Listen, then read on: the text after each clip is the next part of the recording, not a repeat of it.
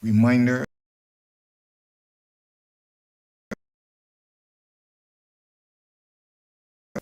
3 minutes.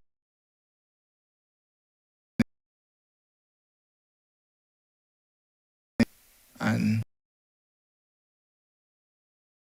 on Monday, I would have indicated that we would have, from probably around 2014, based on the economic downturn, started a process of deferring major equipment replacements and major maintenance. And I think it's probably dependent on our understanding of the word major maintenance. What we mean when we say major maintenance, we basically would be a complete refurbishment where we take systems completely offline and refurbish them. That was delayed. However, we continued and even ramped up our maintenance to ensure that the equipment we had remained in service. The airport spends on average $8 million a year in maintenance. So it is not that maintenance is not being done at the airport.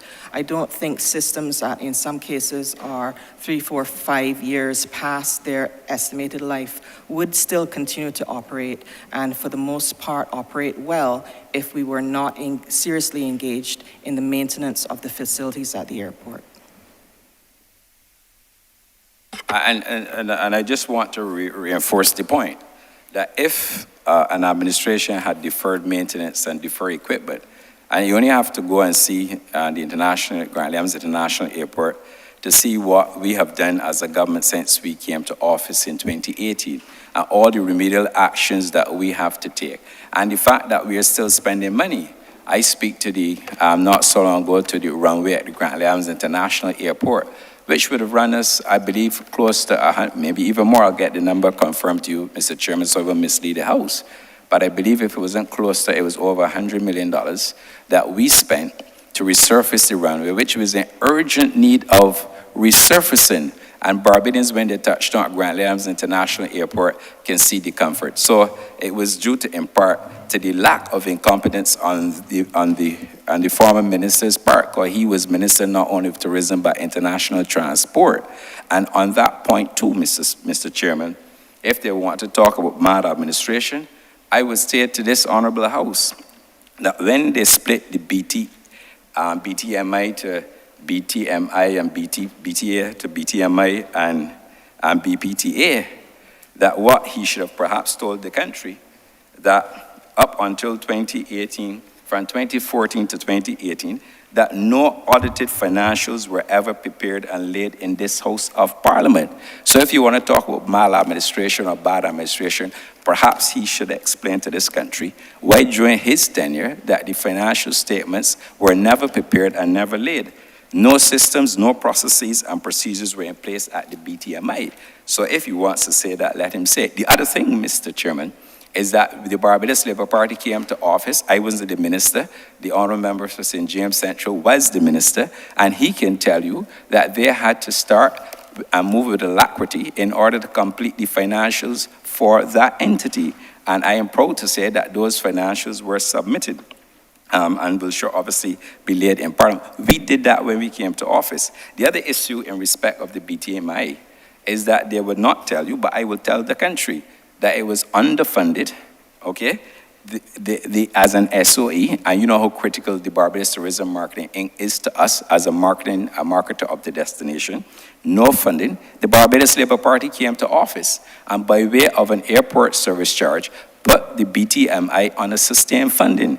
Again, other members will know, and for sure the former member, the former tourism minister, who represents the constituency, Michael, St. James Central, would tell you that when they went to World Travel Market, the first question was, when are you going to pay your bills? The airlines and the operators were asking that question.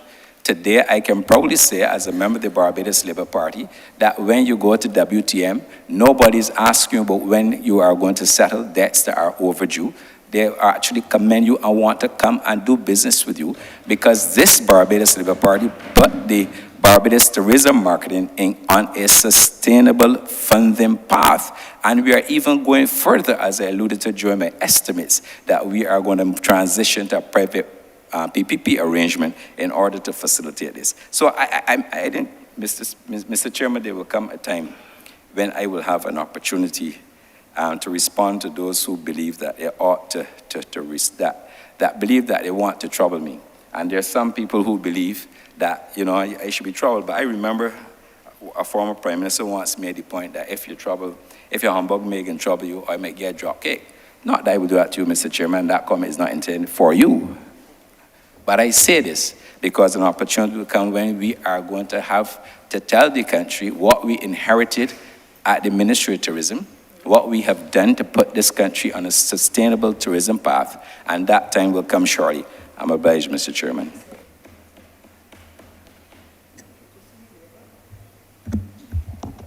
Thank you, Honourable Member, for that response. It seems that I am also now baffled by the question that was, or the statement made in the newspaper. But I think based on your question, it begs me now to ask a question that wasn't on my agenda, which is in relation to BTMI, and I think maybe the LESC, and I think maybe one other. You said you've put tourism on a sustainable path, and I know that there are some entities that are now off government budget. Could you talk a little bit more about that, please? Sure, thank you. And I believe Ms. Charmaine London is here with us as well. Yes, you're correct, Honourable Member. We have put the Barbados Conference Services Limited on a sustainable path. And if you will note in the estimates, we don't request as a ministry any funding for that organization. The organization has done a phenomenal job in seeking out new business. There is also an arrangement with Ross University there that also brings in some income. They've been able to maintain their staff, but they're actively doing a number of, pursuing a number of initiatives in order to build out extra revenue. And there's no cash call or requirement on the part of the government of Barbados, certainly since we came to office in 2018. But I will ask the head of the Barbados Conference Services Limited to add to what I've said. Ms. London. Good morning. Good morning, all. My name is Charmaine London. I am the Chief Executive Officer of Barbados Conference Services Limited, and we manage the Lord Erskine Sandiford Center. To add to the Minister's comment, we have done a number of initiatives. We have been, number one, for sure, what we've been doing is working collaboratively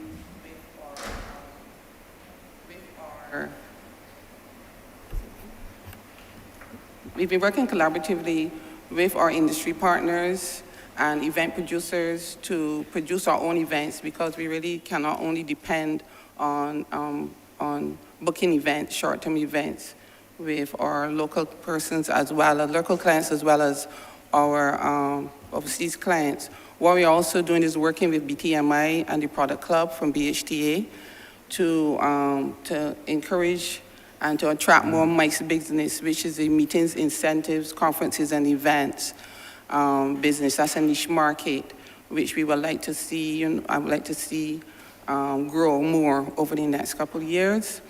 Only last year, we would have joined with the BTA and the BHTA to go to the IMETS Americas meeting to promote LESC and promote the island along with BTMI and the BHTA.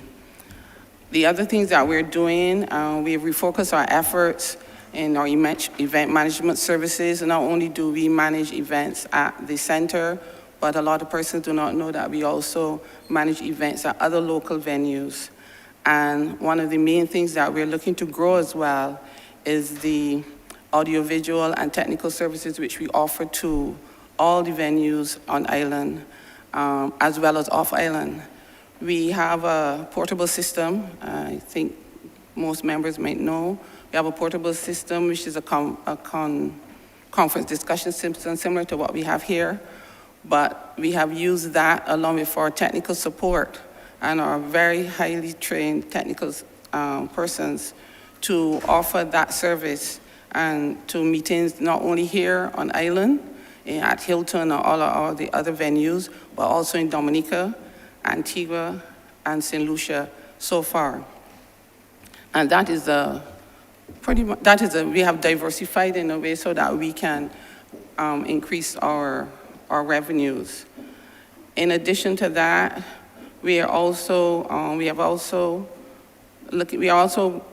completing infrastructural upgrades as well as the physical plant. The physical plant is over 25 years, and there are some areas which need to be upgraded to modernize it, as well as to make it more aesthetically pleasing, and also to meet the trends and international standards. And we have started doing that. So far we have completed the recarpeting of the main conference rooms. We are going to continue to complete the smaller rooms. We are also looking at our furnishings to replace those so that we become more marketable. And those are things that we are working on at the present moment. One of the main areas we're also going to be working on is the renovation and the upgrade of the washrooms facilities throughout the center. So that is what is one of the projects that we'll be working on over the next 2 years. And one of the things that we've also tried to do is to reduce our footprint, our carbon footprint. Today, we do have a photovoltaic system in place, which has saved us roughly about 7% on the electricity bill, and our electricity bill is the highest operating expense that we have at this present moment. So we have been able to reduce that by 7%. We are investigating installing another photovoltaic system, an additional system, and this will go on the multi-story car park. That multi-story car park already has the facility, the infrastructure to attach a photovoltaic system to there. So we are investigating that so that we will be able to reduce our electricity costs as well as to reduce the carbon footprint. We are also looking at upgrading our chilled water air conditioning system to a more efficient energy technology, also to provide additional redundancy and to mitigate any downtimes caused by the aging air conditioning plant. And the final thing, in terms of energy efficiency, we are investigating a power factor correction unit, which will further reduce our costs again by about 12%. So what we're doing is looking to increase our revenue, but at the same time reducing our costs, and so that we are not a burden to the government purse. Once we do that, we will obviously not reduce our how should I put it? We will not compromise our service to our clients. Thank you. Your final question, sir? All right. Thank you, Honourable Member, and thank you to Madam. My final question is in relation to sustainable tourism. And I know we've heard the word used at different points during the course of this conversation. They need to focus on sustainability, they need to focus on vulnerabilities, and so on. And my question is really then in relation to ecotourism as a product. And considering that the East Coast remains, and other parts of Barbados, but the East Coast specifically, remains untapped in many ways. It is rugged, it is rustic. It offers the opportunity for a great ecotourism product. We see places like Walker's World, Cornwall Cottage, and other places that are venturing into this, but as a part of the overall tourism package.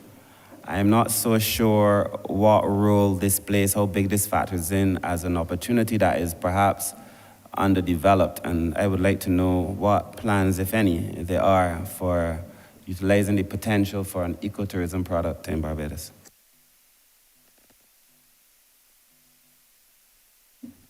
Thank you very much, Honourable Member. I would have alluded to some of it, not under that specific category when I spoke. But when I spoke to the issue of attractions and, of course, what we can do to, for example, our gullies that we have in Barbados, using that as one example of what we can do, not only to build sustainability and resilience, but in terms of the tourism sector as a sustainable entity and also in addition to all the policies that we would announce in terms of our smart energy programs, in terms of all the net zero arrangements that we want to achieve, the fact that we had used the BEST program to enhance greening and sustainability and obviously seek to go after renewable energy. What I will do, I will ask the BTMI to address this issue as well. We also have the chair of the Barbados Tourism Marketing Inc., Mrs. Shelley Williams, with us. I'll let her speak to it, and of course, the CEO of the Barbados Tourism Marketing Inc., Mr. Ian Strayhart. Chairman? Thank you, Minister. When I think about sustainability, I don't only, I just left from... Before you move on, you give your name and your position for the record. Absolutely. Sorry about that. My name is Shelley Williams. I am the chair of BTMI. My apologies. When I think about sustainability, when in terms of tourism, I think a little bit more than just eco. I think about how our Barbadians can make tourism more sustainable for us, and how can tourism feed into sustaining our economic, how we sustain our economy through tourism as well. I just came off of a trip meeting the Italians and European tour operators, and they took great interest into Barbados because they're seeing us as a very sustainable destination.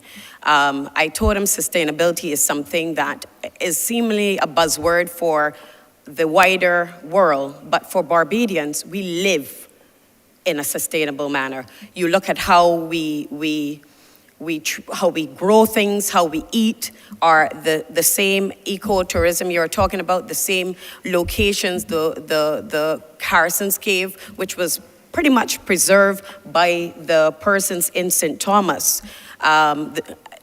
How we feed into tourism and make it more sustainable. We at the BTMI are very, very interested in doing that. That is big on our list. We have Run Barbados. We moved Run Barbados from in town to go on to Bashiba, so people can see the beauty of Barbados.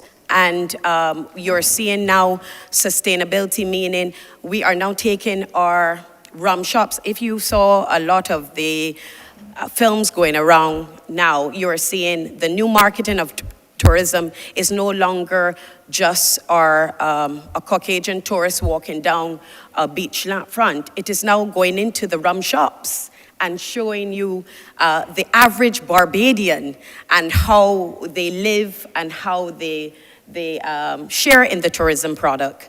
If you see what we're doing in terms of promoting our eco water from the sky, we're now brokering with the cruise ships to have that on board, and they're buying that on board now, and that was brokered out of tourism. So sustainability for me in tourism means that all Barbadians must be included into this product. And the eco, well, we have to take care of our country, but there's more to tourism just than the hotels. And we definitely, we are definitely actively looking for new attractions and diverse places that we can carry our tourists. And they're asking for it. I would like to see the day that we even have the Temple Yard, the Rastafarian community feeding into our tourism product as well. When we fix up and make them look like oysters, we will have yet another attraction. So those are the things I'm talking about when it comes to sustainable tourism for the tourism product. Thank you. Mr. Chairman, before Dr. Trenhart comes, I would like to ask my Permanent Secretary also to make some additional comments here. PS. Thank you, Minister. My name is Francine Blackman, Permanent Secretary within the Ministry of Tourism and International Transport. I basically wish to add to the Chair, Ms. Williams, by indicating that in terms of the ecotourism, we recently the ministry was able to have a very credible partner within the IDB produce a report that basically spoke to this. That report shed light on what additional initiatives that we can take to further ecotourism. One of it, which is, these are areas that have been talked about before, is how do we further expand and develop our gullies to become a major attraction for tourists. And one area that was paid particular attention was the Wim Gully in St. Peter. And how do we facilitate a whole ecosystem there that allows for persons to do selling of particular craft items along there, also to connect that with boating, and to develop it in a manner that persons from within the area benefit from that particular beauty and nature that we do have in the gullies around Barbados. These are things that have been talked about for some time, but now we are taking a more direct approach within the ministry as to how we can build out these additional gullies around Barbados. We have Jackson Gully. There's talked about how can we build that out where you can have very short visits from persons coming off the cruise ships to just go there, bus them there, that they can experience that, that wonder of nature too as well. So these are some of the initiatives right now that are being considered within the ministry and will be built out over time. Thank you. Dr. Trainhard, I'm not sure if you want to add any further comments. Thank you, Minister. Jens Trainhard, CEO, BTMI. So for us, sustainable tourism is really around how we manage the destination. And it's important because the impact of a well-managed tourism destination can provide essential benefits. On the other side, poor management can also have severe impacts on the ecosystem, the economic stability, and overconsumption as well of resources that can contribute to the loss of cultural integrity and identity of the destination. So for us, sustainability is a multi-dimensional topic. So it does not only provide considerations to preserve our environment, but also includes the protection of social structures in our communities and the Bajan culture. Because, you know, what post-pandemic travelers are looking for is more meaningful travel and experiences that include and drive purpose in their trips and want to have that immersive contact with local experiences and communities. So I believe it goes beyond just ecotourism. So our goal needs to be to develop Barbados in a sustainable destination, which means working with the hotels, the residents, the communities, and the government together collaboratively. And that strategy is then to boost really the island's tourism product, make it more authentic, and eventually roping in thousands of locals to showcase these Bajan experiences. So with that, we create an inclusive and transformative tourism model, which means utilizing all the non-traditional aspects of tourism. Actually, last year, Barbados was featured as only one of 10 global destinations in a new documentary series by Sustainable Travel International called Sustainable Travel, Where Next? And with that, in that documentary where we showcase Barbados, we actually showcase these small, authentic experiences to the world. And we're also one of only 3 destinations in Central America and the Caribbean that's currently one of the top 100 global green destinations. So from farm to table, culinary experiences to recycling and reusing, reuse programs. So each of these episodes of the documentary showcase these real life examples of sustainable travel. So really, to preserve the story of our destination, we believe that Barbados will have to launch several initiatives to promote these the unique Bajan culture and these experiences to ensure the environmental sustainability of the entire destination. Thank you. I have some other questions, but I will pass, Honourable Member. Thank you so much. Just a follow-up question. I had some, but I will let the other members speak, sir. you're permitted if there's a follow-up question, which is in relation to what you asked previously. You can so. Okay, yes, I'm aware. I was going to let the other members speak. Okay, so I understand what sustainable tourism is, and I've heard that being explained during the course of this conversation on the first day.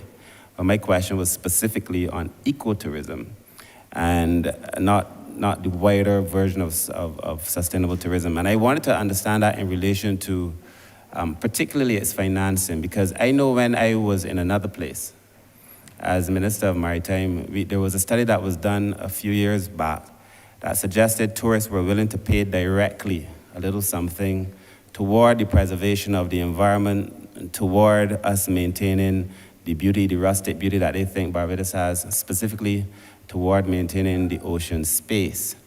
And I think the PS was getting very close to the answer in relation to the things being done for ecotourism, which is my question. So I wanted to know what were the plans specifically for ecotourism and not the wider definition of what sustainable tourism is. The Permanent Secretary will address the question. Thanks. Thank you, Minister. One other initiative that I can speak to is the multi-destination marketing that we have been engaged with talks with Guyana, for instance, to see how we can pair and partner where a tourist can experience the two destinations simultaneously, where a tourist can come, either go to Guyana and experience much of the ecotourism, some of the things that Barbados do not have. Well, then on the completion of that, then come to Barbados. So we have been in talks about that area and building it out. In addition to what we are doing in Barbados, we have looked at, the Ministry of examining how, for instance, we can align our policies with that of the Ministry of Environment, where there have been tourists who've expressed a desire and interest, for instance, in planting trees to help mitigate their carbon footprint in the flight over from the Europe. In particular, the tourists arriving from that destination they have been very attracted towards helping us in reducing our carbon footprint in that area. So these are some of the areas that have been under consideration. In fact, we have looked at them paying, for instance, as much as about $5 or $10 to partner with us to plant a tree that we would preserve for a number of years to help Barbados in terms of its own carbon footprint. These are initiatives that we will continue to explore, and there will be announcements as we go on and we further cement and concretize these ideas as we bring them to fore. Thank you. Thank you very much, Minister. Thank you, PS. Sir, with your leave, the chair of the BTMI would also like to add some comments. With your leave, thanks.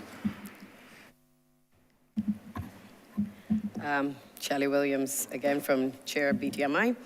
I want to say that we do have something called the Mindful Travel, or the Mindful Traveler. It is something that is very important for Europeans. So when they do come down, yes, part of planting trees are one of them.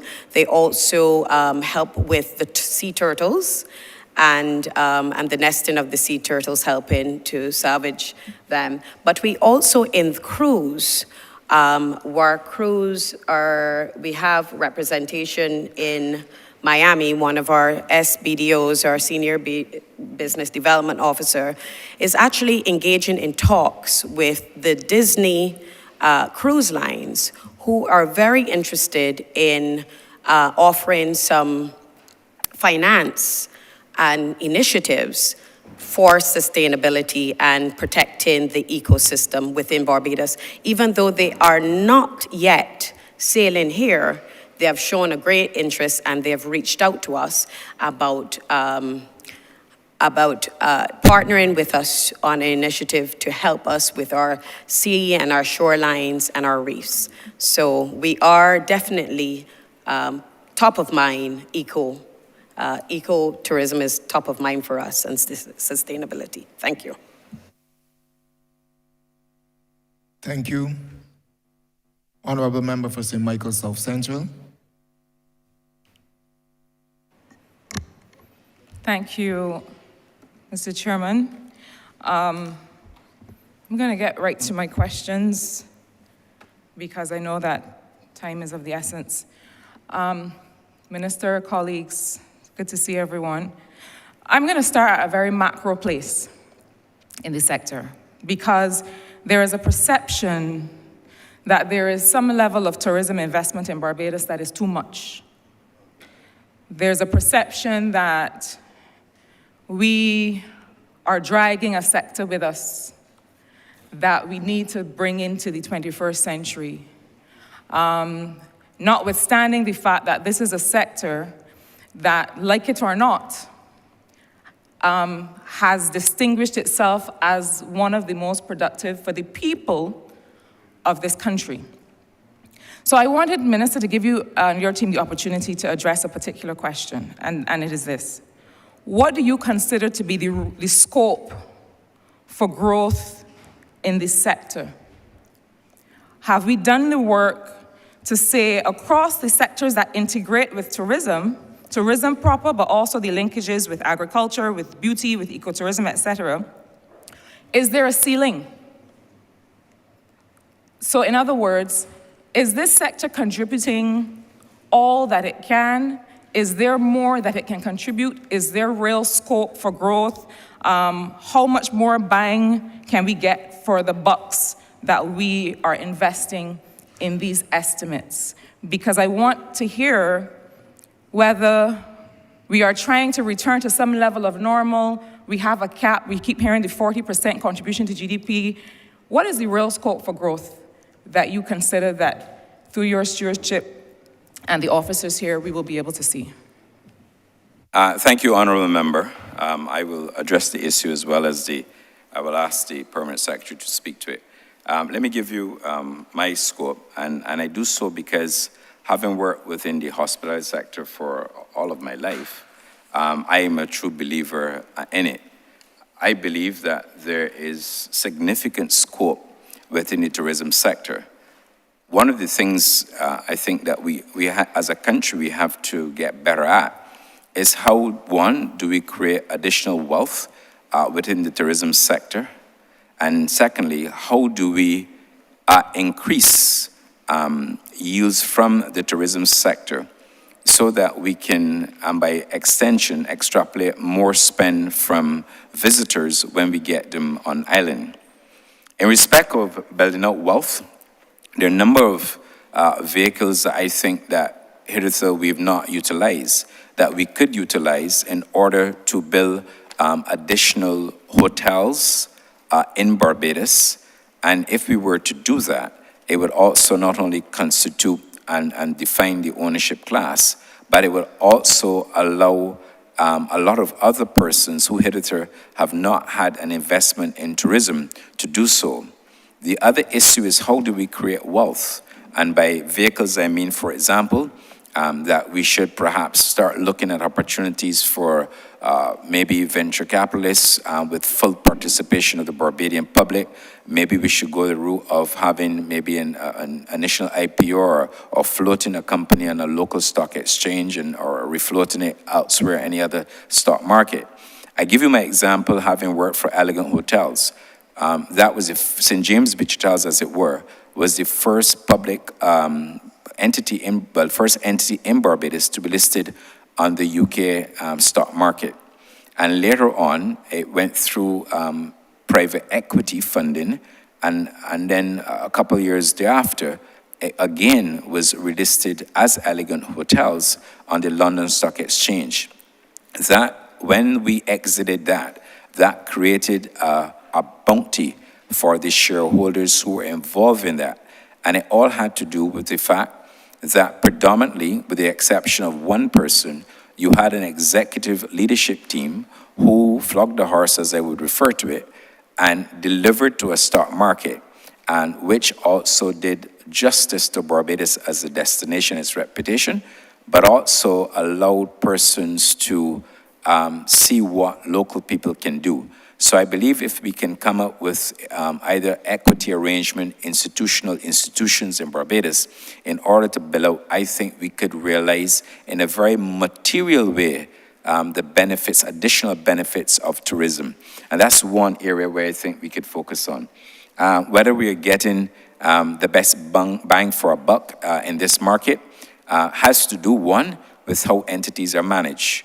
If you have very sound management, you will always get decent and proper returns. The investment climate in Barbados is ripe compared to some other countries. When you look and see, for example, the incentives under the TDAA and other incentives that are available for the development of tourism, there's actually no comparison to some other jurisdictions. When you look at the fact that Barbados and investors in anything in Barbados can register their inflows with the central bank and pay dividends through that process, and with no hindrance at all, that also speaks to the depth of what us as a people, what we've been able to do over time. But our primary consideration has to be, how do we extrapolate more? And if we continue the process of reinvestment in hotels, which obviously has to be done, and I've seen it because I've lived it, and you refurbish your hotel, you do some, annual capex expenditure, that will always put you in a position where you can increase your room rate. And whenever the room rate is increased, there are often no difficulties with all tour partners, be it online operators, be it tour operators, other partners in the business, because they are seeing the value that we are offering. And I think, and in addition to that, even now, not now, but even with the food and beverage concessions that are available within the sector, compared to some other countries, you have a wonderful opportunity to bring out quality, and you have a wonderful opportunity to get a decent return. And I speak from experience when I tell you that if a hotel or any other entity is properly managed, you can drop between 35 to 40 cents to the dollar. So I believe there, to answer your question, Honourable Member, there is significant uptake and opportunity available. It is how we put the mechanisms in place to ensure we can build out that. I'll ask the Permanent Secretary if she wishes to add. Thank you. PS. Thank you, Minister.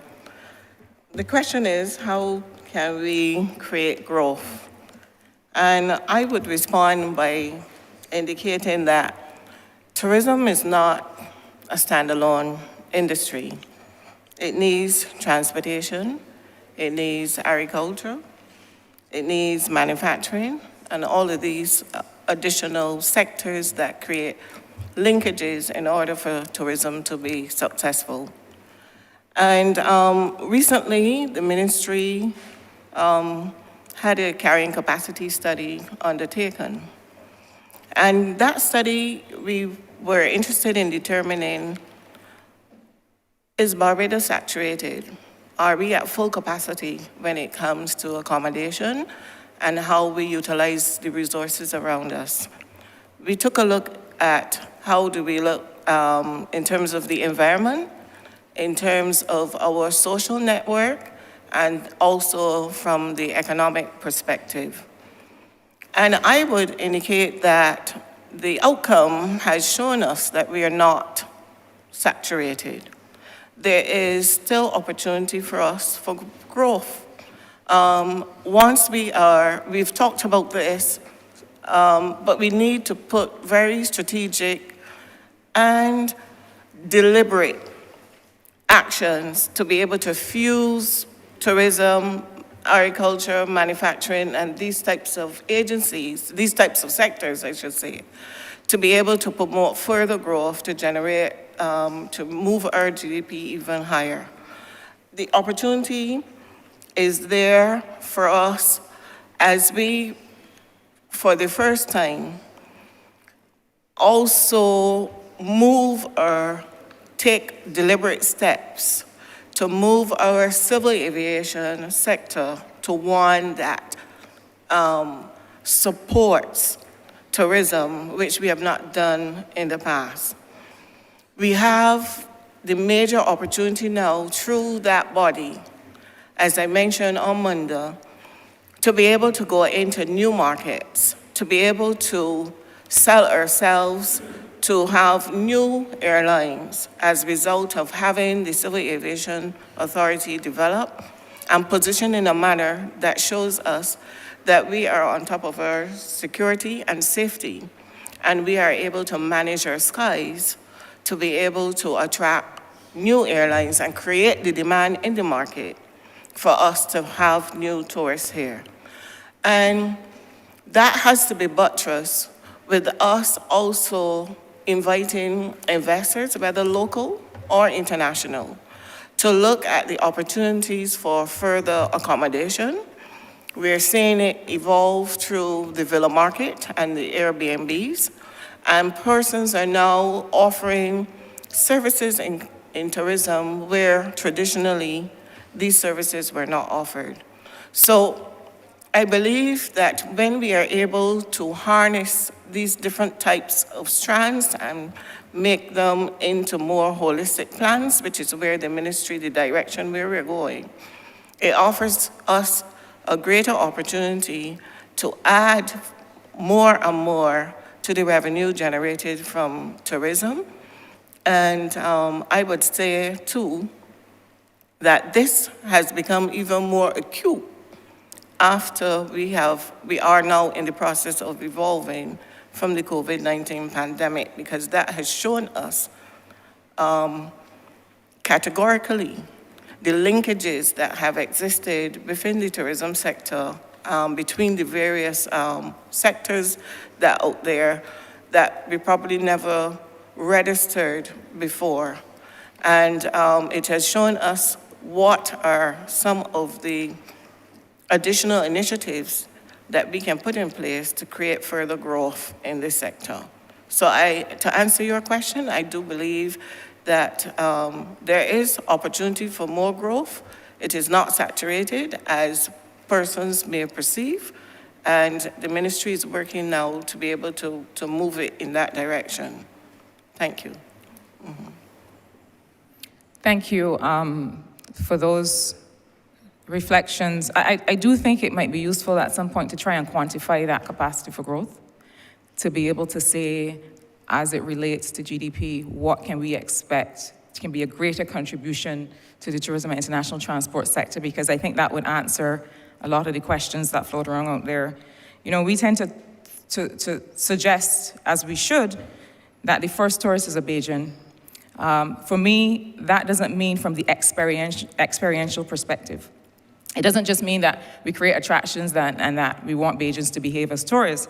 What it means is what that says to me is that what we're doing is not just developing the country for the visitor economy, but in a way that it benefits Barbadians economically, but also in the everyday things. And so that brings me to my next question, which flows naturally, Minister, from what you were saying about creating a tourism sector in which Barbadians can invest, in which all Barbadians can, through some platform, invest and see a return. Because I think what Barbadians are listening to hear from us is, what is my role in the tourism sector? Not just to be employed, and not just to be kind of the product, because Bajans are the product. And if Bajans are the product, Bajans should be benefiting from the sector. And they're listening to us to hear how is that going to be real. So then I want to look at Program 332, Subprogram 350 of your estimates, Minister, which relates to the Small Hotels Investment Fund. I know that that is one of the investment funds that the Enterprise Growth Fund Limited is helping to support. The Enterprise Growth Fund Limited also has a separate tourism stream, and then there has also been the BEST program. And I really would like to get a sense of what has been the performance of these kinds of resources targeted towards the renewal of the tourism products and the tourism plans in this country. And I ask because, and you hear that I mentioned the Enterprise Growth Fund Limited, because we have spoken for some time about being able to set up real impactful tourism investment funds. And I really want to get a sense of, have these efforts really had the impact that we expect? And if not, what are the plans for these kinds of funds and investments, in particular through entities like the Enterprise Growth Fund Limited, which arguably, in which arguably there's much space to have this kind of fund management and investment vehicle? Thanks. Thank you, Honourable Member. I do agree with you that we have to see how best we can get Barbadians generally, more Barbadians I should add, invested into the tourism sector. Indeed, the policy initiative that was taken some years ago in respect to the incentives for the taxi operators is but enough one of how we've been able to create entrepreneurs out of the tourism sector. These persons have done exceedingly well. They have obviously maintained a fleet, and they have, in my judgment, the best taxi fleet anywhere to compare with any island, not only Caribbean, but beyond. And I think that's but one opportunity where you have good participation, where persons were able to build a business, have a fleet of taxis, and also individuals who were able to benefit in a fundamental way, that they were even able to acquire their own homes and go into private investments and other real estate opportunities. In respect of the BEST program, I will ask our Deputy Permanent Secretary to speak to that. But before I do so, the whole issue of investment, I have long maintained, only because when I worked in the sector, I had an opportunity to have a glimpse at some of the product that we were offering on island. And clearly, when I was there was an urgent need for substantial investments to be made. There was one entity within our portfolio, not originally in the portfolio, that was struggling. And by putting together an investment opportunity, we were able to create a wonderful asset that paid back for itself in less than 2 years. I don't want to call the entity's name, but not too far from Prospect, there was a limping asset that was turned around and remains in the tourism sector as a wonderful product. I am a firm believer that there has to be a financial stability study of hotels. There are a number of hotels on this island who are highly leveraged. That is good and that is bad. Because if your gearing is too high, you know what happens, the attendant consequences. What we need to do is, once we have a financial stability study, that would then allow us as a country to chart a specific course for the redevelopment of properties, and it can be done. People criticize us when you talk about going into negotiations and trying to restructure debt. And when we did so, there were people who complained generally. But I can tell you from my private sector experience that I've worked for the company and they have had to restructure the debt, and they did it in a fundamental way in order to enhance its standing and obviously to take more cash out of the business, and that's a fact. We also, I think, need additional investment funds. You mentioned the small hotels. I had the opportunity to meet, I believe it was 2 weeks ago, with the Intimate Hotels of Barbados Group, their leadership and executive team. And I made reference to them and I said to them, and I gave them some examples, even though you have small properties, with some investment, you can then boost those properties so that they become boutique hotels. There's no secret that there was a hotel on the West Coast named Buccaneer that was later changed to the House, and that was, a small property in need of urgent repair. It was fixed, but can I tell you that the average room rate there exceeded some of the room rates that we would have got even in what we would call highly reputable and established properties, and that was brought up to a luxury property, and the story that was told is the story and the success of that product alone. I made that point because there are a number of small hotels who I think can reposition themselves into a boutique-style hotel. For example, only last year, not because I'm privy to it, but look and see where Caribou was located, near the Dover playing field. It was a rundown property. It was refurbished and enhanced. And today, can I tell you that that facility carries an average occupancy in excess of 90% and is doing well financially. No, I'm not saying that because I have an interest, so let me declare my hand. I'm saying that because I know of the performance of the entity, but I do agree that we need to get more funding, and I believe it's an opportunity for us, for example, to look for other sources of funding, maybe the Africa Exim Bank, where we can perhaps channel a lot more resources for refurbishment, with a clear plan of action that wants to refurbish the hotels, and you classify them into whatever categories that are required to be classified, that they too can come out with gains that others have done. And that is by perhaps one example, but I think we need to have additional funding. I also believe if you want to become more transformational, that I think we should perhaps look and see what are some of the other investment vehicles that we should attach ourselves to. And there are multiple investment vehicles out there. The issue is always, getting people to buy into something that people believe is not a good business. And I can tell you from my previous experience that I have enjoyed, like most people, a good opportunity to work within the hotel sector. All I got is as a result of that sector, and therefore I think that sometimes people underrate the performance of the sector. But I'll come back to this. Solid management is also the answer to solid investments. P.S., I'm not sure if you want to add anything. Thank you, Minister. Minister did indicate that there are a number of instruments and vehicles that can be used to incentivize Barbadian partnership or participation within the hotel sector.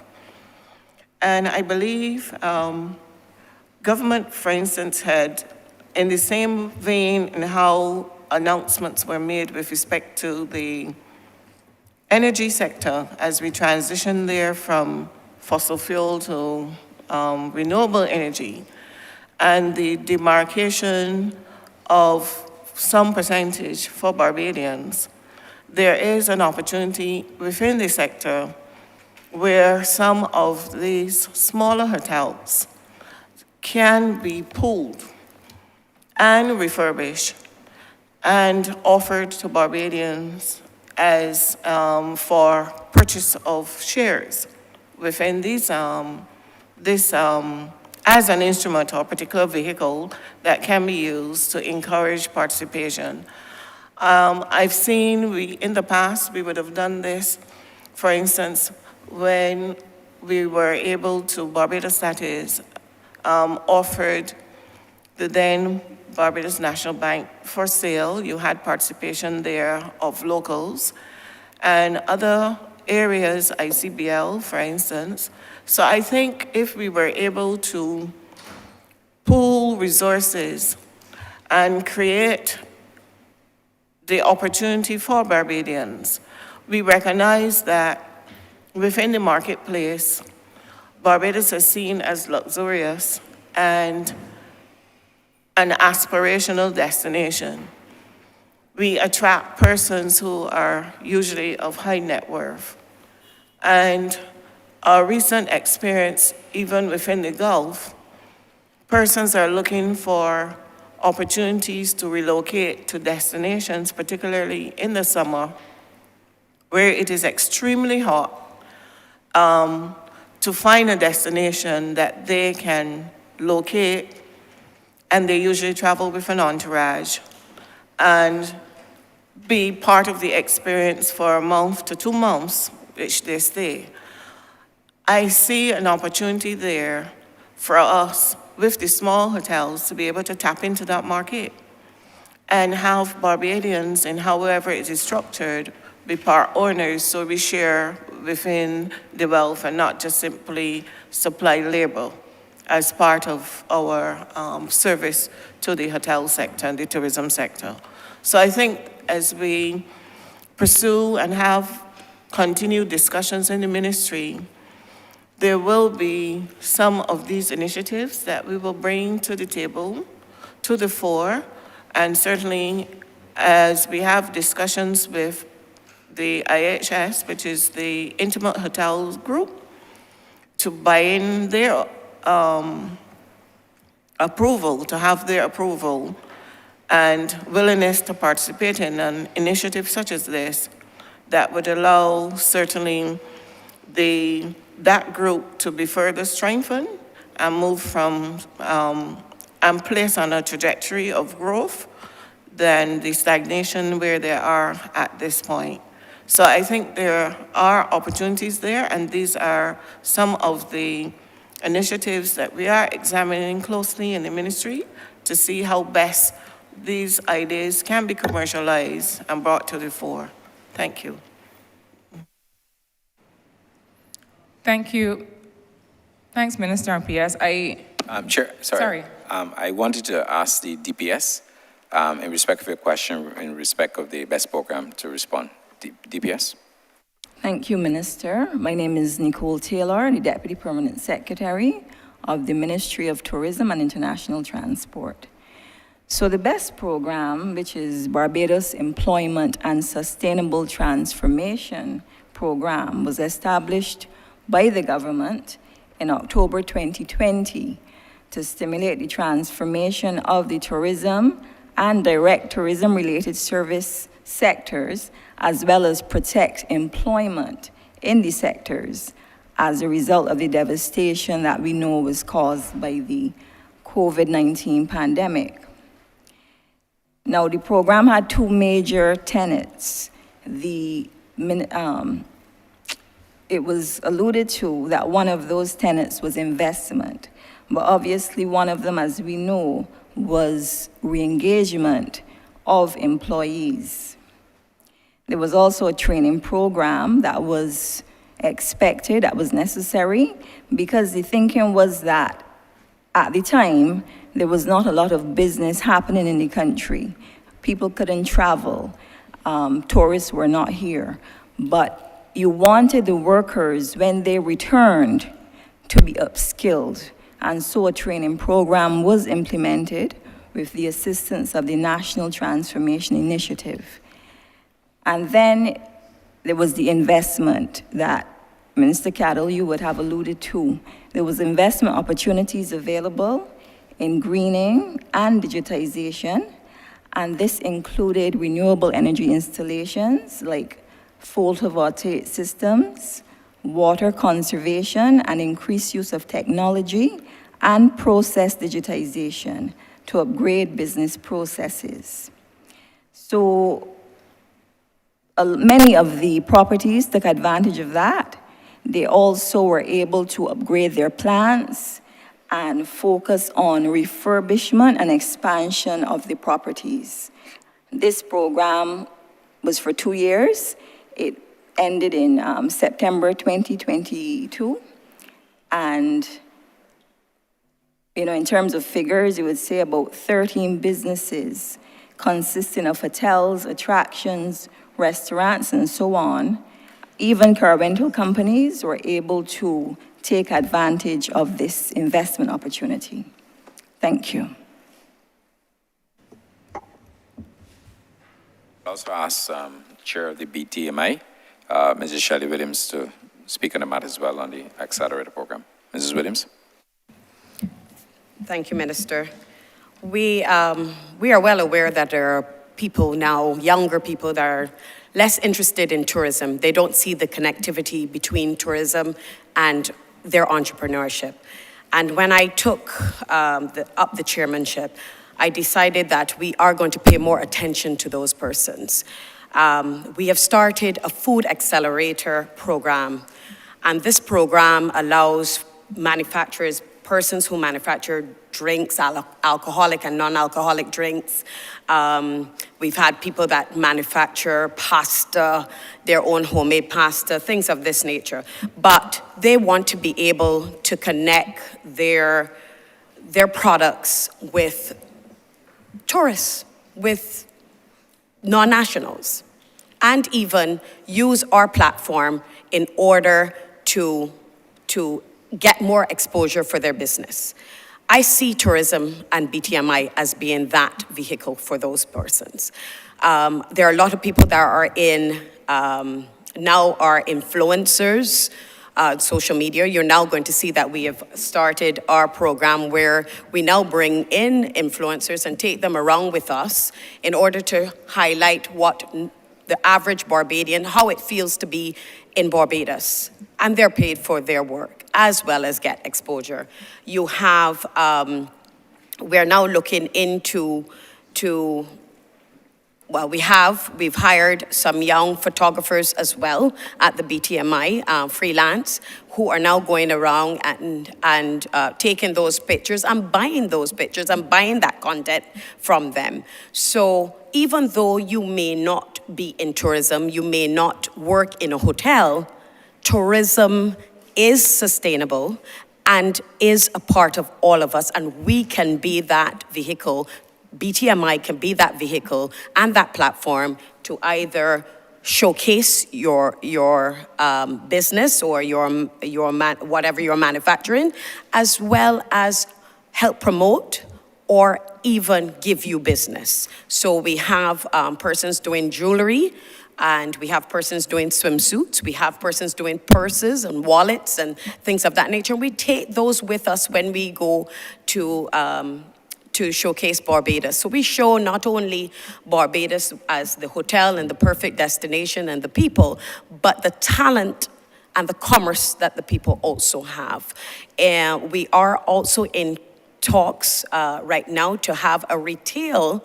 We're the only destination that doesn't have a retail store within our ports that belong to us, that only sell our stuff. And I don't mean just branded Barbados, I mean made by a Barbadian, produced by a Barbadian, and sold by us and endorsed by us. And we are in talks of that. So I look at it, when you talk about the macro level, I think tourism has a role of growth for everyone in different sectors: food, retail, and even when they are looking at newer things like influencers and social media and those social platforms. Thank you. Thank you. My last question, and let me say thanks for all of the varied responses. Just to say, P.S., that I hear the opportunities. Given that we are discussing estimates, I hope that these opportunities will be reflected in future estimates, because I think that this exercise of programming has to make the bread and butter financial activities of the government.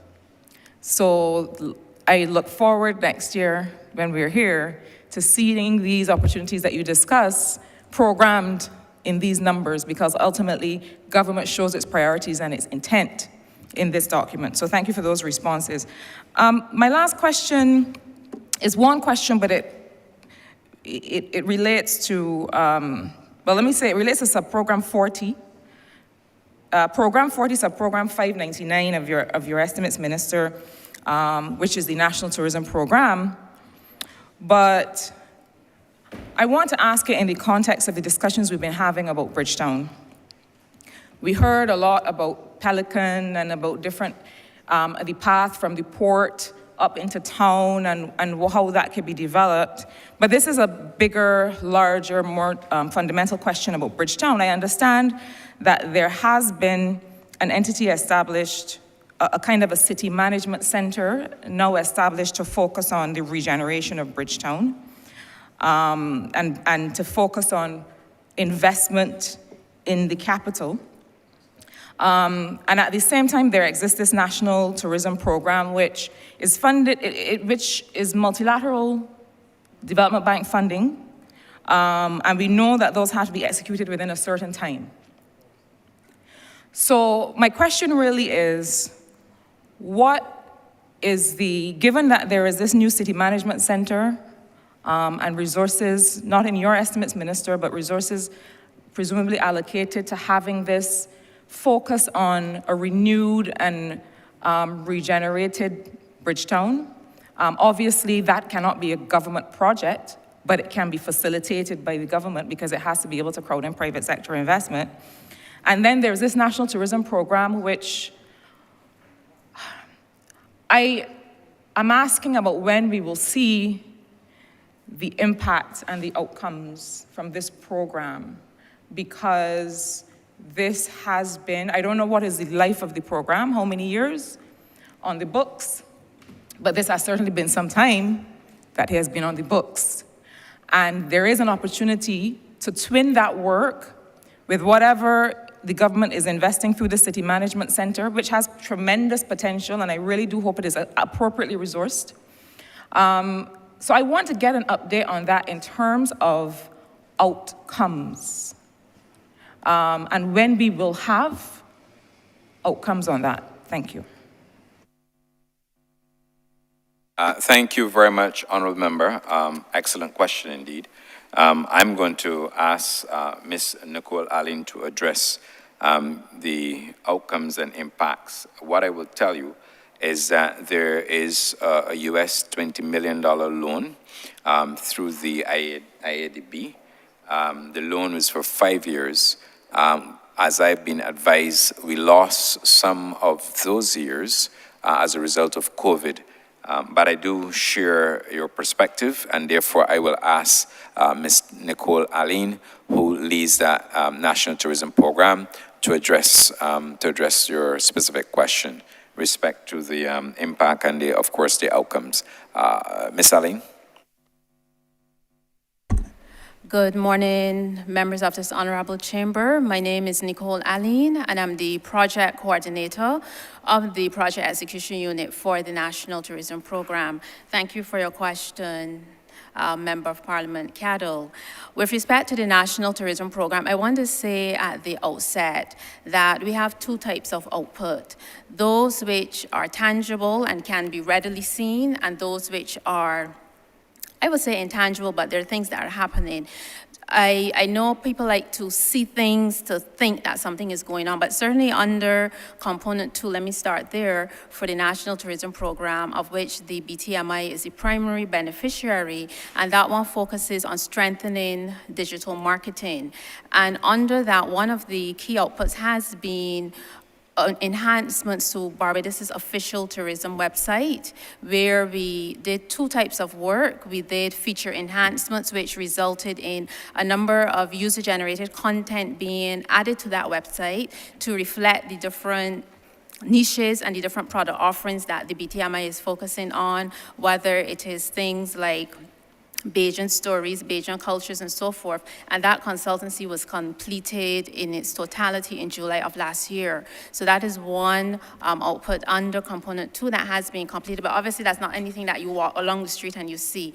Also under component 2, there's a major deliverable there is a tool called the Tourism Insights tool, which is really going to allow the BTMI to be very targeted in how it does its marketing, being able to understand the demographic of the visitors who are coming to Barbados, what it is they're looking at, and even before they get to Barbados, being able to see the type of information they are researching on Barbados, which allows then the BTMI to be strategic and respond to what the market is saying. We heard on Monday the need for the BTMI to be data-driven in terms of how it does its business. And this Tourism Insights tool that is being done through MasterCard International allows them to do exactly that, real-time disaggregated data that allows them to be very focused. And we have signed that consultancy. It has started.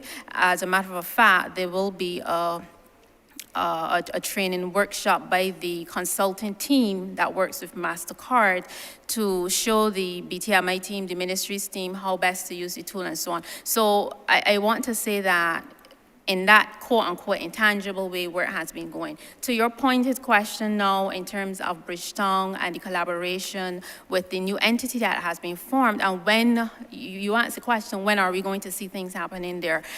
Let me say, Member of Parliament Catalan, I know you held this portfolio, so you know. I can't hide anything from you, you know.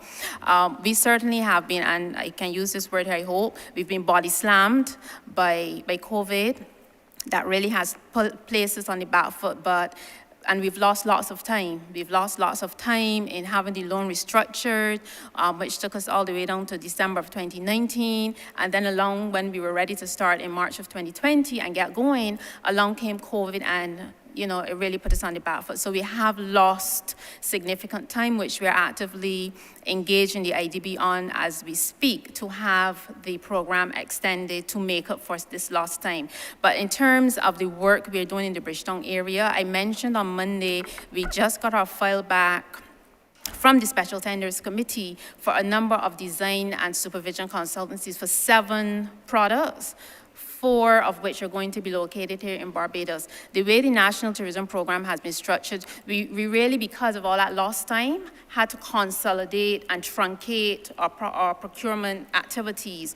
We're working with the IDB to utilize a procurement process called the Framework Agreement, where we've gone into the market one single time for 7 consultancies, and then we will have a pool of consultant firms who will be issued what are called call-off contracts as we are ready for them to get started. So that's one way we have addressed the loss of time to help us to get to market quicker, that you can actually see things happening here in the Bridgetown area. So those the requests for expressions of interest will be shortly advertised for those, so that we can have things happening that you can visually see.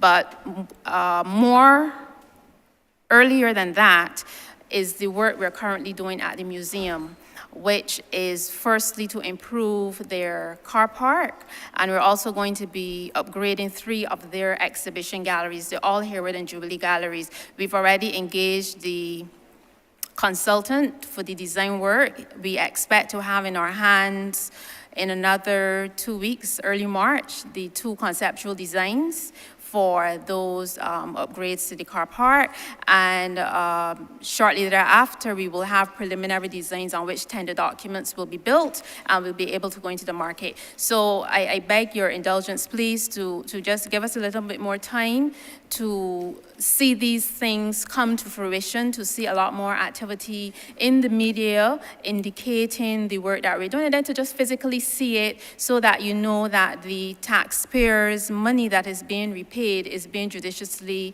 used for the benefit of our country, Barbados. So that is where we are at this point in time with the National Tourism Program. Thank you.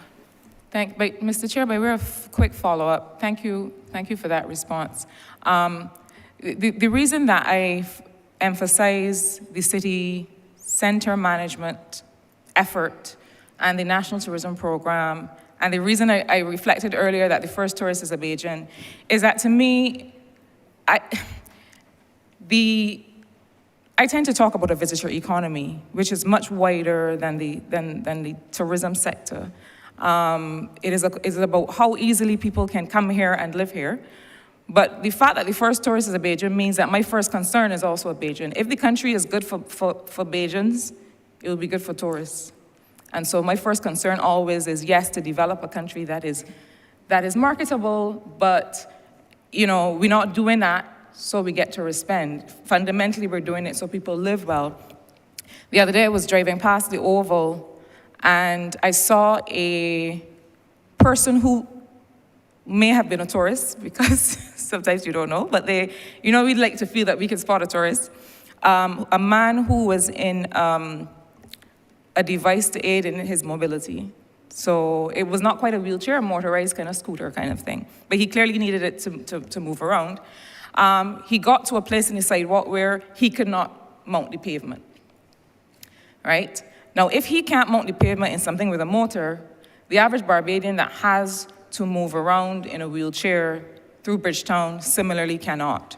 So yes, we talk all the time about what is happening with Bridgetown. We have the city management center that I hope that along with BTI and along with the National Tourism Program, because that is a part of your scope, I think, to make Bridgetown feel better and be more livable, I think there needs to be some kind of coordination among these entities, and hopefully through the City Management Center, that will make Bridgetown the thing of our dreams.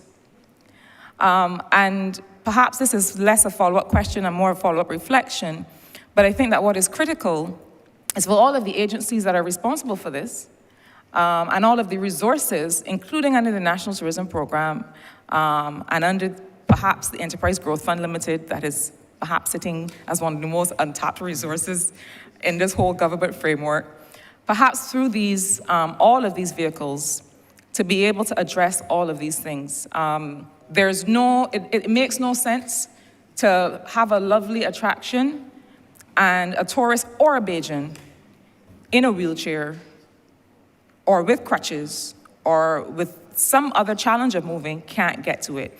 And so I just leave that there to be able to start the conversation on the integration of efforts. Because unless you have Bridgetown as a product that makes sense for people, then you're losing out on some of that growth in the sector, Minister, that you suggested to us is possible. I'm just going to ask you, Minister, to hold your response. Honourable Prime Minister. Thank you very much, Mr. Chairman. Minister, I really want to start this morning by commending you and your team for acquitting yourself as well as you have done on Monday and this morning in sharing with the country the work that we are doing to reposition not just the tourism industry, but to reposition Barbados as a hub of choice for both air and maritime transport. The reality is that we have a duty to be able to leverage the geography that is ours, that was leveraged by others in our name before. And I asked myself, what is the next frontier? Because as the port undertakes the completion of its build-out that Mr. Jean-Marie shared with us on Monday, that's really only going to take us to dealing with today's problems. It's going to give us the container examination facility, the aggregate facility, which must become a public-private investment, not to be controlled by contractors, but to be open to everyone for investment. The boat repair facility that is 3 decades or more overdue, so that people don't have to go to Grenada or St. Lucia or Trinidad, down Chagaramas, to fix their boats. What is the next frontier? If Barbados is to be, and I'm sorry we don't have a map in Parliament, and maybe, Mr. Chairman, we have to make provision for these facilities as we go forward as a Parliament. But if you were to envisage a map of the Caribbean, you would see that in the north, Mr. Jean-Marie, there is Bahamas and Jamaica and Miami controlling port movements, correct? For transshipment. And then there's the Panama Canal, which Barbadians should know better than anybody else because we supplied more people to Panama than any other country in the construction of that canal. It is my humble submission to you, Minister, that there is tremendous opportunity that we need now to secure and build for Barbados as a hub of choice again for transshipment, especially as the Africa Free Trade Area is being undertaken. And only this weekend, the Africa Union met with the leaders of Africa to reinforce their commitment to that. But it also positions us with respect to Latin America. And let me capture it better also for the BTMI, who I know is looking to help us open up Latin America. One, it is quicker to fly from Barbados to Buenos Aires, Barbados to Dakar, Barbados to Accra, Barbados to many other cities in that, to Sao Paulo, than it is from Barbados to London. But yet we have almost, 25, 27 flights a week to the United Kingdom. So that is as a result of historical nurturing of that market. If you want to go to Buenos Aires, because of the exchange rate, the cost of living, and Bajans who want to go on holiday will find that their money will move far more, and they'll get far more going south or going east than going north. I had the opportunity to be in Buenos Aires for the CELAC meeting, the summit of the leaders of Latin America and the Caribbean, a month ago. And I was amazed at how affordable it is for the average Barbadian. And I'm not talking about rich Barbadians now. That top restaurants in Buenos Aires, more than affordable for what you would buy even at Chefette barbecue barn here. I believe that the time has come for your ministry to set out, and I'd like to know where you are with it, a vision to make Barbados a domicile of choice as a hub for maritime and air logistics, for cargo as much as people. And as I said, when you look at where we are to the south of the Caribbean, and with what's happening in Guyana, what's happening in Brazil, the landlocked aspects of Brazil, the opportunities are there. And I'd like to know whether your ministry is undertaking the work to reposition this country as that hub of choice. I'll come back with 2 other points after. Thank you.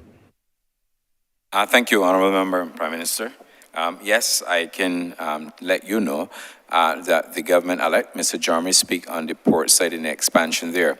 But certainly part of the strategy is building out Barbados as a hub has to do as well with what I would have announced on Monday, the expansion of the strategy to expand our footprint within the Latin American market, and to have that as a station in Panama, but also servicing with officers Argentina and Brazil, and obviously going right through South America.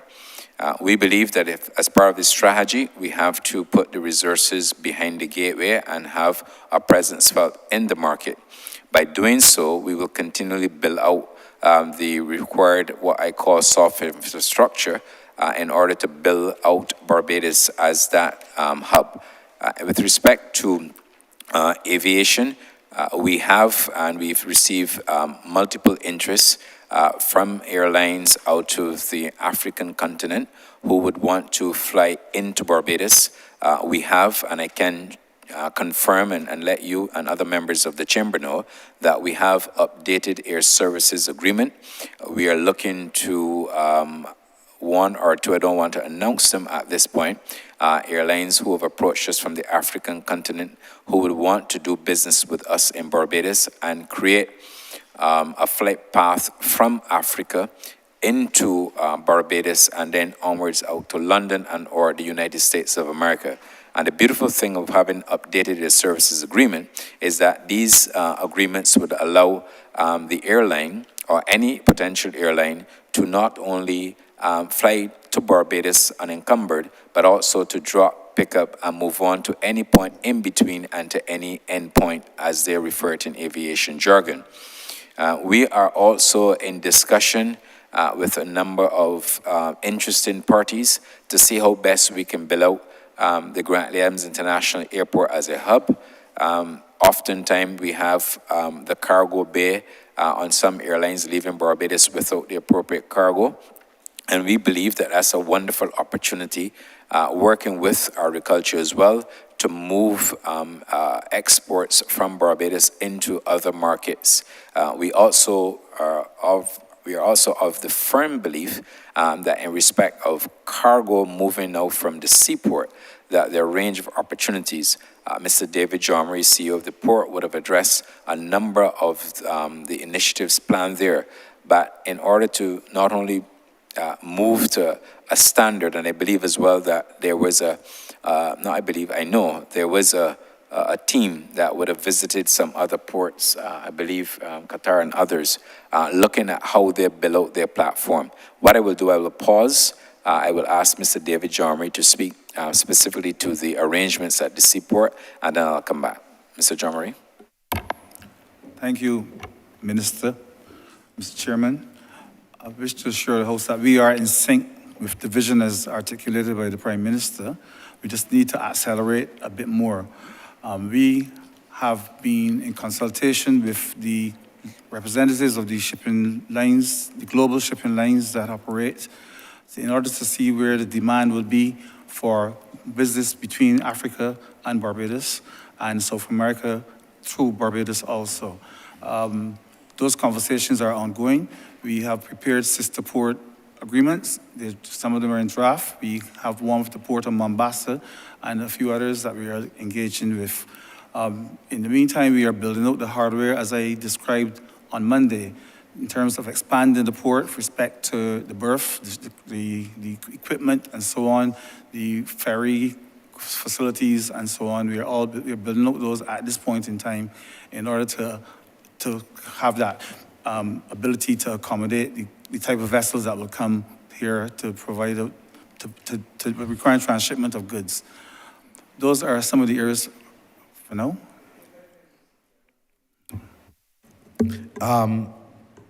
What you're doing with the existing berths is still small. Is that correct? And the new berth 6 is still small. Still small, yes. If you were to have to reposition Barbados, it will require a significant rethink and expansion of the Bridgetown port as is, even just looking at what is possible for the direction of expanding the port. Is that correct? Correct, Prime Minister. And the truth is, both the Bridgetown Fishing Harbour and the Bridgetown port are now in urgent need of major expansion if we are to meet those demands. Over the next 30 years, not the next 5. In other words, when we are long gone, sir. I agree, Prime Minister, and we have been engaging, for example, with the African Import-Export Bank. We had meetings with them.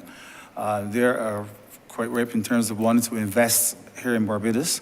I agree, Prime Minister. Our current breakwater, for example, was built back in 1961. That's the point. Still being used. 61 is how long ago? Prime Minister, that's supposed our ages. It's at least also 60 years ago. 61 or 62 years old. So it matches the year in which it was opened. Correct. It was built at a time when sugar was king, and we needed to have the berths close enough to the sugar loaders and the ships. That's no longer relevant. We've already dismantled the chutes, and we're going to dismantle the rest of the sugar loaders during the summer. It is now being used for home porting, for example, but the apron is only 30 feet. So it's too narrow to accommodate the provisioning, the bunkering, and the garbage disposal. So we need to re-engineer that, perhaps go to the west, build out another arm, which would be of the width suitable to accommodate the growing cruise home porting that we are undertaking. Home porting has grown way beyond our expectations. We were targeting 20% by 2025. We're now 50% of the business. So we need to move in that direction. There have been 3 attempts, at least during my time, Prime Minister, to build out new cruise facilities. One in the early mid-90s, a 1 pier. That didn't work.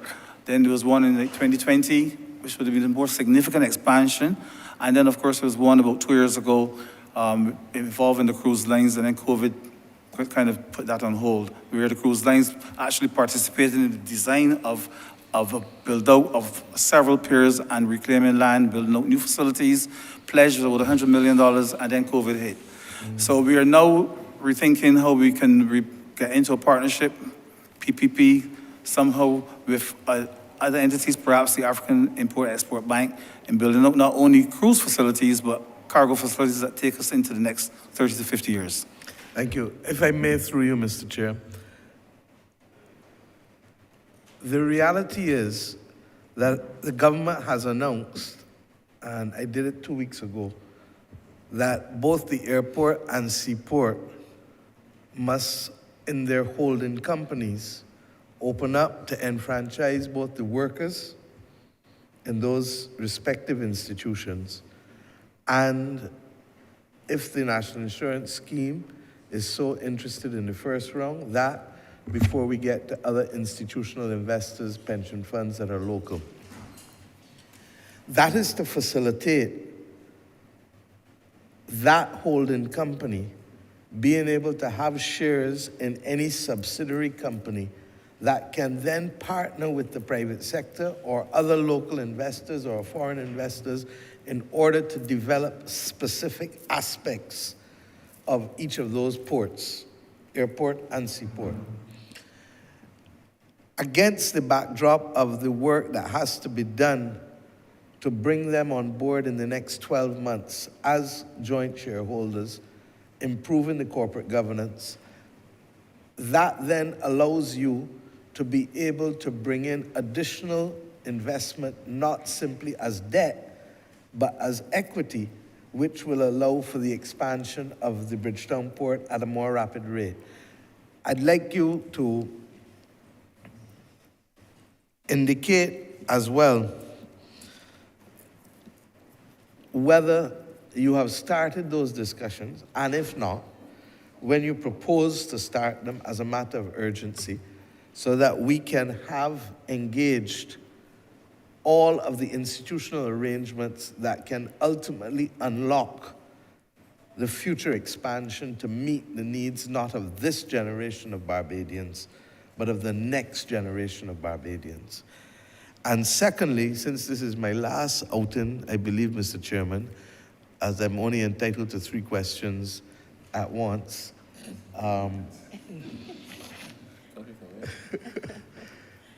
I'd also like to take into account that the potential for the growth of cruise in the Middle East and Africa, and the BTMI may have to come in on this point, is huge, since they only command less than 5% of the global cruise market, but yet the income increases in those who can afford cruises.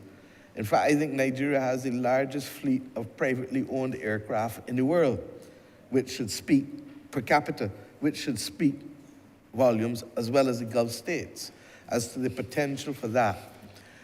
But in so doing, and in opening up these other markets, what are the plans, Minister, for the provision of training for our hotel and port workers, airport and seaport workers, in language, conversational language, to be able to facilitate us opening up these markets to a wider group of people than those who traditionally speak English from the North Atlantic countries?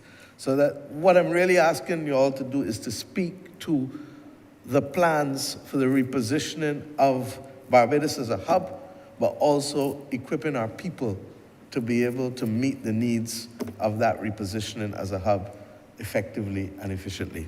Thank you.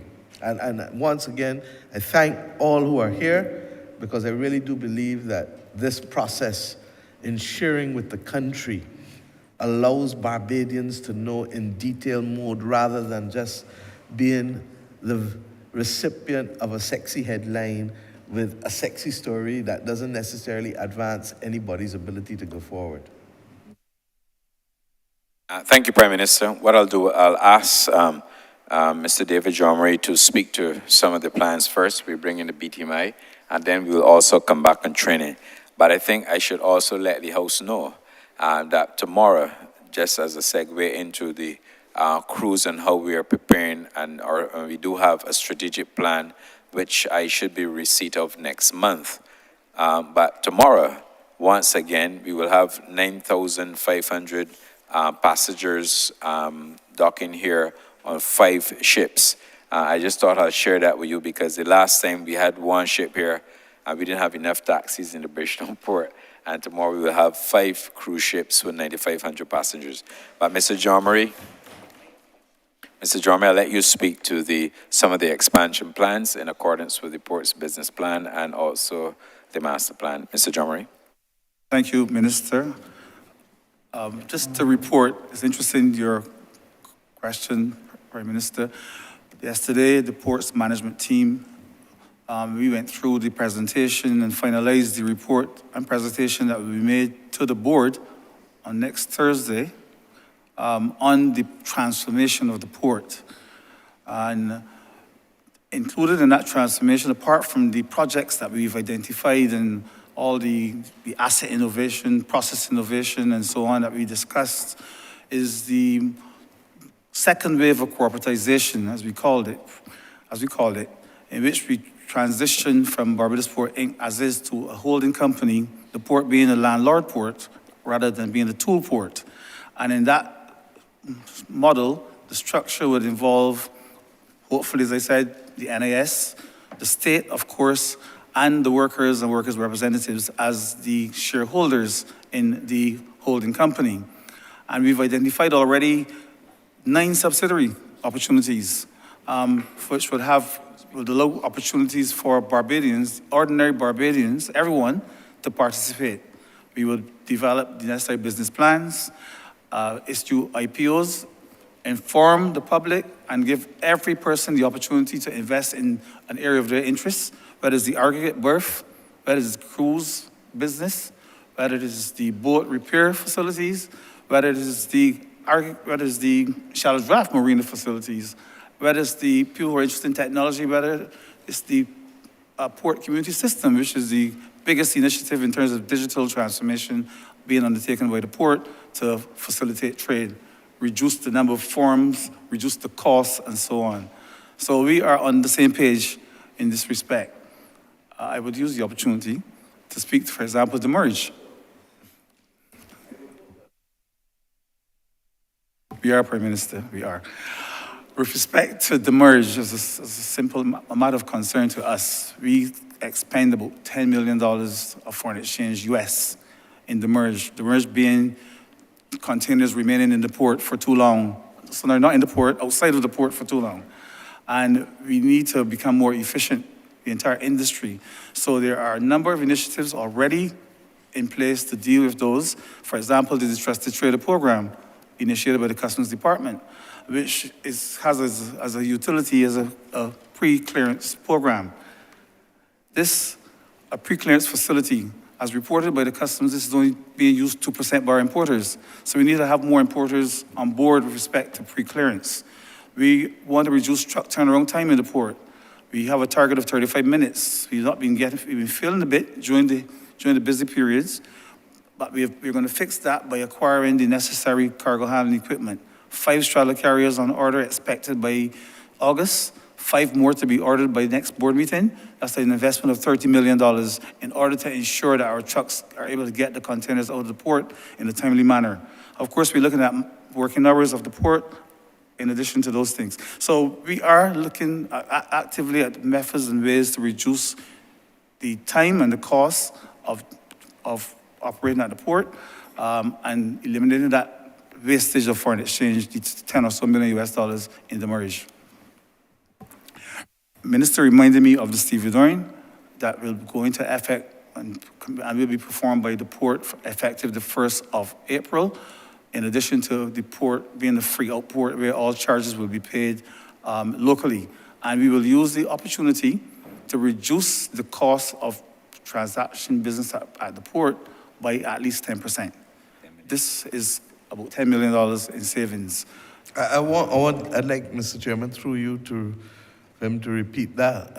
I also am aware that I actually do have longer time as Prime Minister, so the rules are a good thing. So if he can repeat that point, because no, it is important, because people are concerned about cost of living. And one of the key measures that the government has taken is being able to, and break down for the country what stevedoring is, how it adds to the cost, and why we're removing it. Thank you.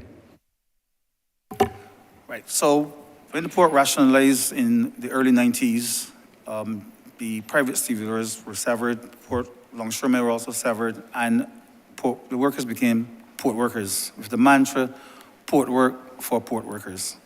And all activities in the port were performed by port workers. These workers will be contracted by the private stevedore management companies, and stevedoring is basically the discharging and loading of vessels. That side of the water, that's private. And that was being done by these private stevedores. It's kind of a legacy arrangement. The workers were part of the port. Speaking simple language, Mr. Jean-Marie, was legacy arrangement. It goes back. Talk as if you're at the Bush Bar. Please. It goes back several decades. It was being done by the private sector, the work on board the vessels. So it's just come forward as part of our arrangements over the many years. It was done via contract with the Shipping Association of Barbados. It has been determined that it is now time for the port to transition to handle all activities within the port, including the loading and unloading of vessels. The port employees, workers have been trained in stevedoring operations, and therefore this is a natural transition. It gives us more transparency in the charging for these services, and we have been in conversation with we're having conversations with the shipping lines.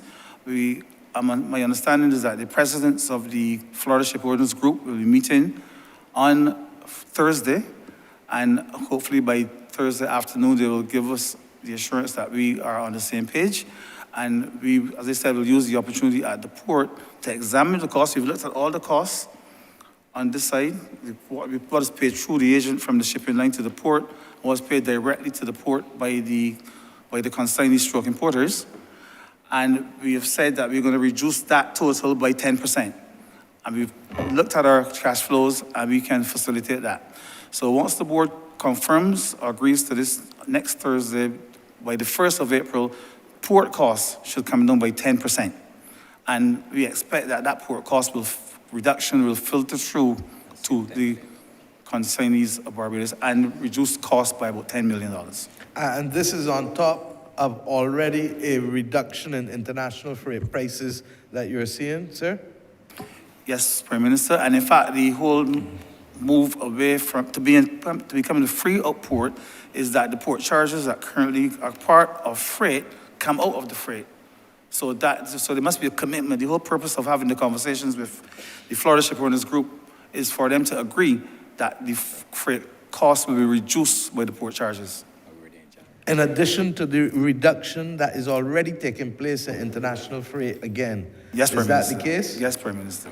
Okay. And I think I'd ask questions of the BTMI out of the same thing with respect to readying our workers and also the potential for Africa and Middle East cruise. Yeah, okay. I'll ask Michelle Williams to speak, and then I'll ask the PS to come back. Thanks. Mrs. Williams? Thank you, Minister. Prime Minister, at this time we are partnering with Future Barbados. BTMI is looking to partner with Future Barbados. It is very important to upskill all of our people in languages. I just came from a big tourism conference in Italy, BIT, and that was paramount. That was the conversation. How many hotels carry Italian-speaking persons? And the truth is, probably little to none at this point. And if we really want to make ourselves a hub and really open up that European business as well as the African business, we need to upskill our people. And we're working with the Future Barbados and with the partnership of BTMI, and we're going to make sure that that happens. As it pertains to opening the market for Africans to take cruise ships through our home porting, well, we can do something very similar to what we did with TUI cruises. We have the TUI charter. We do charters out of UK and Europe with using TUI. We can do that with the African, as you well said, there's so many private charters and so many, airlift is not a problem out of Africa. We can set up a similar program, we've done it before, and that can see to the movement of them coming and doing air and sea, air and land, so they can come, spend a few days in a hotel, and then transition on the cruise throughout the islands and throughout the Caribbean and back. And it may very well open up our summer Caribbean cruising. So that's a good possibility for us. We're going to be on it. Exactly, so that what you are currently doing with the United Kingdom with P&O can be replicated for Africa and the Gulf states in the Middle East, correct? Yes. All right. Yes, Prime Minister. As it relates to the language, I'd like to also suggest that the Barbados Community College, the Gina Norma Holder Institute, along with the Barbados Community College Language Lab, along with competency-based software, whether Babbel or Duolingo or whichever one, because what you're not training people to write a thesis. You're training people to be able to work in a functioning environment with respect to things. And because the technology is now available on so many smartphones, it will also assist with the communication as quickly as possible. Sorry, you said that the PS wanted to answer. Yes, to Mr. Prime Minister, the PS will also address the issue of additional training, in addition to what we are going to do with Freddie Fantastic that we are going to announce in very shortly. But the PS will give an up there in terms of the languages we have identified and initiatives that we have undertaken. PS. Thank you, Minister and Prime Minister, for the question. Let me say, only a few weeks ago, about approximately 2 to 3 weeks, 4 weeks ago exactly, the ministry met with the head of missions of Venezuela. And the objective there being was not just simply a courtesy call, but for us to look at how do we expand language, Spanish in particular, to be taught not simply in the sterile way in which it is done within the school environment, but for workers across Barbados to engage in conversation with Spanish speakers, given, again, our location with Latin America, and trying to increase traffic there in terms of tourist arrivals from that destination. I can say that the meeting was very positive, and out of that came a number of initiatives where the Spanish language is expected to be broadened in terms of how it is taught to workers within the hotel environment, persons who are working within the restaurants, as well as certainly engaging the Barbados Community College Language Center too as well, to see how courses can be done, additional times offered for persons to access training there, that we can broaden the scope of persons who do translation, for instance, for Barbados, to facilitate us at times when we need to provide these types of services at conferences.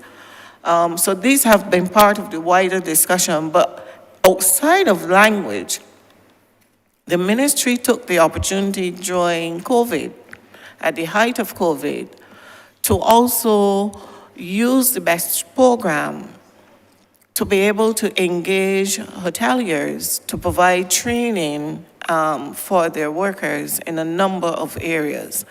And that was done with the premise in mind that when we anticipated that on the outshot of COVID, when that crisis was over, we were positioning the sector to be able to respond in a manner that would allow them to keep Barbados at cutting edge.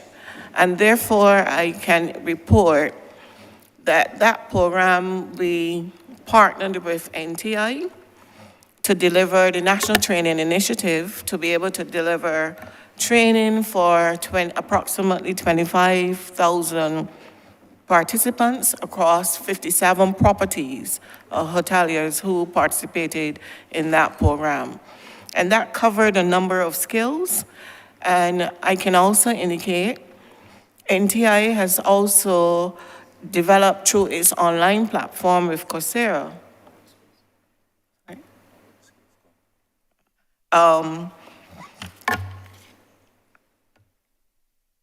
An initiative that we have been working with the government of Guyana to allow us to sell or basically use Barbados competencies that we have developed in over 70 years of doing this tourism business to help Guyana also position itself or take advantage of its own natural resources that can be used to encourage Barbadians and visitors alike from outside of the region. And for us to build that multi-destination premise that I spoke of, where we partner with them to be able to enhance the tourism product for both countries. And NTI is also offering, through its online platform, training there, and that training is about to commence. 200 persons, I'm told, have been earmarked to engage with this online training, and an additional number of persons are expected to participate in person training with the Norman Holder Institute. And that training is expected to start in July of this year. So we're trying to tackle training from a number of fronts, where we are not only addressing the language, and I know the concerns where we want to make sure that Barbadians are multilingual and not only capable in speaking the English language, but be able to converse with other language as we seek to broaden the scope for visitors here in Barbados. So I thought I'll share a little bit of what we were doing in the ministry and working with partners such as the Barbados Community College as well as NTI to be able to broaden the scope for training. Thank you. And if I may add, just to reinforce what the Permanent Secretary indicated, that we also have within the ministry now, and specifically the BTMI, we also have a program running with the BCC, Barbados Community College, and the University of the West Indies, where we're training up both airport and seaport workers in language skills in order for them to converse with passengers both at the air and seaports. The three languages that we have identified and that we have to pursue, those are Spanish, Portuguese, as well as French. That dovetails with the overall strategy, marketing strategy that we have in place, where we want to bring more visitors from France and those territories, French-speaking territories.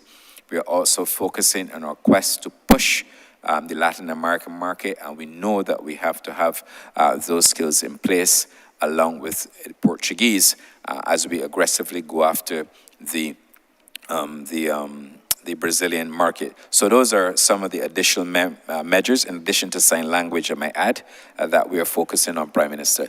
So I just want to give the country a sense of where we're going, why we're doing what we're doing, and also the components that we have to implement in order for us to sustain the market, because it makes no sense us going to, using the Latin American market as an example, going to that market, but then when those guests get here, our tourists get here, we find it difficult to communicate with them. So it's an ongoing thrust, and we are going to forge ahead with that in the most fundamental way. Thank you. Thank you, Minister. The last two questions, and I look forward to seeing significant progress on this language training immediately, as well as the general commitment to continue to train our workers to be the best that they can be. Barbados doesn't have the highest repeat visitor rate in the region for decades by accident, and therefore the worker component of our industry is critical as the sun, sea, and sand is the Beijing. Okay. I'd like to ask two quick questions that I think that have not been answered yet. If they have been answered, I withdraw it.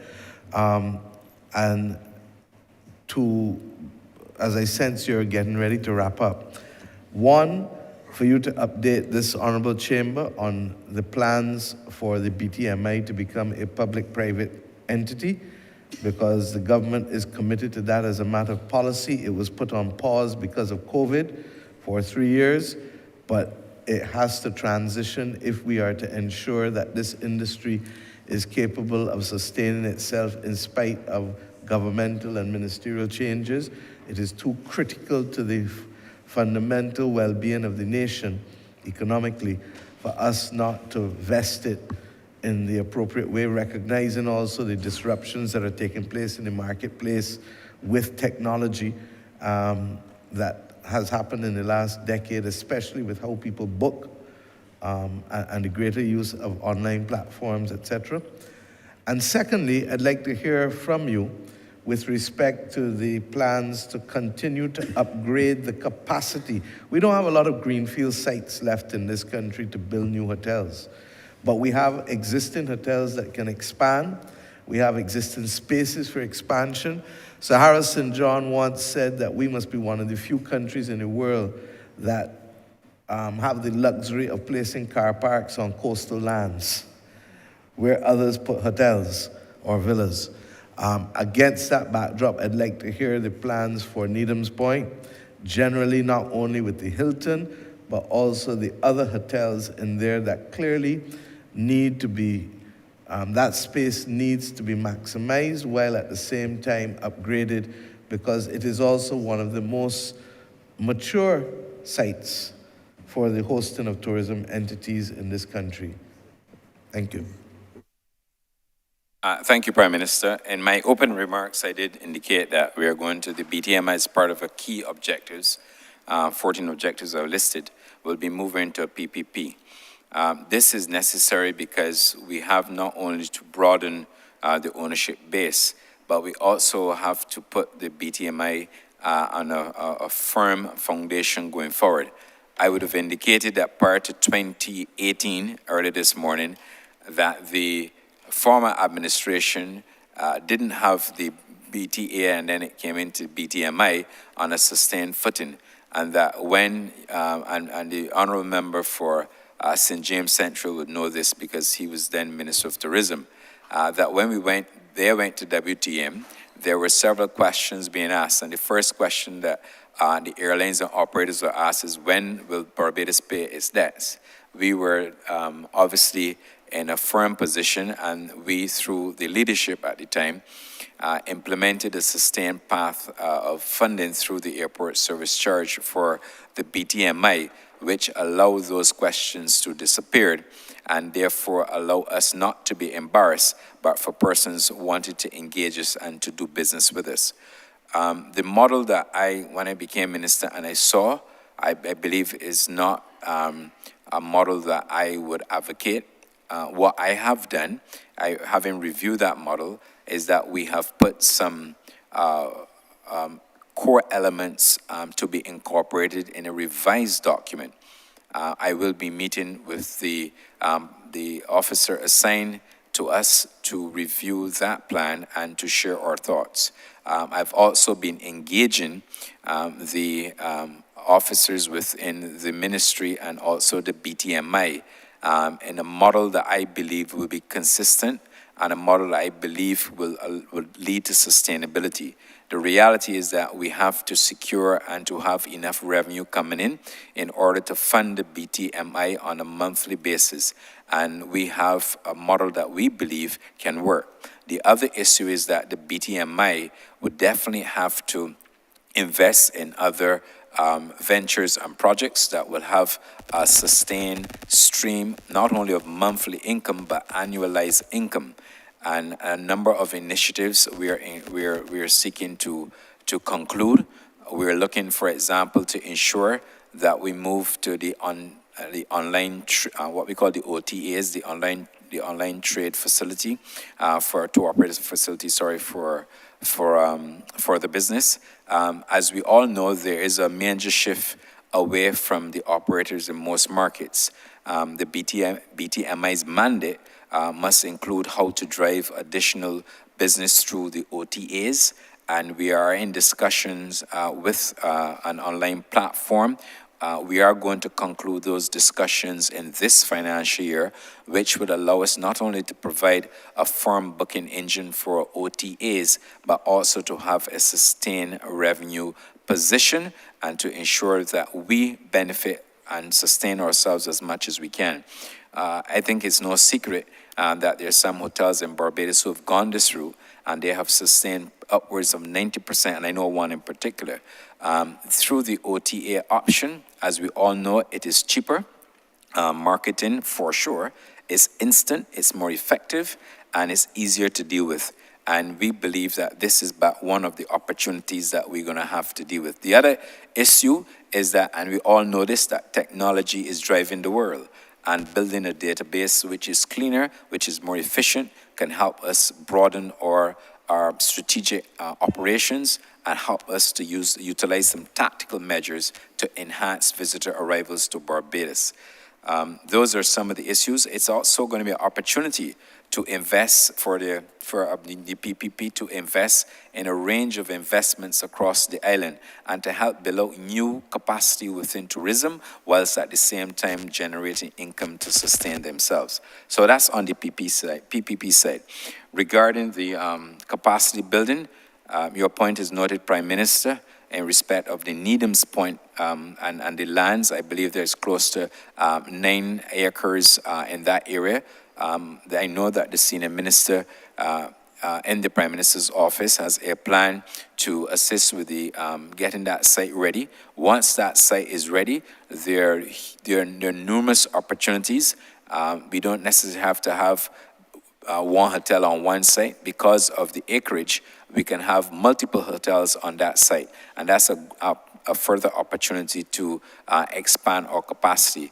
At the Hilton, Needham's Point, we are ensuring that through the owner's returns, we continue to gain substantially what we are entitled to by way of the owner's fees and other fees that we collect from that operation.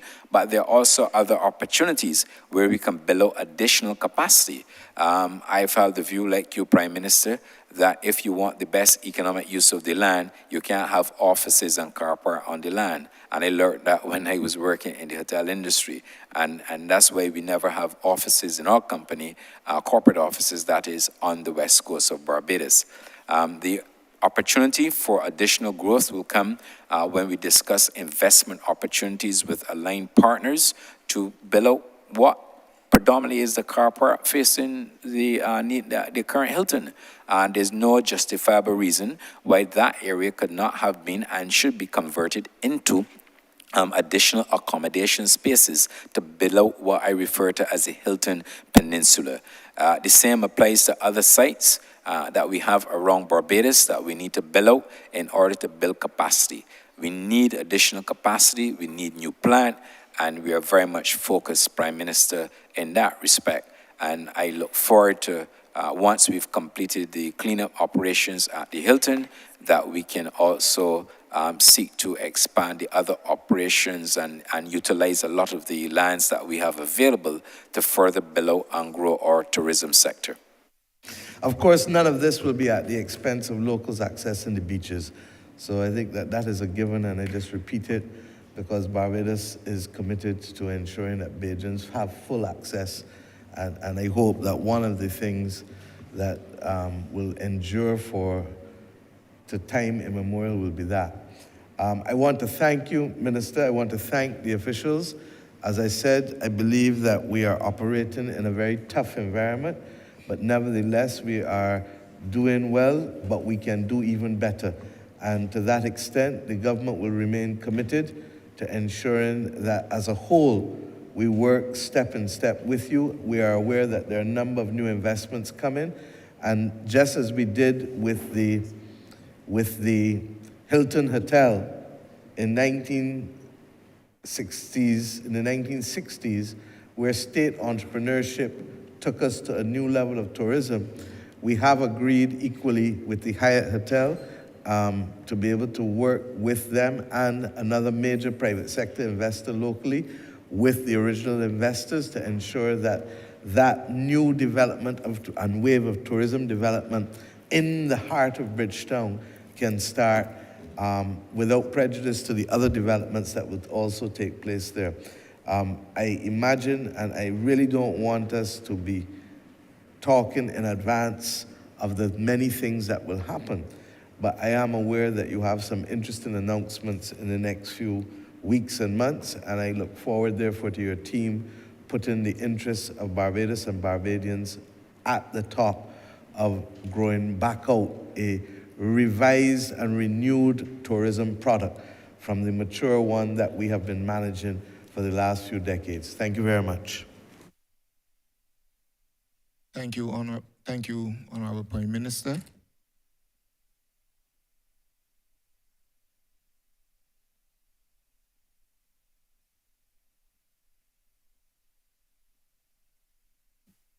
Honourable Leader of Government Business. Thank you, Mr. Chairman. I beg to move that you do now report progress to His Honour the Speaker and beg leave to sit again. The question is that I do now report progress to His Honour the Speaker and ask for leave to sit again. All in favour say aye. All members against, please say nay. Methinks the ayes have it.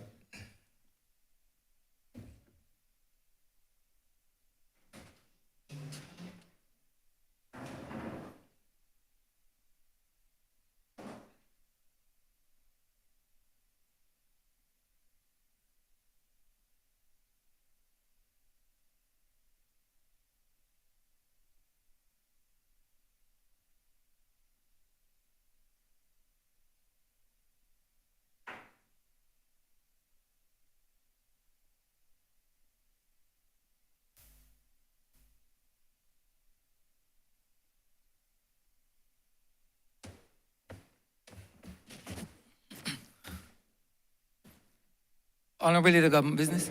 Thank you, Mr. Speaker. I beg to move the suspension of the House until 12:20 p.m. 12:25. My watch. Before we suspend for lunch, I just want to bring some clarity. Before we break for 5 minutes, I just want to bring some clarity to the earlier proceedings. The Honourable Leader of Government Business had requested earlier the suspension of 66 subsection 1 and 67 subsection 3 of the standing orders. I just want to bring clarity that that suspension relates to the entire sitting and not just to the day sitting. The question that this Honourable Chamber be suspended for 5 minutes. All those honourable members in favour, please say aye. Those against, please say no. We think the ayes have it. This Honourable Chamber stands suspended for 5 minutes.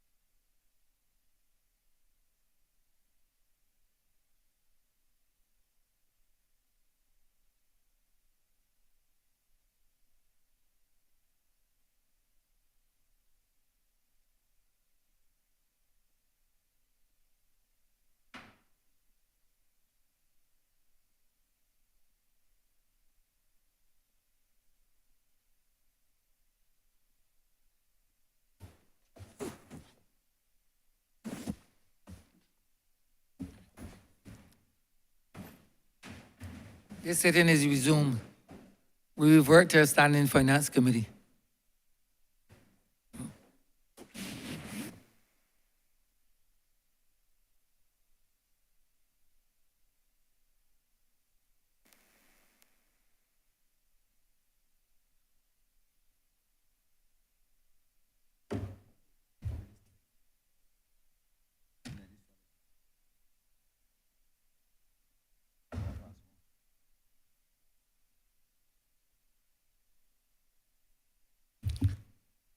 This Honourable House is now standing Finance Committee. Honourable Member for St. James North. Okay. Thank you, Mr. Chairman. I will cut down on my interventions here from 3 to 2, but still wish to congratulate the Minister and his team for the work they've been doing and for their erudite presentations here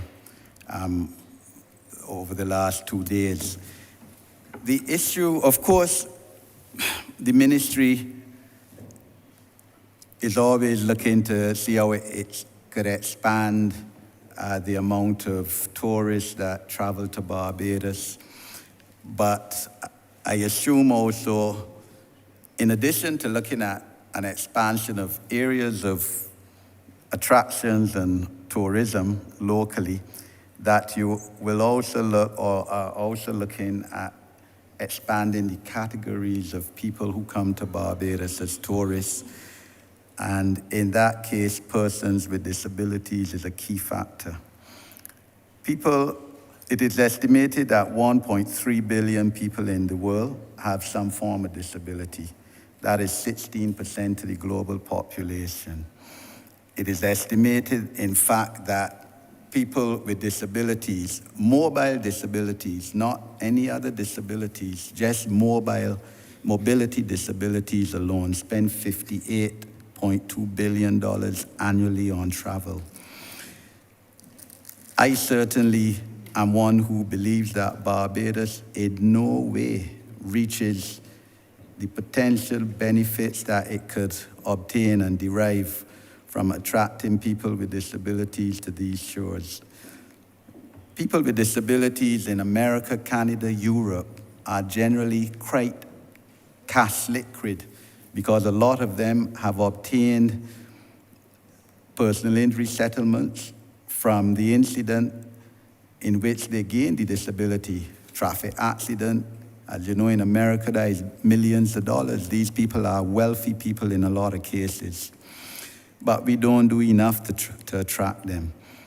I don't think that our hotel stock caters well enough for them in terms of accessibility. I know Marriott's Hotel there in Hastings made a concerted effort when it was built to do so. And in fact, because of that, conferences were held there by people with disabilities. We don't have enough accessible swimming pools in our hotel stock for persons with disabilities, equipment that will allow participation by people with immobilities. Within our hotels, I don't think the mattresses are low enough in a lot of cases, and person with immobility is going to need a lower mattress. Bedside lighting got to be lower. Ground floors generally suited for accessibility of persons with disabilities.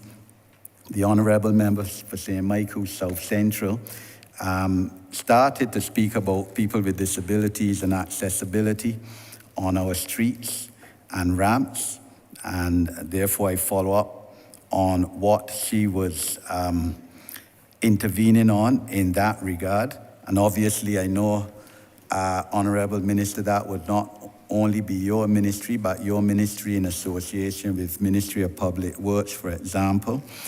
I don't know that your marketing strategies do enough to try to attract persons with disabilities. Countries such as Portugal, for example, and Spain intensely market for persons with disabilities to visit them, and their public places speak to that.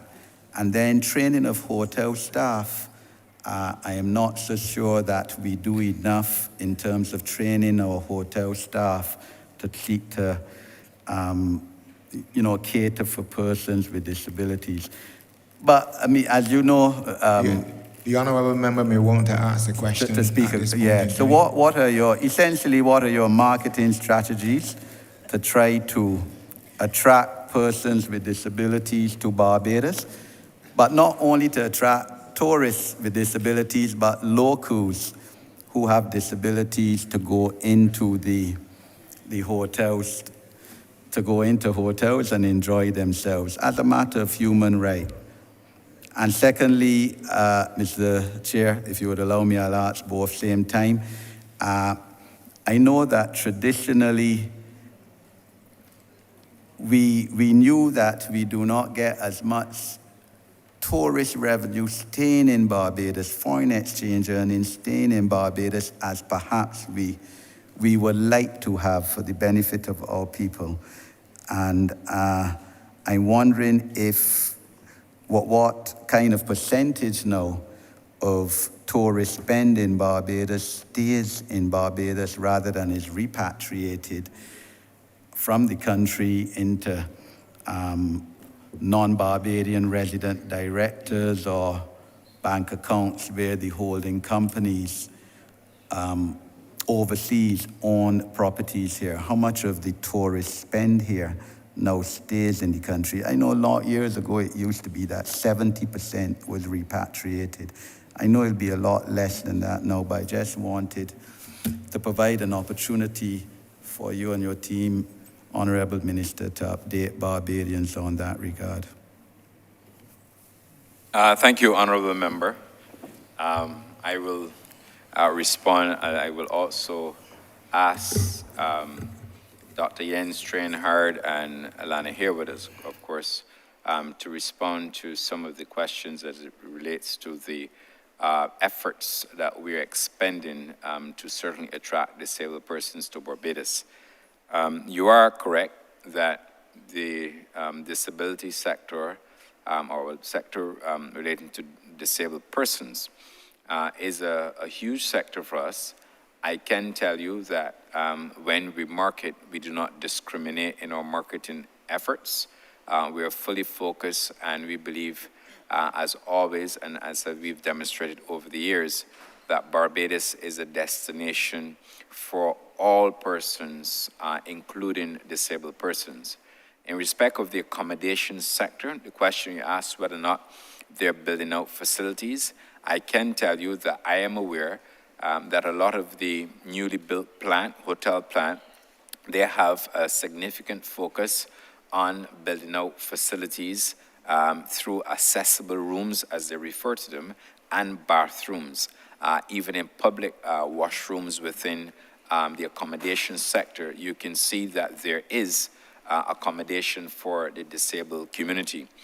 In addition to that, there was a time when you could not find a disabled or accessible, as I refer to, an accessible room in Barbados. But long gone are those days, and what hoteliers and others within the accommodation sector, what they're doing now is that they are utilizing ground floors. When there are elevators, of course, they have upper floors, and that is ongoing. If you look, for example, if you visited some of the new hotels that we have on the island, you would definitely see that this has been and continues to be the strategy. And it's also in part a planning issue that we also deal with, and the sector deals with that. In respect of the foreign exchange strategy, I come from the tourism sector, and I know that there is a view that, the hoteliers don't bring the money on island. Let me disabuse those who have that idea, and I'll tell you why. A lot of the hotel plan in Barbados, they have loans with a number of institutions on island. With those loans, there are significant covenants, and the covenants make it clear what should be done and what has to happen. In addition to that, through this government's initiative, we also have a facility that you can maintain US foreign accounts, US dollar accounts on island, let's use that as an example, you can have United States dollar accounts on island. And what happens is then when the tour operators or the OTAs, the online travel agents, when they remit funds for accommodation as a result of bookings in their system, because most people pay by credit cards, those funds are transferred into the either a local bank account or the United States bank account based in Barbados. That's the first thing. The second issue is that you still have to pay your bills, and you still have to buy food, you still have to pay your staff, you still have to pay land tax, and a number of other operating expenses that must be met. And those operating expenses are met from the funds that come in as room revenue. In addition, when you have to do upgrades to the plant, those funds, as part of a capital expenditure program, those funds must be available to do so. In terms of profits, this country has relied on a very good system. It has maintained a solid reputation where anytime there's investment in the country and it is registered with the central bank, and when you want to repatriate dividends or shareholders' interests, there's a procedure that is followed in the central bank, and of course the commercial banks adhere to that as well. So there's no willy-nilly of concealing, in my view, my general view. I'm not saying that maybe it is not an element, but from where I sit, and having worked in the sector, and I'm not defending the sector, but I'm just putting it out there. Now, I think where your question is going is that perhaps in the villa market, perhaps we need to have maybe a level of control, not only in how we make them available for rental, but also how we utilize those funds on island. I will want to engage in that discussion at this point in time, because as I indicated on Monday, a new tourist accommodation bill will be coming. When we pass that bill in this chamber and the other place, we will be in a better position to do what we have to do to ensure that the Honourable Member for Christchurch East Central and the Honourable Member for St. Michael Northeast, that they get their fair share of levies and other contributions into the Treasury of Barbados. But I won't speak to that now. So I just thought that I would put that on record. I don't have any available and updated data on the percentage spent by tourists on island. We all know how much the tourism sector contributes at least a third to our GDP. And therefore, I would have to get that information for you. It's regrettable that I don't have it, but I would have to get updated information. The other thing, as I indicated last Monday as well, is that we have to move to more data analytics and getting information in order to ensure that when we speak to these issues that we are pulling from one source and not from multiple sources. But that's something that we're going to work on. So what I'd like to do is to ask Dr. Jens Trainhard and Lana Hayward to just expand on some of the initiatives that we would have been executing in the marketplace in respect of the disabled community. Thank you, Minister. Thank you very much for this question. I think Barbados has a tremendous opportunity to actually be positioned as an island open and friendly to people with disabilities and accessible tourism. In fact, just this coming weekend, we partnered with a golf tournament for people with the eye disease. I have to read it, keratoconus. So I think, we are doing already various projects around it. But to answer your question in particular as it relates to how can Barbados really be positioned as a destination that attracts this huge market, I think first of all, promote accessibility in public spaces. The minister mentioned in the accommodation sector, but it can also be just, from an infrastructure standpoint, installing ramps, wider paths, doorways, better public transport. Even there are destinations that have specific taxis, that where they transport wheelchairs and so on. So I think all of that is a big opportunity.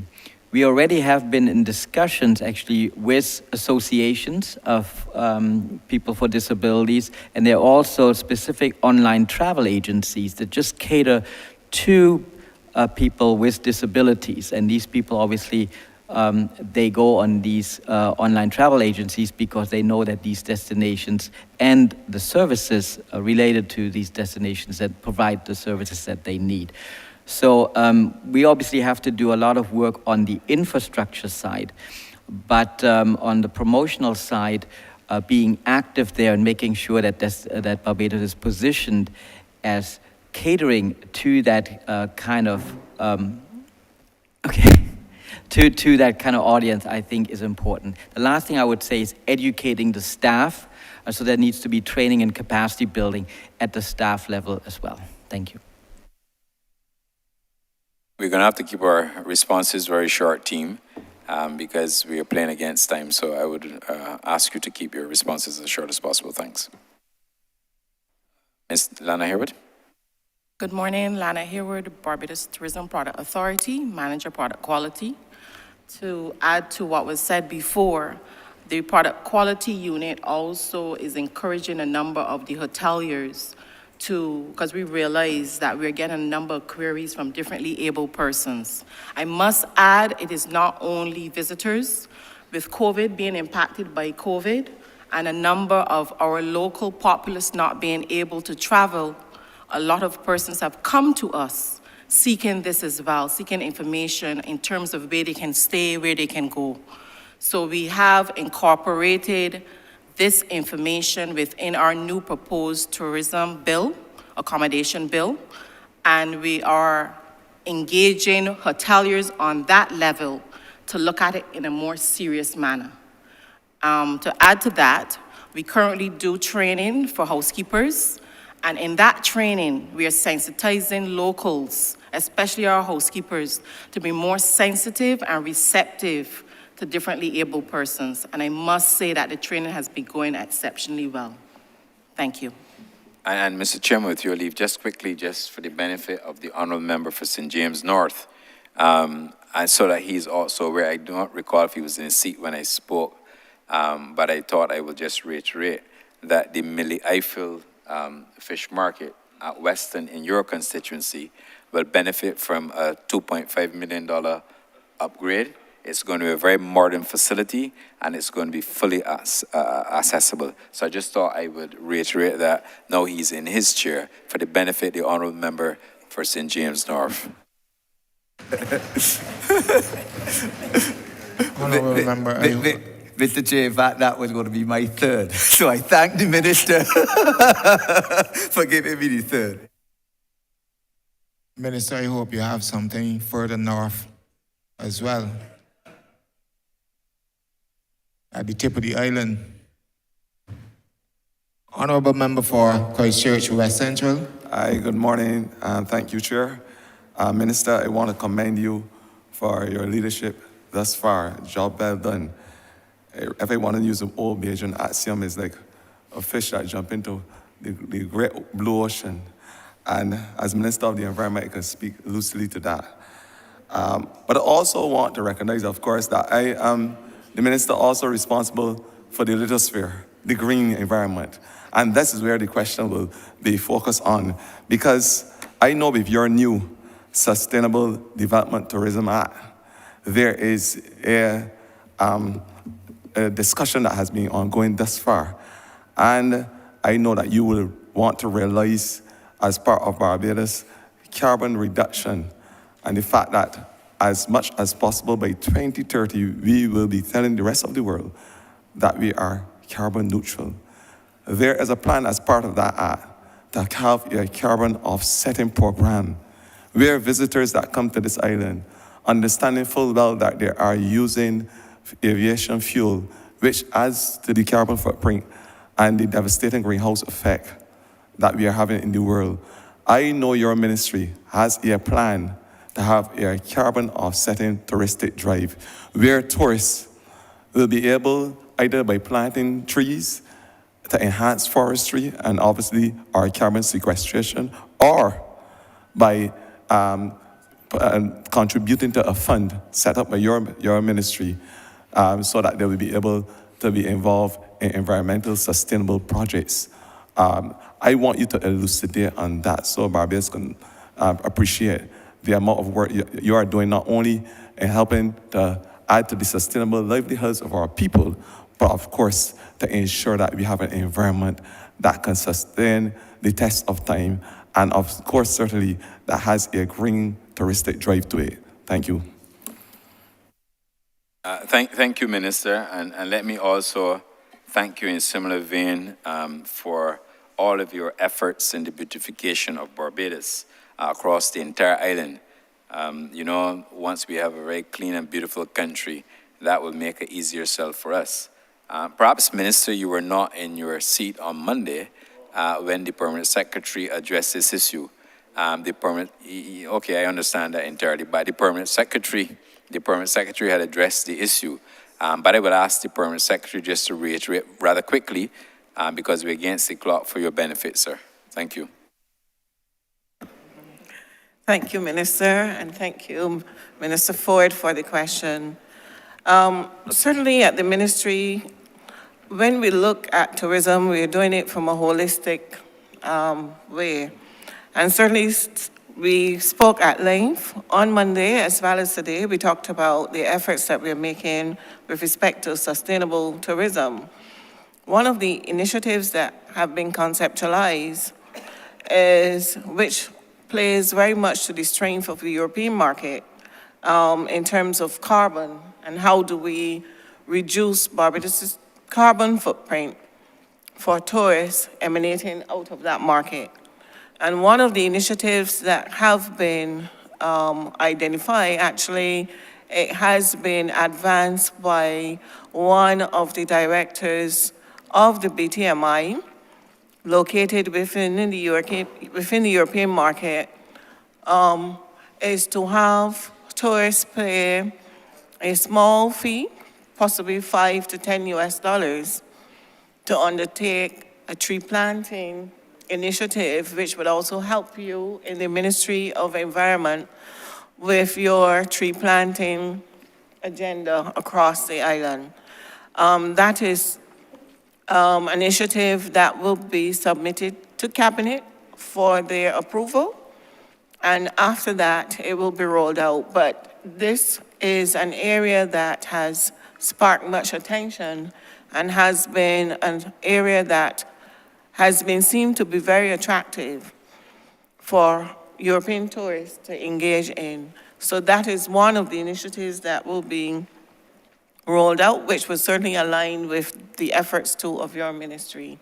And we certainly understand within tourism how we can also align with the energy ministry to reduce Barbados' carbon footprint.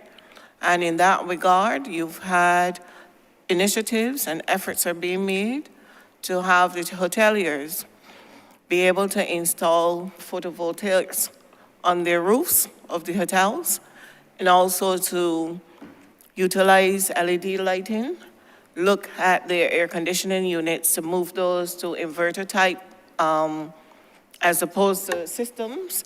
And these initiatives, we recognize this morning that we have to engage more with EGFL and to utilize the funding there to allow the hoteliers to be able to access them in order to make these types of changes within their hotel plans. These initiatives collectively reduces their energy costs and help Barbados progress towards its overall goal to make this country to be fossil fuel free by 2030. So we're very much in line with your ministry and environment as well as that of the energy ministry. Thank you. Thank you, and I want, as I alluded to earlier, Minister, I want to beg your indulgence as I was absent on Monday, as you rightfully say.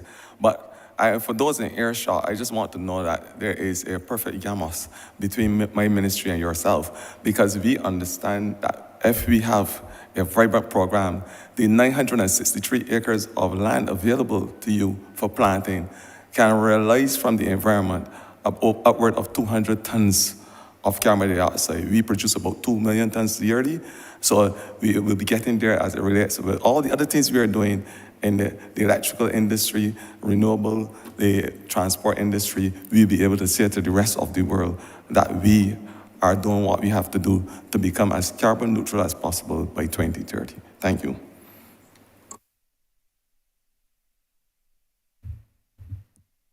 Thank you, Honourable Member.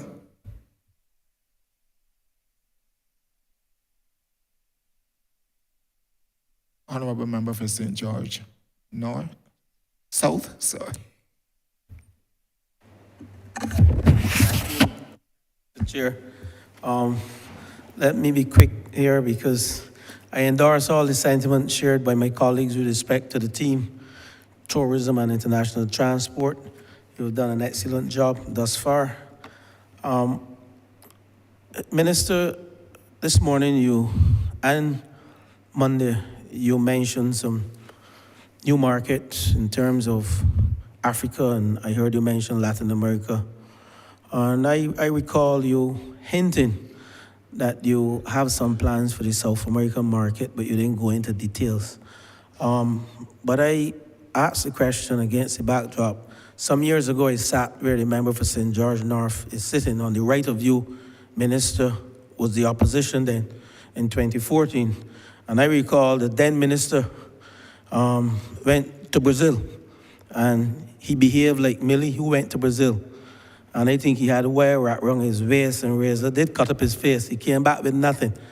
And I know you have plans for the South American market, and I would like you to explain not only to this chamber, but to the public. And my final question, Mr. Chairman, relates to the port, the Bridgetown port.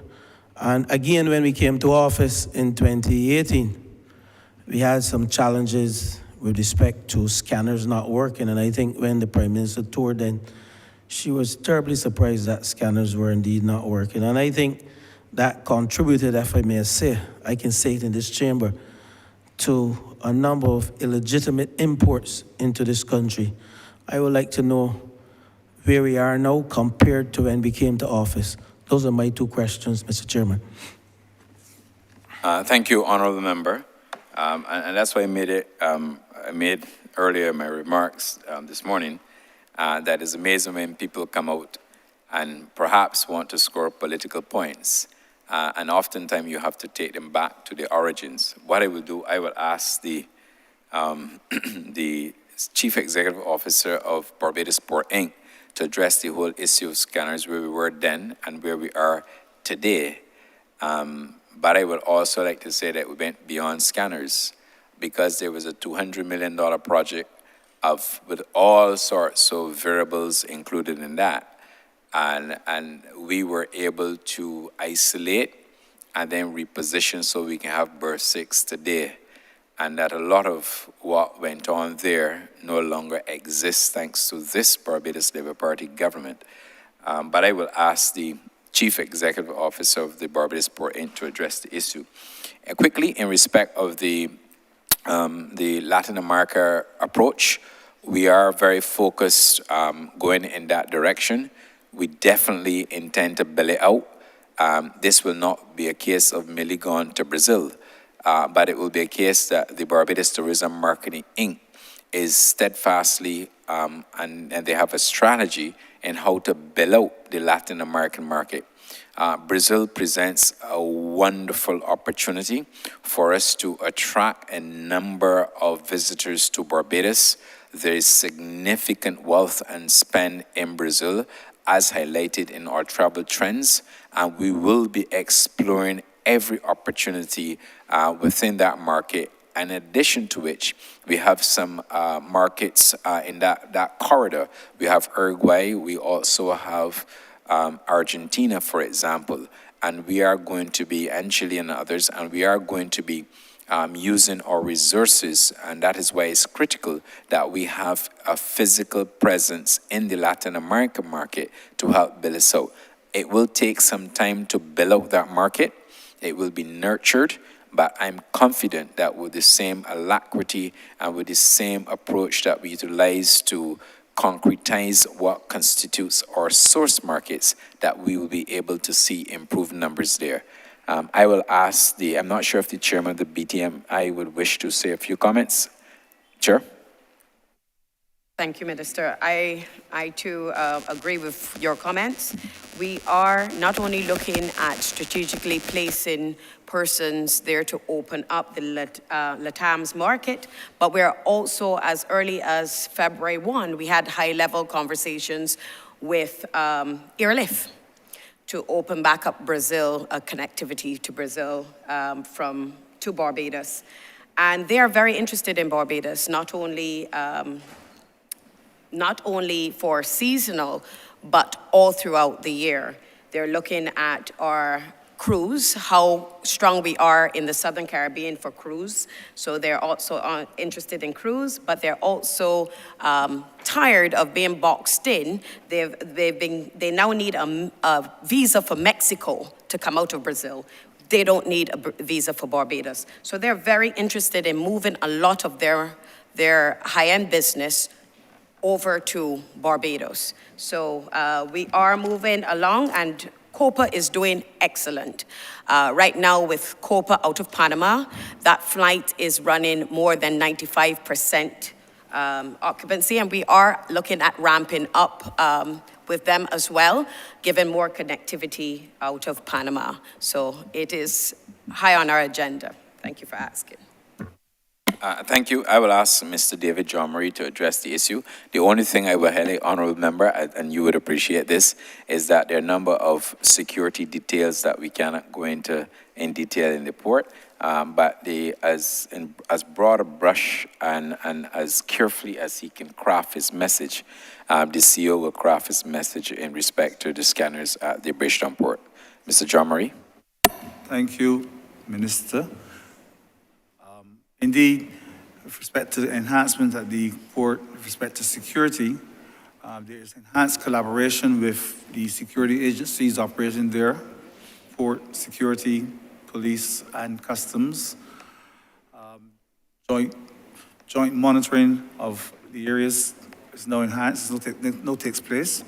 All new employees of the port, as part of the standard recruitment process, must now undergo the truth verification testing. All senior port management have already been subject to truth verification testing. There's extensive use of new technologies at the port. I don't want to go into too much detail, but we have an appointment system so that anyone who wants to enter the port to conduct business must go and apply online for an appointment and receive a QR code to enter prior to arrival at the port. Scanning of persons is standard, scanning of persons and their hand luggage to enter the main port area, and this is being expanded to other areas of the port. With respect to scanning, unlike a number of years ago, we are now scanning 100% of all containers leaving the port. There's also 100% coverage by CCTV of the port. And there are a number of other initiatives that we may know and others that we may not want to speak to at this point in time. The planned build-out of the container freight station will go a long way to enhancing security at the port also by minimizing the number of persons who enter the Bridgetown port. As now, scanning will take place, inspections will take place at that facility and not away from the port. Those are broad measures, sir, that we wish to disclose. That's fine, Mr. Chairman. I will allow my colleagues based on time to proceed. I'm fine, and I have every confidence in both the head of the port and the minister and the team that indeed you do justice to this key sector, tourism and international transport. I thank you all. Thank you, Honourable Member. Honourable Member for St. Peter. Thank you very much, Mr. Chair. And I add my voice to congratulate the Minister of Tourism and International Transport and his team for the work that is obviously being done in the ministry under his leadership. I have a pretty simple question, but before I ask the question, I should also offer my thanks in this forum since I sit here as a member of Parliament for St. Peter, to the Barbados Tourism and Investment, BTMI, Barbados Tourism Management, Inc., and not in this ministry, but BTII as well, for the collaboration that we've seen and we've had in St. Peter. Long may it continue. My question is relatively simple, not profound like many of the others that have been asked. But we spoke earlier about the connection between the linkages with various industries. Mine has to do with product and particularly with community tourism. Some officers in the ministry know that I am a little bit passionate about that. I want to be able to have the opportunity for the ministry to speak to the country, not necessarily to me, because I think I know a little bit about this already, but I think the country needs to know how the ministry is connecting the dots, what I call connecting the dots with respect to community tourism, engaging with stakeholders in the community, engaging with the Division of Culture, engaging with Ministry of the Environment, engaging with the Barbados Museum and Historical Society, those entities, maybe churches and communities as well, and groups.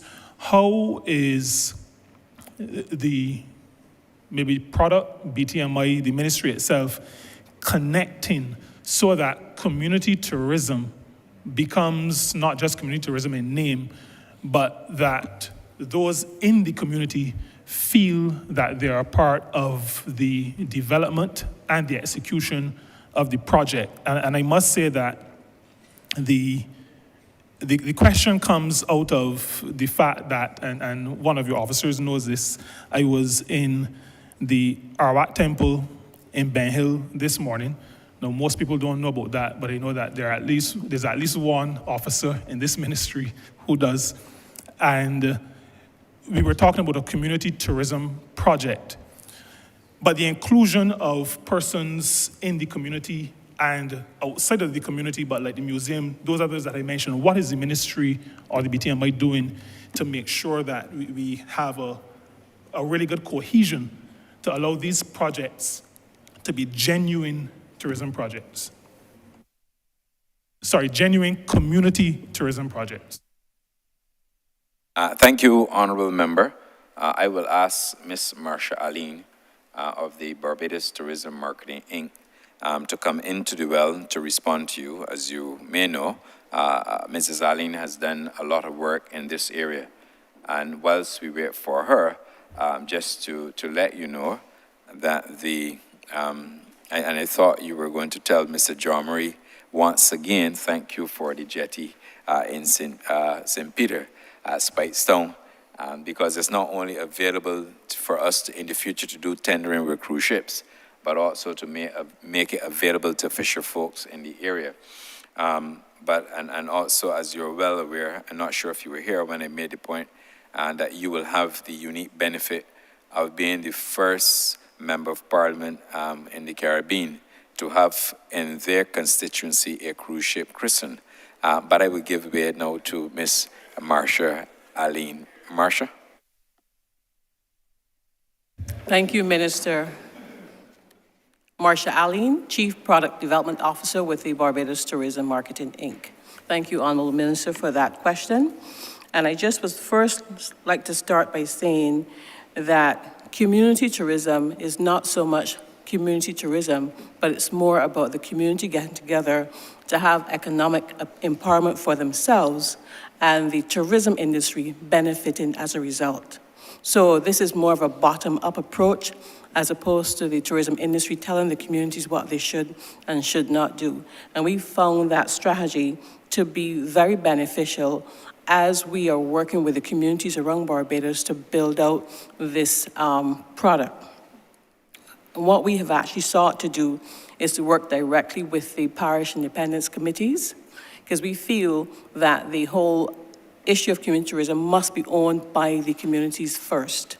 And rather than us doing a top-down approach, as in we are bringing a product to them, we are specifically looking at the products that are of value, of significance within each of the communities, and working with those communities, whether it would be advertising, as in giving them, greater marketability, working with them to ensure that we are also able to actually build out their program, whether it's business advisory services, and also putting resources with those particular events and activities to build out that entire program.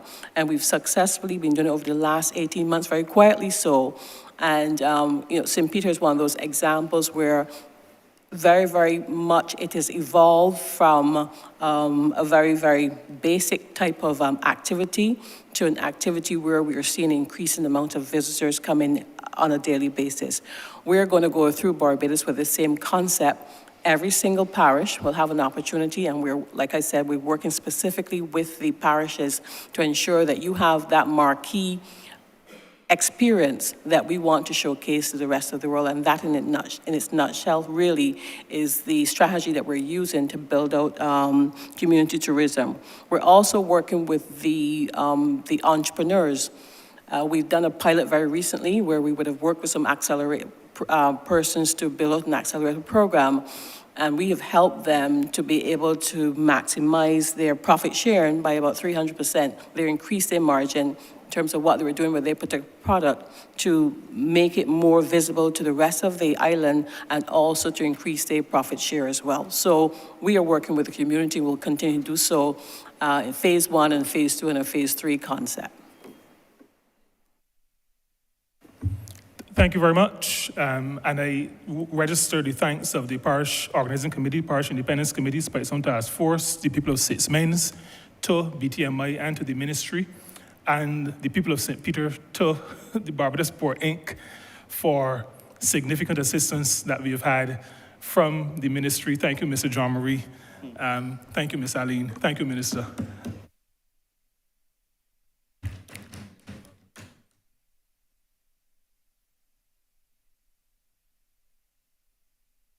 Thank you, Honourable Minister. You now have the opportunity to wrap up. 5 minutes. Thank you, Mr. Chairman. I cannot outrun afoul of your ruling, otherwise you reserve the right to put me out. And the constituents of St. Michael West Central will be very happy. But thank you, Mr. Chairman. You've heard from the well over the last 2 days the work of the ministry.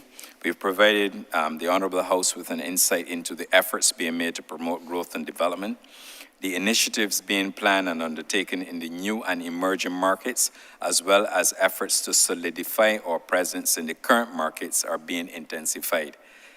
Despite the promising prospects for the future, we are not taking anything for granted. We will build on our strengths, we seek to eradicate our weaknesses, and try new approaches, including the extensive use of technology wherever feasible. We are intent on challenging all of our methods and approaches to create the best possible chance of freshness without eroding the uniqueness of Barbados and Barbadians. You will probably get tired of me saying that tourism is still in a recovery mode, but that is the harsh reality. Let me thank the Permanent Secretary, of course, and her staff at the Ministry of Tourism and International Transport, including those officers who spent the last 2 days here in the well of Parliament responding to the questions directed at them, not to forget all of the employees and the leadership within the state-owned enterprises, for which there are 13 within my ministry. Their responses were well-informed, relevant, and displayed great professionalism. Mr. Chairman, I crave your indulgence in allowing me to put on record the exceptional and tireless inputs from my Permanent Secretary, Ms. Francine Blackman, both at home and abroad, who has contributed significantly to my overall leadership in the ministry. Whenever called upon to undertake the most complex assignment, she always brings her training to bear and also expertise as an economist in helping us to arrive at meaningful discussions and decisions within the ministry. For example, the Permanent Secretary, and she won't want me to tell you this, that very often when we are on duty abroad, meetings which start at 9 a.m. can be going strong 13 hours later. But I want to thank my Permanent Secretary and, of course, her team. Let me also thank the market directors, the senior business development officers and business development officers located in our overseas offices for their hard work, without which Barbados could not have enjoyed the improvement in tourism that has been our recent experience. Our stakeholders must also be complimented and for their willing and combined efforts in the ongoing interests of all important tourism products. And this covers the whole range of participants: the immigration and custom officers, port health, baggage handlers, red cap, taxi operators at both ports, along with those who ply their trade at hotels and at various locations across Barbados. All, and I mean all, tourism workers, hotels, food and beverage suppliers and providers, restaurants, bars and rum shops, the boating sector, attractions, vendors and small business persons, the private security services, and in particular, Mr. Chairman, the Barbados Police Service for its ongoing leading role. Let me also inform the House that in April, I will be convening the second meeting for the State of the Industry report to update stakeholders in the entire tourism sector on developments within the sector. The task at hand is a demanding one, Mr. Chairman, necessitating that all concerned dig as deeply as possible into their skills to bring about the full recovery and growth that the country needs, demands, and expects of all of us. The BTMI, whose only job is to market Barbados as a premier destination, will be tasked with charting the appropriate path to the required improvements. The same high demands also apply to other state-owned entities and enterprises operating under the ministry. Let me thank Barbadians at large for their priceless and much celebrated hospitality, warmth, and generosity that has contributed in large measure to what seems to be a very promising recovery. Let me frankly state that a lot of the same will be expected of them as we continue our journey towards a better tourism industry and a better Barbados. I promise Barbados and Barbadians that every day I will give this ministry my very best shot. Mr. Speaker, in so doing, I will beg to move that Head 27 stand power.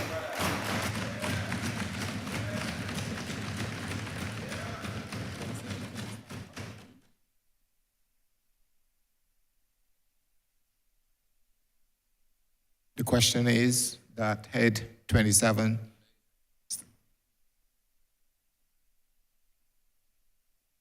The question is that Head 27 stand part. All honourable members in favour, say aye. Honourable members against, please say nay. Methinks the ayes have it.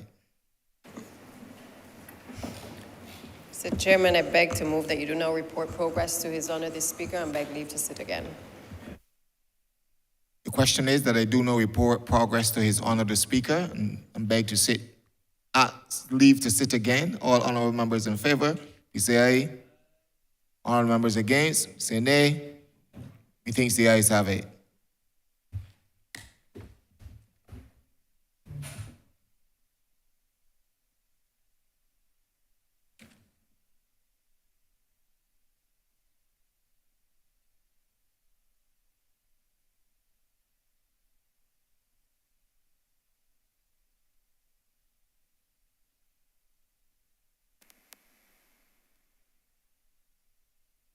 Chairman has reported progress and requests leave to sit again. Honourable Leader of Government Business. Thank you, Mr. Speaker. I beg to move the suspension of the House until 2:30 p.m. Beg the second. The question is that this honourable chamber be suspended until 2:30 p.m. All those honourable members in favour, please say aye. Those against, please say no. We think the ayes have it. This honourable chamber stands suspended until 2:30 p.m.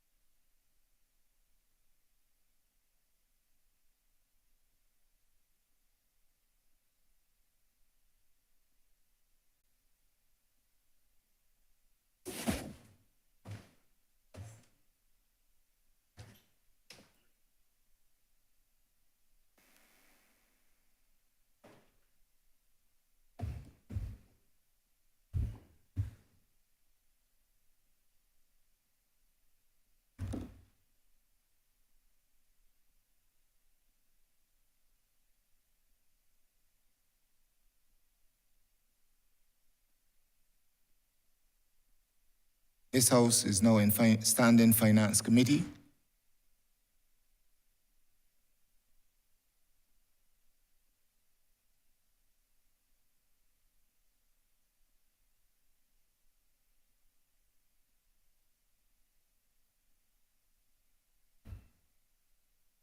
Honourable Member for St. Michael South.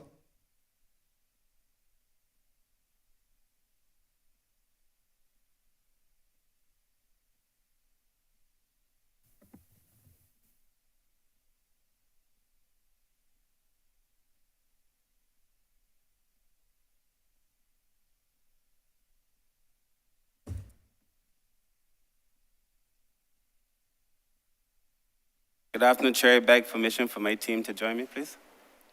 So granted.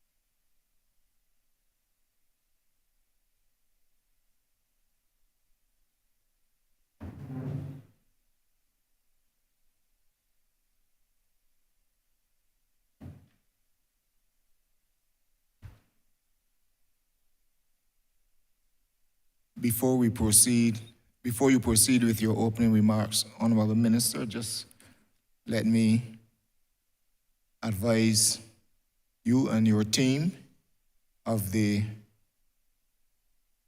rules with respect to debate and discussion on this head. You are given, as Minister, 10 minutes for your opening remarks. Thereafter, each response that you have to give in terms of responses to questions is 5 minutes. You are allowed. Members of the team allowed 3 minutes for their responses. Honorable members are aware that they have 3 minutes to give their questions. You're allowed 3 supplementary questions. And we shall proceed accordingly. Honourable Minister. Thank you very much, Mr. Chair. I want to thank you for the opportunity to share a few thoughts on the work of the Ministry of People's Empowerment and Elder Affairs. I want to begin, of course, by thanking my team who's here with me, those beside me, those behind me, those still in the ministry. I obviously want to thank, at the very beginning, the Honourable Minister who preceded me, and the Member of Parliament for St. Thomas, the Honourable Cynthia Ford, who would have done such tremendous service while in this ministry, and who continues to serve in the ministry in her capacity as Advisor on Elder Affairs. I also want to thank the Honourable Member for St. James North, who also works for the ministry in doing tremendous work for persons with disabilities as well.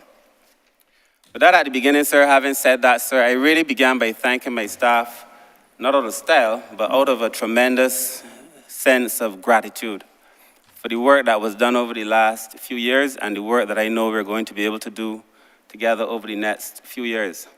Sir, we had an idea that we must refresh and renew the work of the Ministry of People's Empowerment. And that, sir, came this year with a level, I think, of unprecedented engagement, re-engagement, communication, consultation. I think at a level, sir, that we hadn't seen before, but one that I felt was necessary given the direction that we're going. I believe, sir, that we are now more than well positioned to deepen and to widen the conversation that we're having in relation to the social services sector specifically, but also the level of social transformation that must come to the social sector more generally and more broadly. I obviously won't spend the limited time that I have describing all of the prevailing circumstances, whether endogenous, exogenous, whether of our cause or not. But sir, it would be remiss of me, I think, as minister, to not mention that surely COVID-19 and all the accompanying challenges that we felt had a tremendous bearing not only on the ministry, but also on the people that we were called upon to serve. And it is very clear to me now, and I think to all of Barbados, that we are one event away from a disaster, one event away from potential ruin if not managed properly, and one event away from reversing all the gains that we would have done over the last 5 years since we came into office. It is with that in mind, sir, that I think one of the questions that has to constantly be on the forefront of the ministry, but of the country, has to be a question of leadership. And the leadership, sir, over the country in the last few years, but as well as the leadership in the ministry, to be able to prepare for these shocks, some that we saw coming and obviously some that we did not see coming. I think the good thing, sir, is that it has put the conversation on poverty back on the center of the table. It has put the conversation on poverty as a kind of a overarching concern throughout all of the various ministries. And it, more importantly, sir, it has put people back at the center of this conversation. Therefore, a conversation with the ministry is extremely relevant at this time. But I know that it has been very hard, that the prevailing circumstances have been hard. And, you know, we have said in the SDGs that poverty eradication and zero hunger are to be important considerations. They've been important considerations for the country forever. And the work in the ministry is to make sure that we have poverty eradication, of course, to reduce hunger, but to make sure that people feel a sense overall of empowerment. And I often say to my staff that the ministry has been called into question at the same time that it has been called into action. People are questioning the role of social services. At the same time, they depend on the social services to be able to cater to their problems. But I ask you, sir, to consider what it would be like if we had not done some of the things that we did in the very early stages for people who are already under pressure. Sir, could you imagine a Barbados where we did not have a pay raise of the nature that we did when we came in? If we hadn't instituted a minimum wage for all, if we had not increased pension, non-contributory pension, if we did not give a 40% increase on welfare, and in real terms that meant people with severe disabilities, instead of getting $116 weekly, are now getting $162. So if we hadn't done these things, what people would be facing today. And of course, there are a number of things that we did during COVID as well to make it easier. The BERT program, sir, the household mitigation unit, the number of things that we did to make life easy for Barbadians, sir, pre-COVID, and the role of this ministry, sir. But I also feel that a crisis is really a very terrible thing to waste. And therefore, it said to us that there had to be some restructuring and reorganizing of the ministry, sir. And we thought about that as we were discussing our new vision. And I know that we're working on a strategic plan that will cast the strategic plan into words, but we were thinking in terms of our vision, sir, words like dignity for people must be at the forefront of that conversation.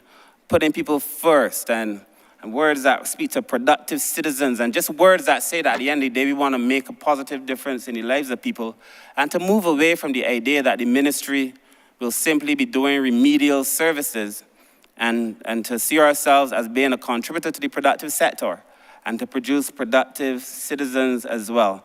And I had an overarching concern because I know the mental health of people during this period has been very hard, and the mental health of the staff, sir, has been extremely hard hit, considering the challenges that we face, sir. But I feel that you have to treat people well, but we also have to treat our staff well. And there are a number of things that you would hear us speak to in relation to our staff over the course of the next few hours. Sir, in this year's estimates, we were given $784,606 overall, including salaries. And last year, this year we were given $102,861. So to those who are reading the estimates, it may seem as if there's been a cut of $900,000. It's a $900,000 less looking than last year. And I just want to say very early that last year we received $5 million from the European Union. That is accounted for here. We did not receive those funds this year, and we are still only $90,000 off. So in real terms, we actually received $4 million more for the ministry than we did last year to be able to do this important work. Another important point that I would wish to make at the outset, sir, is that we have gone in personal social services. We've moved from $76 million to $88 million. This is about a $12 million increase. A $12 million increase. And this, sir, personal social services, sir, this is where people are really affected. This is where money goes to the people who are most in need. So this government gave an additional $12 million to that. That would be $4 million that we gave to the welfare department, sir. And we did not trouble, although we've had to make adjustments with some contract workers, the elder care program, sir, that provides for the elderly in Barbados, sir, they've been attended to this year. In fact, the National Assistance Board will report that this is by far the most money that NAB has had to be able to address the needs of the elderly during the course of these estimates, sir. So we have a budget that I think is fit for purpose, one that I think would allow us to be able to address a number of challenges as we go forward, sir. I also would want to say, sir, before I speak to the heads about some of the transformative programs that we are doing. And the ministry, as you know, sir, has been attempting to transform itself so that we could be more fit for purpose, so that we could prioritize the interests of people, so that we could prioritize the needs of people, sir. And I would say to my staff, and I'm sure they know, that we must be focusing on the galaxy ideas, these big ideas, but we must also remain on the ground. Do the big things, go galaxy, but do the small things and take care of people on the ground. And so in that vein, sir, there are a number of things that I would wish to touch on in the few minutes that I have left, sir. We are discussing the amalgamation of the social services. Now, I was manager of the Child Care Board in 2002. And when I went to the ministry, then Ministry of Social Transformation, this amalgamation was on the cards. There was a report written in 1997 discussing this amalgamation. There was a number of subsequent reports. In the other administration, there was a ministry responsible for family, but no real reports to how they were going to do it. And this is the furthest we've ever gotten in relation to being able to deliver it. And before, hopefully by the end of the year, depending on the conversations with the unions, we would have amalgamated the social services. And what this means is that in a real term, we can better deliver goods and services to those people who need them. And that is why this conversation is important, and we'll have, hopefully, a conversation around where we are on that a little bit later on, sir. The other issue that we felt was important was the legislative reform. And I believe that this ministry is perhaps doing the most legislative changes of any ministry at the same time. We are dealing with legislation for the elderly, legislation for persons with disabilities, and legislation for children. In fact, sir, we have already laid the Child Protection Bill in this Parliament, sir. And that's a major, major piece of legislation. If I may begin there, sir. The Child Care Board, sir, and its work is extremely important, as we all know. But it would be surprising to many Barbadians, perhaps, to hear that the legislation that guides the Child Care Board, for the most part, is pretty old. The board itself, the act itself, is 1983. But the Young Person Protection Act is 1918 with amendments. The Prevention of Cruelty to Children Act is 1904 with amendments. This legislation is 120 years old. Written in a Victorian era, sir, where children, some of them were seen and not heard, and in many cases, many children and many people were not to be seen at all. And so it was important for us to be able to change that legislation. 120 years, they say, is not 120 days. In fact, it is 43,800 days. And therefore, it was necessary for us to change that legislation. So, and I would want to say at the outset, sir, why I think it's important for us to address this legislation issue as it relates to children, sir. The Child Care Board, sir, over the course of the last few years, have been dealing, as you know, with cases of abuse, sir. In the period 2019, this is April 2019 to March in all cases, 2019 to 2020, there were 495 cases of abuse of children. In 2020 to 2021, 437 cases of abuse reported. In 2021 to 2022, 538 cases of abuse. And between April 22 and now, January 2023 really, 462 cases of abuse. Sir, if you consider last year, the sexual abuse cases last year were 126. That is a sexual abuse case every 3 days. Therefore, the legislation that is guiding the ministry must be legislation that is fit for purpose. And I do hope that we have a conversation about the nature of that legislation as well during the course of this conversation, sir. In relation to disabilities, we have done extensive work. The Honourable Member for St. James North has led a process of consultation that even for a ministry that has been busy consulting is extraordinary, with the amount of consultations, over 50 consultations and continuing, to be able to bring legislation and policy to address persons with disabilities. In relation to the elderly, sir, we've done a situation analysis with PAHO. We are now in receipt of the final version of the policy, the draft policy, and we are about to begin the drafting of that legislation as well. And the other act that we will review is the National Assistance Act, sir. So I say all that to say, sir, that the ministry is busy doing very, very transformative and important things, sir. And then if you look at the idea that I shared, sir, that we must be on the ground as well as in the galaxy. We must focus on the big things as well as the small things, sir. For persons considered to be elderly in Barbados, sir, and the truth is, I think this is something that we must pay attention to because our population is aging. And many in this room behind me would probably say our population is already aged. But the truth is, sir, in relation to that, we could anticipate that in the next 20 years, 25 years, the average Barbadian is likely to be about 60 years old. And therefore, we need to plan. And therefore, sir, the work that is being done now at Lancaster, where we house elderly persons and Vauxhall Senior Citizens Home, sir, to bring those facilities up to scratch, that is an important conversation, sir. And a number of new initiatives being rolled out that I'm sure the director of the NAB will be able to go through.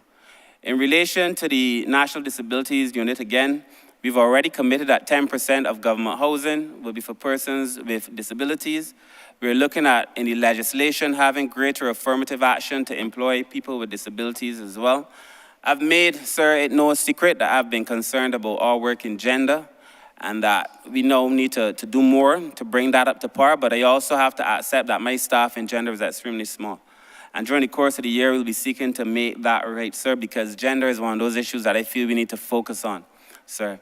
Issues affect men and women differently. That's the truth.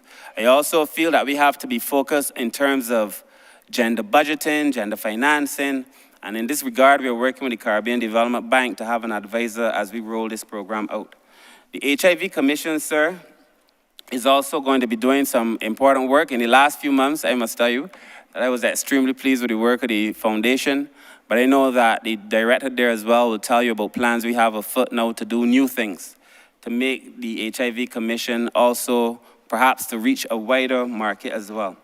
So I couldn't obviously end this conversation without talking a little bit more about the welfare department, sir. And I must also say, as I am with most of my departments, that the welfare department in the course of the last year, but certainly even in the last 4 or 5 years, the welfare department, sir, has been dealing with a very burdened situation. COVID meant that the welfare list moved from about 3,000 plus at one point to 6,000 plus. It almost doubled. And therefore, without an increase in staff, it meant that staff had to be called to do extraordinary things. The same staff, sir, that would be responding to emergencies, the same staff that would be responding to fires, and so on. And I'm very proud, sir, of the work that the welfare department has done.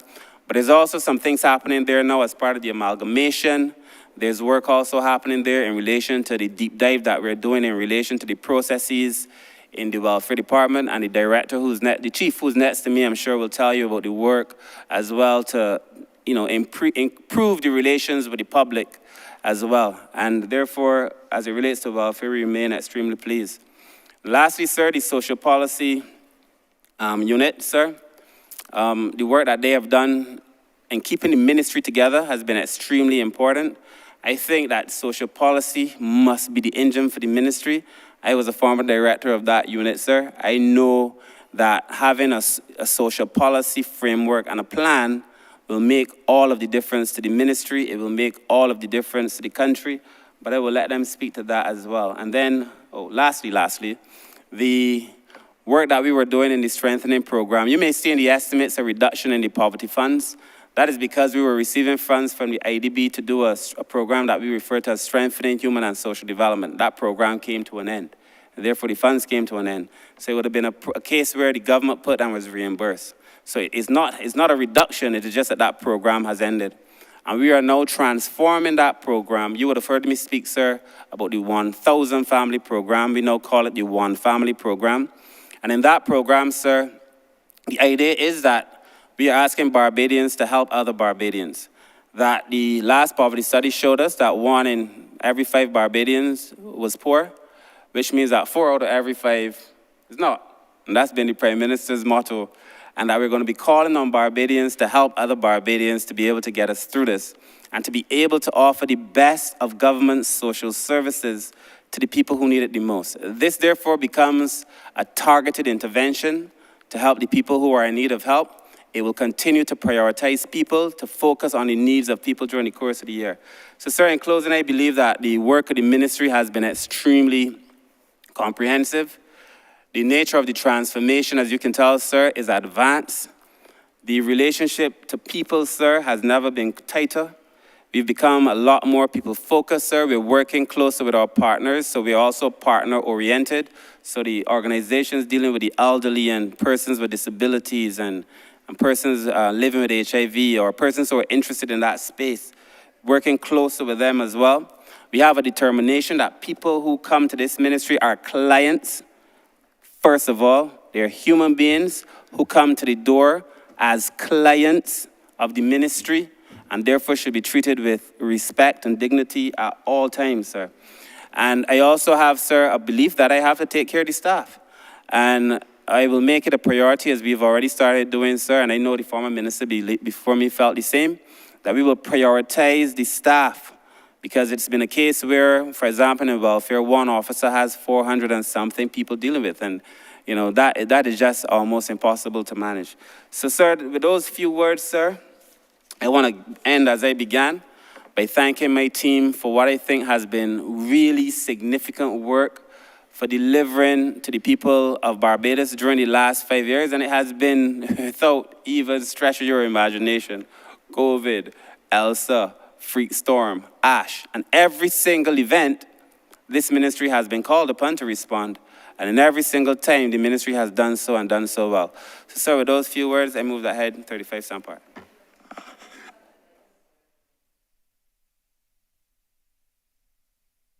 Thank you. Honourable Member for St. James North. Before you proceed, just let me further advise members of the team to the process. Before you begin to speak, you give your name and the position that you hold for the records of answered and those of our members of the technical team. And you have 3 minutes to respond to any question that may be asked of you. Honourable Member for St. James North.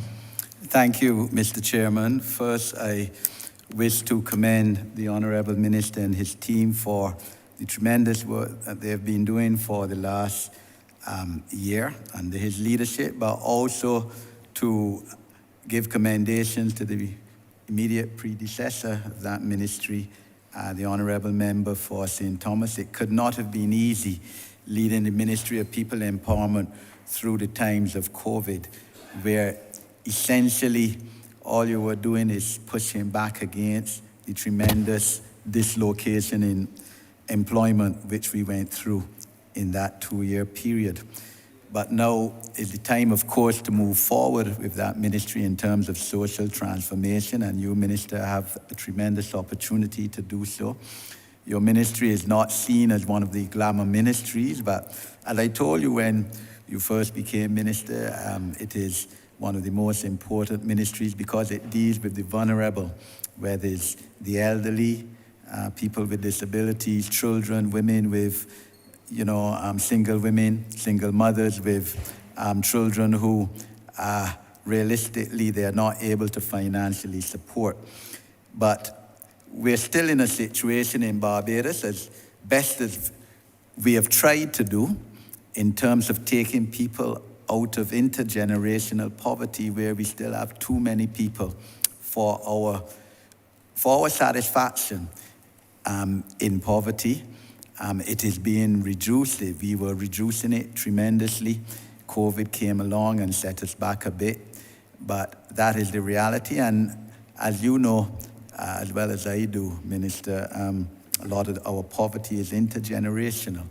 And I would like to give you the opportunity, you and your team, to speak about what strategic plans you have to reduce that percentage of intergenerational poverty. Of course, it is not only working within your ministry, but you have to work in association with education, because that has a lot to do with it, and we're in the midst of educational reform planning. Has to do, obviously, with the Ministry of Commerce, with our trust loan concept to take people into self-employment. Has to do with community development as well, sports.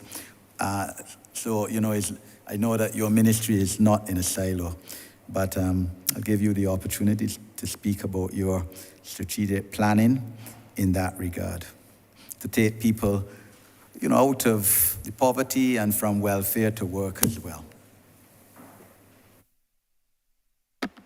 Thank you, Honourable Member, for the question. I would want to begin, honestly, by, when I think about intergenerational poverty, it's not for me an academic exercise. Having, you know, I think having been a person born in my Larcel, raised in the Pine, you know, I know the challenges of poverty every day, day in and day out. So it is never one of those things that is easy to break, and therefore the work has to be, in my mind, there has to be a lot of passion in the work that we do. This is nothing in my mind that you can fake.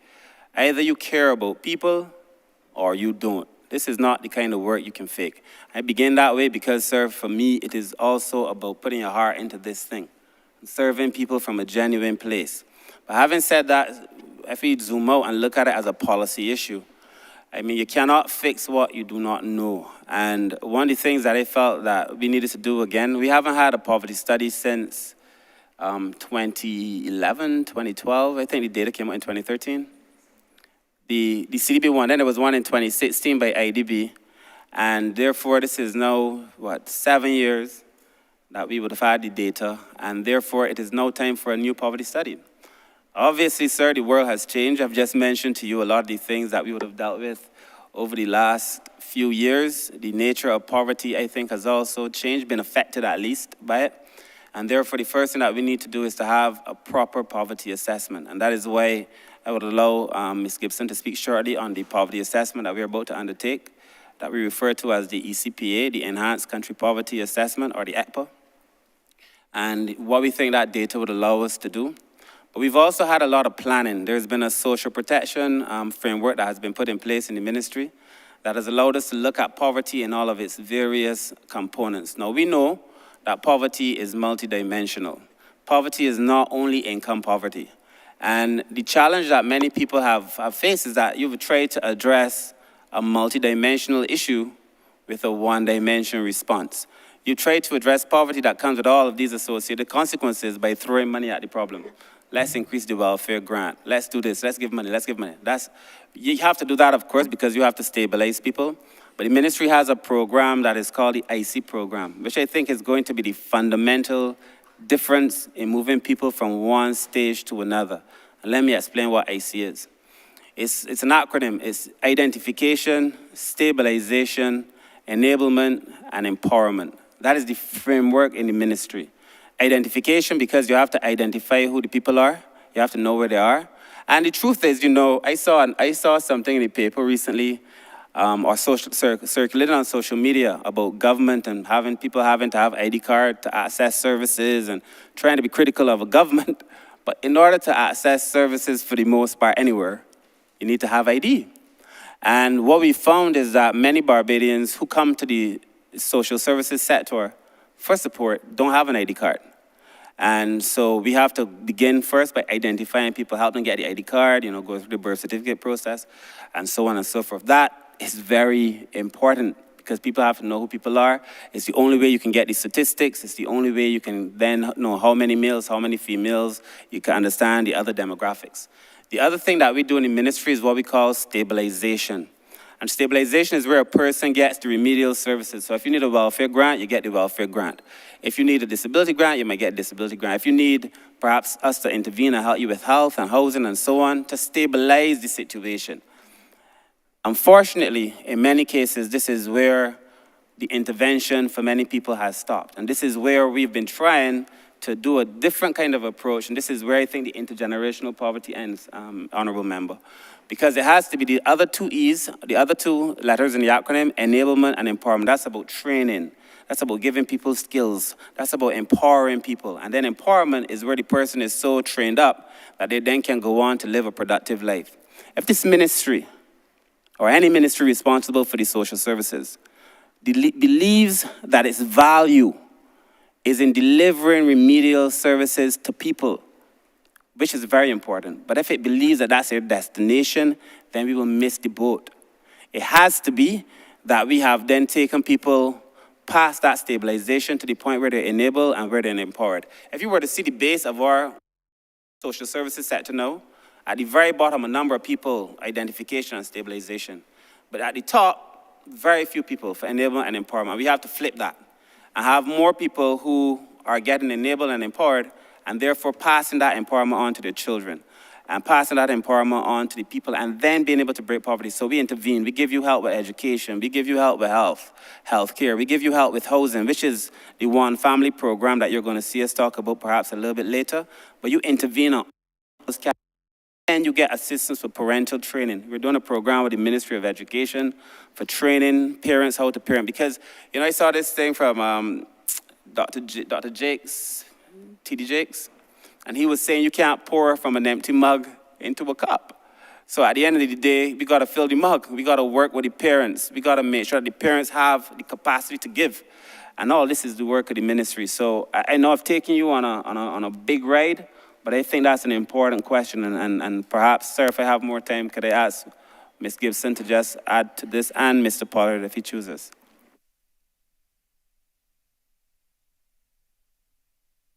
Good evening, Honourable House. My name is Rianne Gibson. I'm the Research Analyst in the Ministry of People Empowerment and Elder Affairs. To answer your question, Honourable Minister Hinkson, the ministry, we have been doing work in the past 6 years to reduce intergenerational poverty. As the minister would have said earlier, we've been working on a program based on the IC pillars, which was called the Strengthening Human and Social Development in Barbados project, where we worked with households and not individuals across 7 different pillars.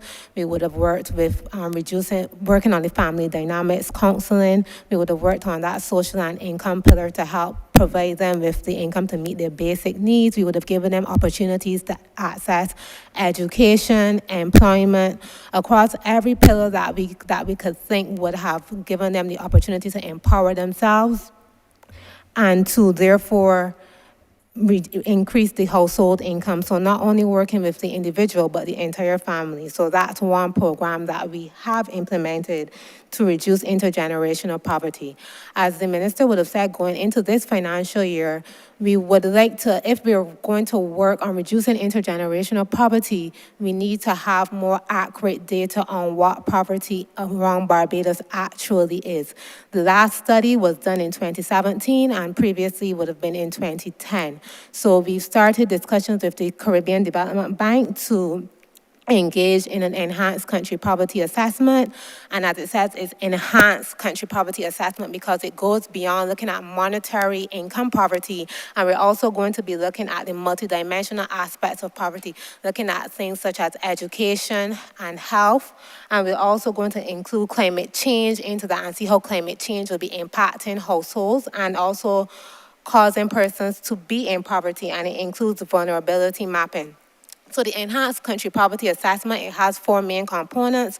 It has the survey of living conditions, which looks at that same income component that I spoke of. So we will know, we'll get a poverty line figure. We know, okay, if we're providing assistance to families, what's the basic income that they will need to actually meet their needs. So this can guide our programming. It also has a participatory poverty assessment where we'll actually speak to households and get a more in-depth understanding of their living situations and how they're coping, as well as an institutional assessment where we look at how we can strengthen the social protection network. And I will end here, taking into consideration the time limit.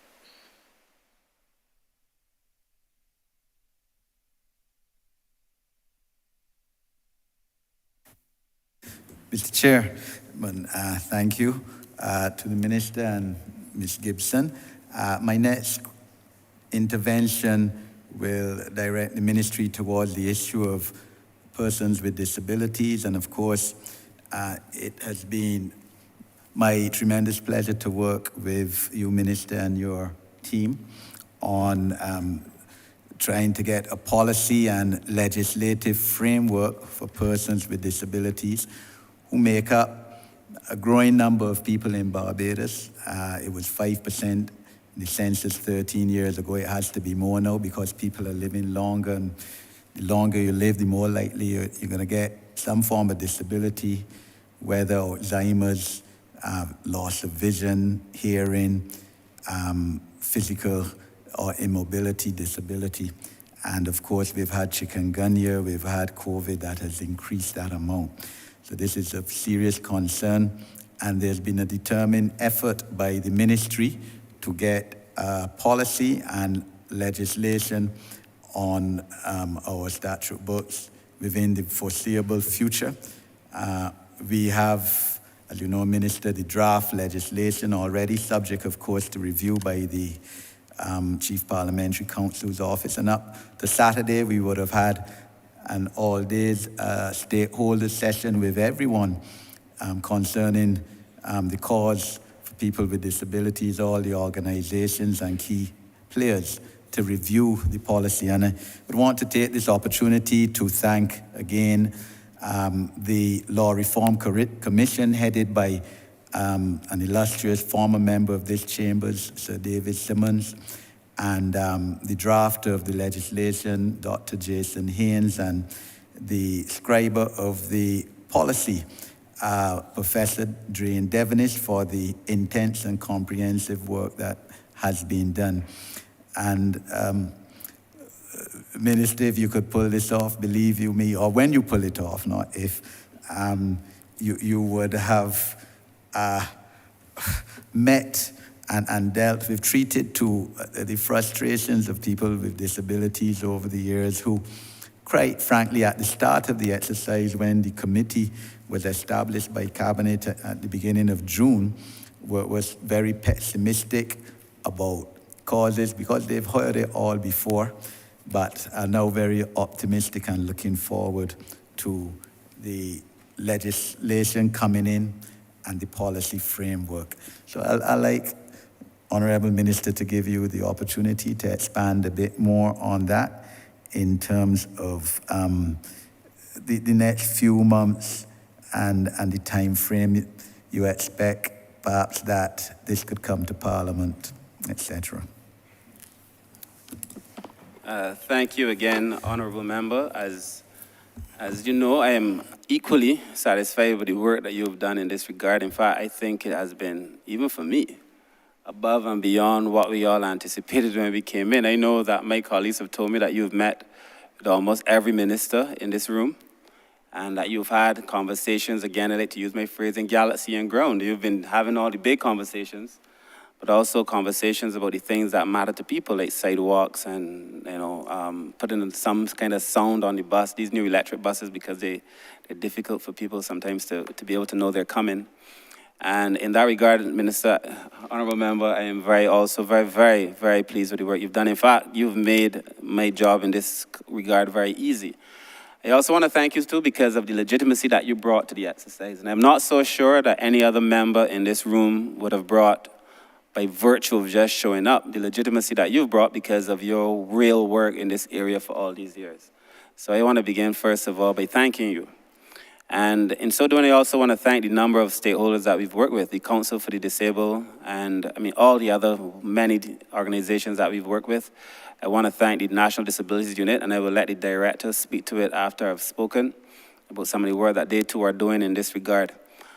This, as I said to the staff when I came in, I care very much about all of these areas. I care about poverty, I care about children, but the two that I said we needed to focus on initially would have been persons with disabilities and the elderly, only because I felt that was such a significant portion of our population, and that yet the work that we would have done as a country did not reflect the amount of persons and the intensity of the issue. that we were dealing with, and therefore I felt like we needed to concentrate on these two almost immediately, which is not to say that we haven't been working on all the others, because as you will see from my heads during the course of these conversations, that everybody has been doing a lot of work. I am really proud of this team. So in relation to the persons with disabilities, the committee that you lead, the committee that was set up to establish the commission to assist persons with disabilities that you lead, they held about 50 meetings, stakeholder meetings. Many of these stakeholder meetings, not many, all, were very productive. They've allowed us to draft a policy. And before we got the policy, we had a document that combined all of the issues from all these stakeholders. You know, I've been joking a lot that of late, because I felt like I've had to, that, you know, if you're going to do law, you need to have consultation, but that's just a joke. But at the end of the day, the amount of consultation that was held has been extensive.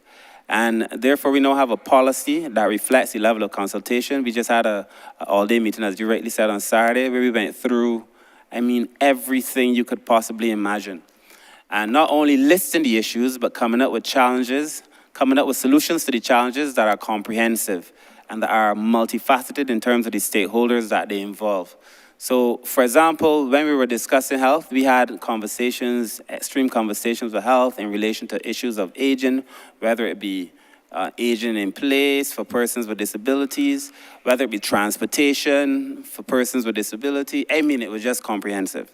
And I'm very proud of the work. So where we are now is that we have the draft policy. We worked with the Law Reform Commission, as you know, to be able to draft the legislation. So the legislation for persons with disabilities in draft. In fact, when I became minister, I had seen a draft legislation, but that was in relation to the convention, more specifically. And I did not think it had addressed the wider issues of persons with disabilities. And so we made an agreement to go back to the drawing board and to draw up a piece of legislation that was fit for purpose and more relevant to the needs of persons with disabilities in Barbados, and that is what we've done. So we have the draft legislation. It is very, very comprehensive. I believe that I will be in a position to bring both the draft legislation and the policy to Cabinet next month, surely in March, once I've received the final, from your committee, once I've received the final documentation. But I believe before the end of March, we'll have that before Cabinet. And once Cabinet approves, then the conversation begins with the CPC. And I'm very optimistic that before September, but surely by the end of this calendar year, we would have in place, or at least laid in Parliament, but hopefully debated and passed, legislation that will improve the lives of persons with disabilities. This has, as you said, this has been too long in coming. There are simple things that people with disabilities need, that is of the National Disabilities Unit. I would add that the one thing that this country needs most of all is not even the legislation. It is not even the policy. It is this mindset shift. It is the way Barbadians, regrettably, are treating persons with disabilities in a way that in many cases it is shameful, it is embarrassing in many cases, and maybe some of it is cruelty, yes, and some of it is just a lack of information. And that is why we've asked the Disabilities Unit to increase the PR, have larger public education programs, but also to start that conversation in schools as part of their curricula, so that people start feeling this thing almost naturally, and it's not a fight when you're fighting against a person who's in their 20s. So that is the work, and this mindset change, to get that right, so that we start treating to persons with disabilities and creating a society that is more equitable, even if not equal, but certainly more equitable, and give people access and opportunity. So, Mr. Hollingsworth, who is Director of the National Disabilities Unit, please. Thank you, Minister. Let me join with you, Minister, in commending the Honourable Member for St. James North for his... John Hollingsworth, Director of the National Disabilities Unit. Director of the National Disabilities Unit. I was saying that I want to join with the Minister to commend the Honourable Member for St. James North for his leadership of the commission, of the advisory committee to improve the lives of persons with disabilities. The National Disabilities Unit was the secretariat for that committee, And based on the amount of work that took place, I think at the end we had over 50 stakeholder consultations, which meant basically that we were engaged at least 2 to 3 times per week, in addition to our routine activities. But as it relates to the work of the National Disabilities Unit and what we would have achieved over the past year, we are cognizant of the fact that there are a number of issues that plague persons with disabilities, and we have sought to address those as time progressed. Specifically, we will look at one of the major issues, which is employment, and we would have had a number of initiatives to address this particular issue. Namely, we would have had entrepreneurial markets where persons would be able to showcase their goods and services to the public in order to increase their marketability. We would have had symposiums to train them in entrepreneurship. And we are also looking to have persons with disabilities engage in employment through advocacy and through working with some of our affiliate organizations like the Barbados Council for the Disabled. In addition to that, we also sought to look at some of the other issues like transportation. We would have purchased 2 buses, and before I left the office this morning, we were in contact with Courtesy Garage with the view to supplying one other bus.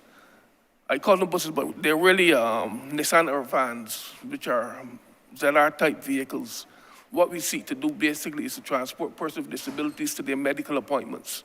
And we are restrained to that particular service because we recognize that in spite of the other transportation needs of persons with disabilities to attend recreational events, educational institutions, etc., we see that the medical appointment attendance is the priority for persons with disabilities. In addition to that, we would have also, as we do traditionally, create the supportive environment for persons with disabilities, like building ramps, providing prostheses, crutches, bathroom adjustments, etc. What we all seek to do, given the tremendous amount of work that we do, that we are required to do, we recognize that it can't all be done by the National Disabilities Unit. And what we seek to do, government through the ministry have been able to improve or to increase the grant to organizations representing the interests of persons with disabilities by 40% across the board. Not that one organization gets 40% increase, but across the board, it's a total of 40%. Those are some of the initiatives that we have undertaken, and some of the achievements that we would have had is that we were able, in this financial year, to allocate 4 parking spaces for persons with disabilities in Bridgetown, near and about Broad Street. We were able to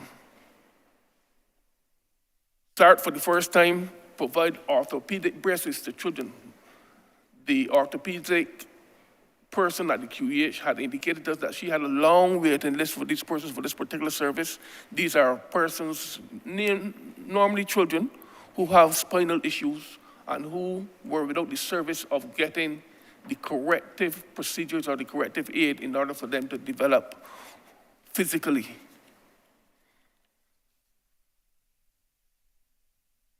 We have recently been able to add an assisted living program for persons with developmental challenges, and sometimes their parents may have died. They would have been getting old chronologically, having reached the age of 18, and without the skills, the daily living skills to function independently. We have been able to engage the services of an occupational therapist so that we teach them how to function within a sheltered environment, within the home particularly, and acquire the skills so that they can become independent and not become homeless.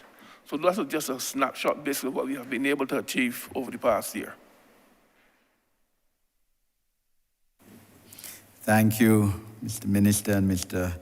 Hollingsworth. And Mr. Chairman, just my last intervention would relate to 2 other pressing social issues in Barbados. One, care of the elderly, and this political administration would have addressed the issue of COVID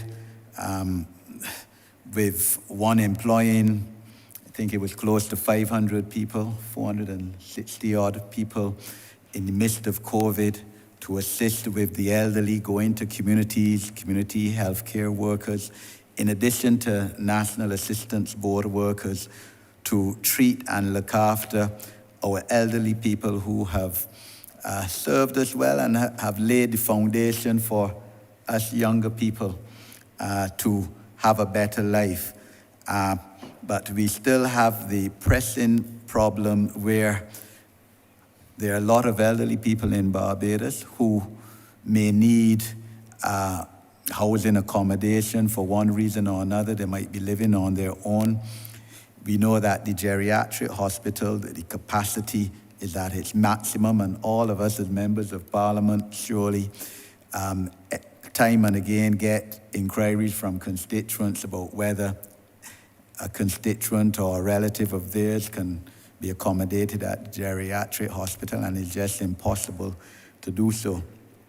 There's also provision whereby the ministry may pay a subsidy towards a private home for that kind of accommodation, but that obviously has its limitations too. And the issue, Honourable Minister, of therefore persons in service organizations perhaps helping on a Saturday, for instance, to look after elderly care, elderly people, has come up. I know the Honourable Prime Minister has raised it, and I believe that you and your senior ministry may have met with the Honourable Member for St. Peter and his social partnership ministry on this issue. Also, I know you have the Give Back program where tertiary students, also as part of their Give Back to Barbados, assist with your ministry as well. So I'm just wondering if you would, to give you the opportunity, you and your team, to expand for the benefit of Barbadians on the strategy and thinking in this regard, and also finally to speak towards your parenting program, because again, we have a situation in Barbados where, yes, there's a need for probably stronger parenting in some cases. Parenting is not something that you could read in a book. That's the reality of the situation. I recently joined Parados myself because I regard it as a serious social issue, and I'm willing to assist Parados in that regard because I'm mainly an NGO person. But I want to speak about your strategies in terms of heightening training for parents as best as could be, assisting in this regard to deal with some children who, as we know, perhaps are not on the straight line in a lot of cases, bullying at school and other issues. I thank you, Mr. Chairman. All right, thank you, Honourable Member. I will ask the Director of the National Assistance Board to speak to this issue, and I will also ask Mr. Wiltshire, Jacqueline Wiltshire, when she's done to speak to the issue, and then I may add a few points at the end. Thanks. Good evening, Honourable House. Colleen Walcott, Director Actor, National Assistance Board. Let me first say that I'm quite pleased this year at the momentum that elderly issues and elderly matters are getting, and I do believe that going into the next financial year that momentum will increase. Issues pertaining to the elderly are certainly on the agenda at this time.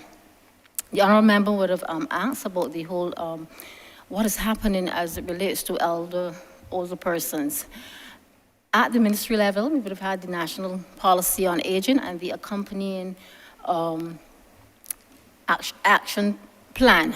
However, while that is happening at the direct level, on the ground, persons need services. What does this policy mean for them? And therefore, there are a number of things that we're doing at the National Assistance Board to directly impact elderly and their families.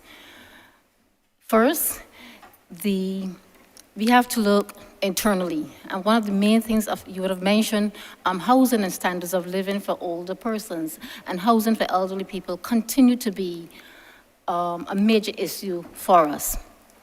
But what we've done, we've looked internally. If we want to look in the community and talk about housing and housing for elderly persons, we have to look internally as well. And therefore, we have started with our own facilities at the National Assistance Board, our residential facility at the Vauxhall Senior Citizens Village, housing 35 people, and Lancaster House, which is a transitional facility for persons who have been displaced. And those two facilities, works have started and are progressing to the tune of some 2.9 million, and we expect that in the next financial year that those facilities would have been completed. Let me say that this is the first major works, that renovations that these facilities would be getting since around 2006 or so. We would have been doing some work, but that was primarily cosmetic. So we would start with the housing. The aim really in all of this is to keep older persons right in their communities unless they are acutely ill and they need medical management. So to do that, you have to take the services to the community, taking direct services, and also not only to the communities, we have to work with very, very closely with families. A lot of these issues that we are encountering with elderly has to be fixed. Not all will be done at the level of the state, and we have to change that mindset that as persons get older, families relinquish their responsibility and place persons who have now contributed so much to the country strictly on the state. We do recognize, however, that caregiving and caring for elderly persons, particularly those with dementia, is burdensome and can lead to burnout for families. So we will, along with our partners, Alzheimer's Association, Barbados Association of Retired Persons, and Sir Optimus Village, we will be working with our partners as we look at the services and what we can do in the community. We recognize that National Assistance Board cannot alone do this work because we just do not have all of the services. So the aim really is to improve quality of life. Every older person who has an issue cannot be fixed by institutionalization. Sometimes because of a shortage of housing, the first thing families may ask or may be recommended is housing or institutional care. No, what we need to do is to build a continuum of services in the communities around persons. Going into the next financial year, what we have done, we have requested, we will, for 2 community nurses assigned to the National Assistance Board, contracted by the National Assistance Board, who would work with our clients, go into the community, monitor medications. We will not be interfering with the work of the community nurses from the Ministry of Health. In addition to that, we will also be contracting the services of an occupational therapist who will work with our both programs, particularly in our residential settings and with the community elder care program, to train persons and train those persons on how to engage older persons, how to provide social stimulation.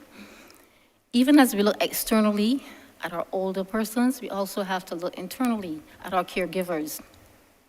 We would have had over 173 persons in the field working with the home care program, servicing over 1,200 persons, so that's a 1 in 9 ratio. And if you do the mathematics, 1 in a ratio of 9 is really a bit too much for one worker. So we will be looking at that in the community elder care program, where we currently have 420 persons servicing some over 900 persons. We will be looking at that as well. Those 2 programs really complement each other. We have started a client satisfaction survey, an independent client satisfaction survey, where we're asking our workers as well as our clients for an objective view of our services. Are our services responsive? Are they relevant? What are the expectations? What is needed at this time? What more is needed from the agency? So even as we serve our external customers, our clients, we will also be looking internally what it is that our staff want. I'm pleased to say that in the next financial year, one of the first things that we will be doing is issuing uniforms and shoes to our staff who are in the field. It is quite a while, and we know that they have been, along with the unions, have been quite generous in waiting, but we will be addressing that issue as well, and also looking at the mental health and the needs of our workers. Our workers give human service. They would have worked throughout COVID. So in summary, we will be looking at our human resources, our internal clients. We'll be looking at the clients which the National Assistance Board serve directly, and more importantly, we will be broadening our base. It will not only be those persons that benefit directly from services, but older persons, say, who are vulnerable or may not even be vulnerable, but just requesting services. So what we've started and continue to do is that once we get a referral for service, so sometimes we will get a referral for home care. We're requesting a continuation, and we're going to be upscaling it, that social work intervention does a comprehensive assessment of the household. Then where there are other issues, that we can then take that information back to our team in the ministry and make the necessary interventions and treat older persons and their family as a whole unit instead of this individual piecemeal approach. Sorry, I'd ask Sir Jacqueline Wiltshire just to add a few comments.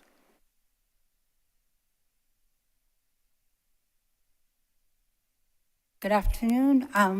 My name is Jacqueline Wiltshire, and I work with the Elder Affairs Program, which is led by the Special Advisor on Elder Affairs and the Honourable Member for St. Thomas. This program, we look at the fact that, yes, it is an aging society, and we want people not only to look towards their elder years, but to look there without trepidation and fear. We know that there's a lot of discrimination, all the issues that the policy and the legislation will address, but the fact also that there are certain things that you cannot legislate, and therefore you have to deal with them and address them in other ways. And in this way, we are looking at certain projects which will help with the intergenerational gaps, bridge those gaps, and make sure that as people age, and aging affects you from the day you are born to the day you die, it is nothing that is solely the preserve of older persons, and therefore that we look along the continuum. And with the Ministry of Education, we've come up with the Granddaddy Project, which is a project which will look to older persons, mentoring particularly our young boys, because we know that they're the ones that seem to be falling through the cracks much more than the girls are. And they're the ones that live in homes with female-headed, and maybe never had a male model that they could look to. And therefore, we look to the older males in our society, older policemen, older teachers, people who are being retired, to come into the schools and mentor our boys, show them what they can do in terms of the traditional crafts, tell them stories, and in turn, learn from them. Because the thing we know is that mentoring not only is beneficial to the mentees, but also to the mentors. So it's mutually beneficial. We're starting with a pilot, which will be with a rural school, urban school, and a school with disabilities, children with disabilities. And we hope that from that, looking at with an M&E frame, with a monitoring and evaluation framework, that we could then build it out over the rest of the society. We're also looking at the issue of dementias, which now has become, one of our concerns in terms of aging. And we look at the communities where people would like to stay in place, age in place. Loved ones would love to have their elderly stay in place, but they just don't know how to manage, how to cope with with the dementias. We hear people wandering. How many times we hear people, I think there's someone that know that has not even been found. And therefore what we're doing is working with the community college and the Barbados Community College and the SJPI to make sure that we can take the kind of information and education into the communities. So the person's caregivers can not only be able to much more better understand what they have to do, but also to get in for themselves some sort of certification so that themselves could go on to be carers to other persons in the community once their loved one dies. We continue to try to take the information into communication, and at all times we are partnering with those other agencies across the public service, private sector, the communities, organizations led by BARP, and therefore we are able then to cover the spectrum because you know it is an interagency, multifaceted, interministerial, and there's no one who is in fact not involved in the aging process. So this program, I think, if we work with it in terms of complementing the other agencies who are already doing their part with the elderly, and I think that at the end of the day, we should see a great success, great effect from an impact from the program. Good afternoon. My name is Jay Wiltshire, Permanent Secretary in the Ministry of People Empowerment and Elder Affairs. I am very thankful for the opportunity to work in a ministry because if one is to recall the words of Mahatma Gandhi, who said that how a society treats its vulnerable is always a measure of its humanity.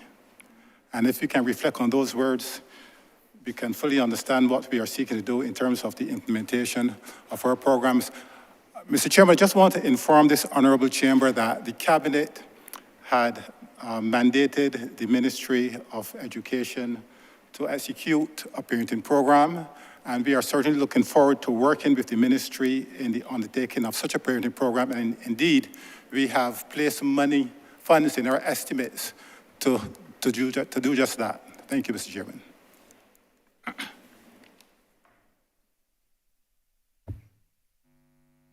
Thank you. Thank you, Mr. Chair, and to the Minister and his officials.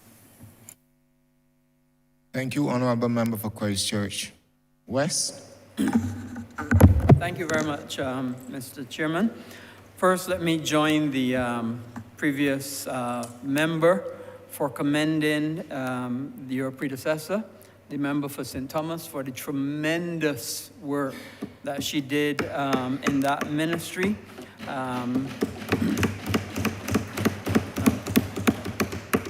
By the members tap in, you obviously know it's unanimous, the amount of adoration and support we have for the work that the member of St. Thomas did in the ministry as your predecessor and the work that you're continuing to do.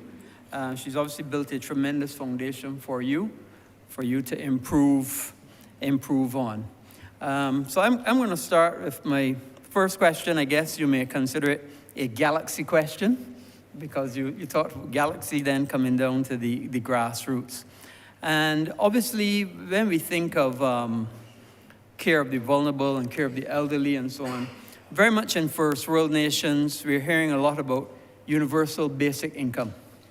And I know it's a difficult question, Minister, as I see you look into the roof, but what work has your ministry doing, and what plans do you all have, if any, to be able to address this concept of universal basic income? As you know, in other jurisdictions, we hear that it reduces poverty and it reduces income inequality, and there's certain pros and cons to it. So I don't know if you could advise us and the Chamber, and by extension, the people of Barbados, if any plans you have to look at this concept of universal basic income. That's my first question. Thank you for the question. I had actually given this matter great consideration. And in fact, it was a conversation I had on one of the call-in programs solely on this issue. Because at the time, though we all began with the recognition that poverty is multidimensional, the solution to all of our poverty problems or social problems was advocated by the other side as a universal basic income. Now, you cannot begin with the premise that poverty is multidimensional and conclude with the idea that a single solution is the solution to a multidimensional problem. The premise is flawed. And when you look at a universal basic income, first of all, there's no universal definition of what a universal basic income is or should be. That's the first thing. Different people have tried different things. And if you look the world over, the best version that you would have of a universal basic income is actually a modified, not quite universal. What does universal mean? Now, the question that I'd asked at the time is, if we accept that to give a universal basic income means that you give everybody, this is what it would be in its purest form. You give everybody an income. Everybody gets a certain amount of money to be able to live. It couldn't be then that the money that they get, or it shouldn't be, should be money that would keep them beneath the poverty line if the idea is to take them out of poverty. That's the first thing. If you calculate a universal basic income at even the most minimum idea of a universal basic income for everybody, you are talking about putting a small island developing state under extreme financial pressure. Universal in its understanding, in its genuine understanding of what universal means. If you then were to modify that and you offer your basic income to perhaps a category of the population, let me say those we consider to be those under the poverty line, you just give them financing. We already said that the poverty line in Barbados, the persons who fell under it were nearly 20% of the population. 20% of the Barbadian population, considering we are about 300,000 or so, would be what, about 50,000 people? You then would have to give basic income to 50,000 people. We did during, and of course, just to meet your basic living standards, you're already talking about significant, almost unimaginable and certainly unsustainable financing. The other question you'd have to ask yourself is, for how long? So even then, if you don't give all the persons who fall beneath the poverty line, you then give a category. How do you define that category of persons who get it? We brought this all the way down, because I wish I knew the question was coming, because we brought this all the way down to about 6,000 people. And even the cost for providing for those persons over time is almost unsustainable. Basic income, if you're giving persons enough income to be above the poverty line. But having said all that, if you begin with the premise that I begin on, which is that poverty is multidimensional, and that you therefore need to be able to target people to get different things, so that not everybody's poverty is the subject of just pure income deprivation. A universal basic income assumes that that's what it is. We know, for example, that a lot of our people would need the same parenting program. We know that a lot of our people need access to proper housing, proper health care, various things. We know that people just need conflict resolution. There's so many things that are affecting people. Our position on this matter was that we offer a targeted intervention, and it is my recommendation. I'm not a fan of universal basic income at all. Because one, because it is unsustainable, and two, because the word universal in a small island developing state, just by virtue of even saying it, puts the state under so much pressure. But if you're talking about a serious targeted intervention methodology, it means that you have to go back to the same poverty study that Ms. Gibson spoke about to identify who is poor. Who is poor? What are the components of their poverty? And then address each person according to their situation. But a generic understanding and a generic response sounds good on paper. It sounded good when the opposition leader said it.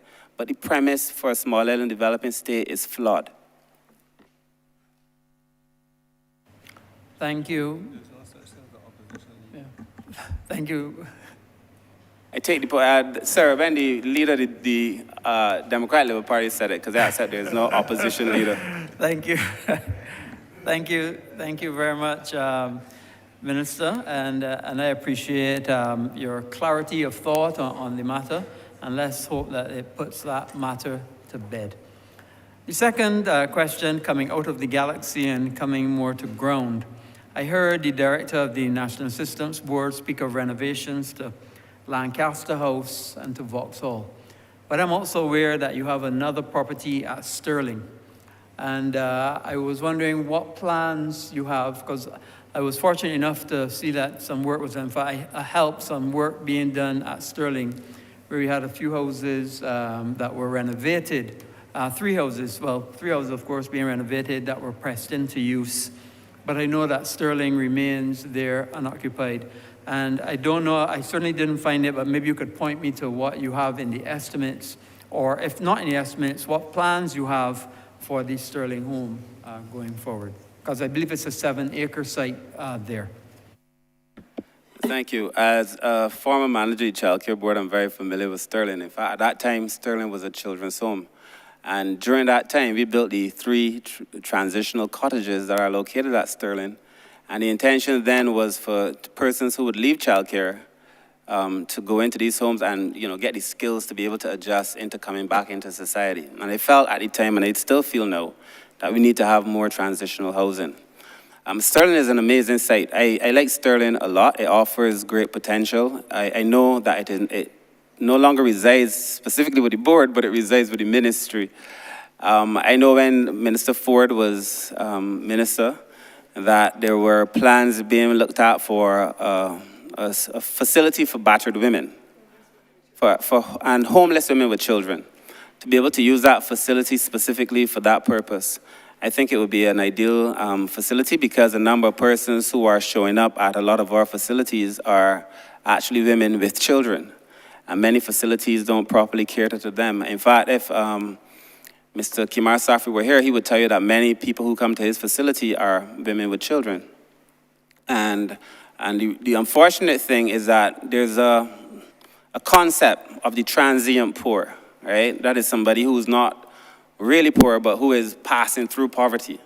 And if you're not able to intervene quick enough and fast enough, what is supposed to be a temporary circumstance, regrettably, could become a permanent circumstance. And so to be able to intervene to prevent those women with children, that was one idea we had. We also have in the child protection legislation a facility that we need to either build or retrofit to be able to have a secure facility for children, which is a facility that would allow the children to have the benefit of care, but also increased interventions so that they get treatment, they get support with their schooling, they get like a much more concentrated level of intervention. We also looked at Sterling potentially for that. I mean, we had about 3 ideas on the table, two of which I would like to bring to Cabinet, either for Cabinet to make a decision. The third, I was told that we wouldn't be able to do that particular thing, but Sterling offers potential because Sterling is vast. It allows you to have a facility off the beaten track, but yet enough ground to be able to do, if you want to do agriculture, if you want to just have privacy. And Sterling offers tremendous opportunity. We haven't taken Sterling off the table. I also am not keen to give Sterling back to housing because I know as minister responsible for housing, I know you're asking me as minister responsible for housing. You're preempting where I wanted to go. I know exactly where you're going. As minister, the senior minister, responsible for the minister of housing who's sitting next to you, I know that you had a desire to seize it potentially. 7 acres. 7 acres to help the most vulnerable in this country by delivering on our promise to be the best that we can be to those who are poor and in need of help. You're obviously preempting where I wanted to go on Sterling, and clearly it is it's a wonderful site, close to 6 roads, and which is a burgeoning metropolis now, I guess, and it's something that we would look at. But I'm gonna leave that one and go straight to the grassroots things. So obviously Sterling is mid-range. The other one was Galaxy. As members of Parliament, many people come to ask us if we can assist with housing, and they go to welfare, and welfare says, yes, we can assist you with rental accommodation if you could find a landlord that would rent to you. And people often find great challenges in getting people to then rent to them. So I don't know if you could elaborate and tell us what programs and policies you or the Welfare Department by extension have entered into so that more landlords will be encouraged to be able to offer rental accommodation to your clients. I think this is critical because too many people sometimes when they have difficulty in getting places for our landlords to rent to them, and then they have great difficulty going forward, they end up being homeless or near to homeless or having to go and live in difficult accommodations with friends, family, or whatever. So I don't know what programs and policies you've been able to put in place to be able to assist with this obvious problem. Thank you, Honourable Minister. I would let the Chief Welfare Officer go first, and then I will share some thoughts. But I know because a lot of what you said is related directly to welfare, I think the Chief Welfare Officer should speak. Thank you, Minister. Deborah Norville, Chief Welfare Officer. Minister, I share your concerns because we are overwhelmed with these requests for rent and accommodation.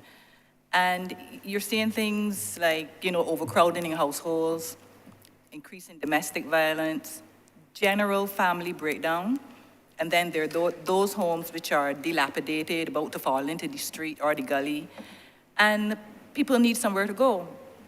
But traditionally or historically, the welfare department paid rent for people who were already in rented accommodation. So this, like last year alone, we had 1,142 applications for rent. That's impossible for us to service. We're currently accepting proposals from stakeholders, Minister can speak to this, to address this need for emergency, short, and long-term solutions.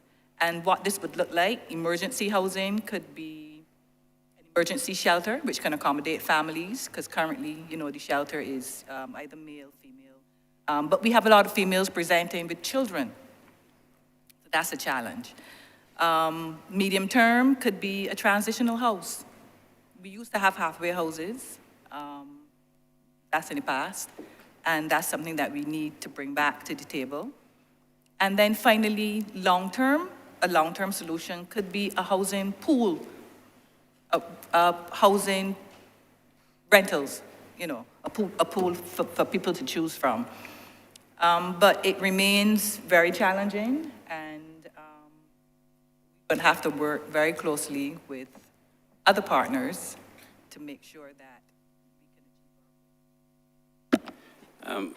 Thank you so much, Chief. So the reality is that, and the Chief Welfare Officer is on point, the Welfare Department traditionally did not provide housing. There is no facility in the Welfare Department for giving a person a house. There is no officer assigned to going on the streets and finding a house. That has actually... Not even at Sterling? That has actually emerged as a more recent phenomenon. If you give me the $2 million to fit Sterling, sure, but that has actually emerged as a more recent phenomenon. Seriously, like, traditionally people would come to welfare, the Chief said, with difficulty paying for the place that they reside in. It is now a case where people come looking for a house.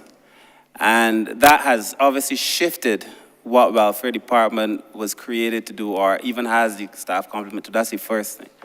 The second thing is that in this regard, the welfare department, though challenged, has actually provided assistance for a number of people. The Chief spoke of the amount of requests, but not the amount of people and funds that actually went toward it, and I would ask her to give that number, but there have been a number of people who've been assisted with rents.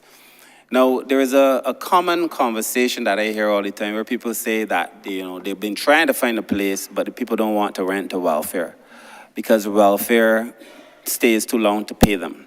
We rectify that. So people won't have a problem with the amount of time that it takes from welfare, but that's the common belief, But when you break that down, as I've tried to do on several occasions, when you break that down, oftentimes when people come to me and I say there's never been a time where publicly I've been asked a question about a person who is trying to get a house publicly. No. And when I go to the welfare department and I go back, the reality is always different from what is said. Many times there are people who say that the landlord won't rent to them because they don't want to take money from welfare. Many times the landlord won't rent to them, period. And landlords are often very afraid of welfare clients. There are many landlords who've told us that, people who come from these departments destroy their housing. I actually have a colleague who asked me very recently about one of his persons and payment of the rent. And when we checked, the rent was paid up to date. It was paid until December. And it wasn't a case where the welfare hadn't paid the rent, but the landlord wanted the person out because they felt that the house was being compromised by the personnel. I also feel that we have to do some training for the people we put into these houses, but that is also the reality. There's also the situation where, in many cases, people go to the press, they complain in the press and they complain for landlords. Many landlords have then backed away from renting, period, right? But where it is a genuine case of a person who needs the assistance and has a challenge with welfare, we've tried to have conversation to work through them, to give the client some support. We also have now a proposal that is coming to cabinet that the chief hinted at, which is where we're going to be looking. I think Minister Lane might be online. If he is, I would ask him to weigh in here as well, because Minister Lane would have done a lot of work on this. I hope he's online. But we had developed a situation where we had agents.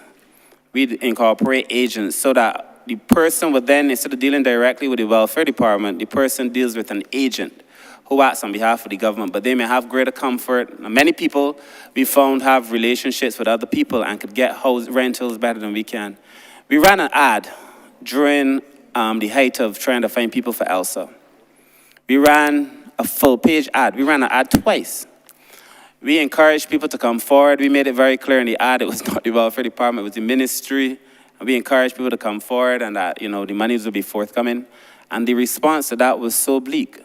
People didn't want to come forward to rent their houses to other people. And we had upped the rent to about $2,000 a month. Now, a $2,000 a month, $2,500 a month market is not necessarily looking for a welfare client. And that's the truth. And therefore, there's some conversations that we have to have. No, having said all of that, so yes, we recognize the problem. 2, we've put a solution in place. And 3, they're mitigating conditions. But having said all of this, the truth is that there are just too many people who are coming to welfare, who live in a house, who are just getting put out, if I could use the phrase, put out for all kind of simple things. So the easy thing now is to say that 2 people in a household not getting along, you put out the person in the middle of the night, welfare department has to find it, but welfare does not provide housing. Ministry of Housing is responsible for housing for the state. Welfare pays rent on behalf of people who might need rent. Welfare doesn't even build houses. So I'm just saying that to say that when people get put out in the middle of the night and come to welfare for a house, and people get put out in the middle of the night and come to welfare for a house, there's no house. And that we have to go back to the Ministry of Housing and ask for housing, and in cases where there are houses, we've been able to get a few, or we have to go to the private sector and ask for a house. But it is a very difficult situation. Thank you. Thank you very much, Minister. Clearly, you're obviously on top of the ministry and covering all of the various angles. And I look forward to continue to see the programs, and maybe I'll get an opportunity to come back on another. Thank you. Sorry, sir, the chief just wanted to give some of the figures for rentals, if she may, please. Yes, sorry. Right, so I just wanted to add, because the minister had said I didn't mention the cost. But I had said we had over 11, no, that was for rent. We had, in 2020, 130 persons on private rents. And now in 2022, there are 291. We would have spent $1.7 million last year, and up to December 2022, we have spent $1.3 million. So it's a significant amount of money that we're spending in rent every year. Thank you.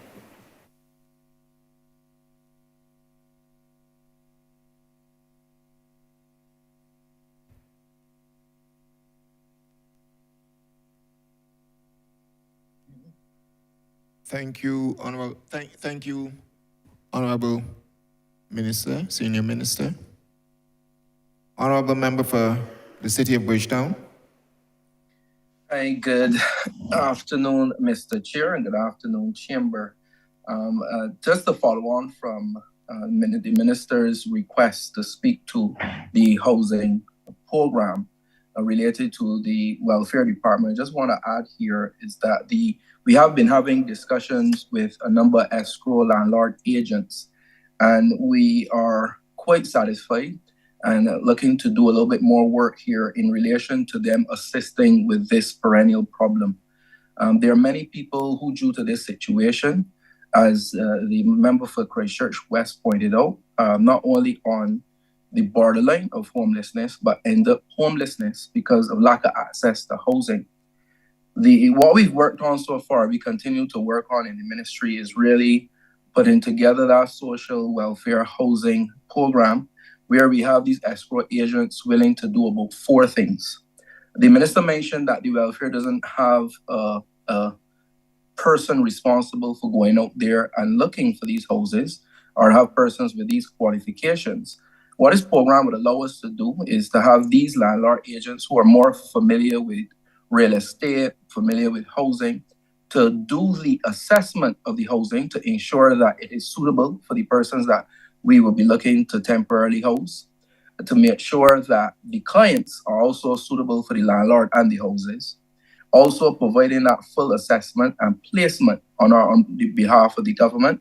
And one of the more important ones, being able to offer a line of credit to government. If you are familiar with government financial management methodology, that the money is not always available.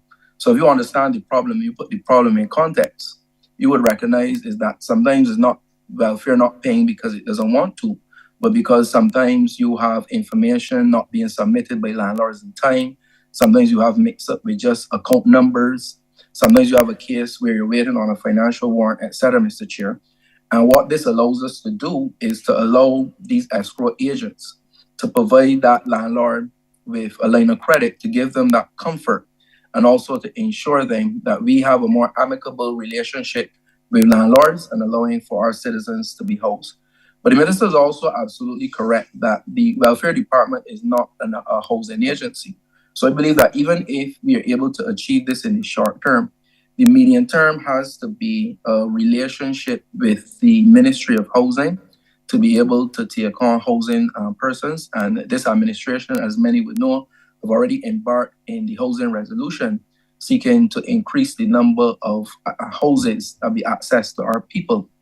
I cannot end without mentioning the long-term plan. And the long-term plan is that as we empower more people and we bring about that meaningful long-term empowerment, you will see a case where people are able to house themselves, whether if it is by engaging in our program or building and accessing housing on their own through their own personal empowerment.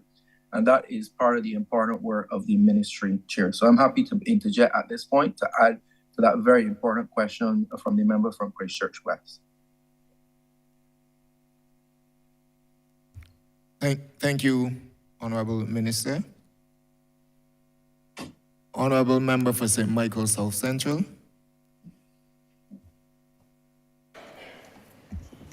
Thank you very much, Mr. Chairman.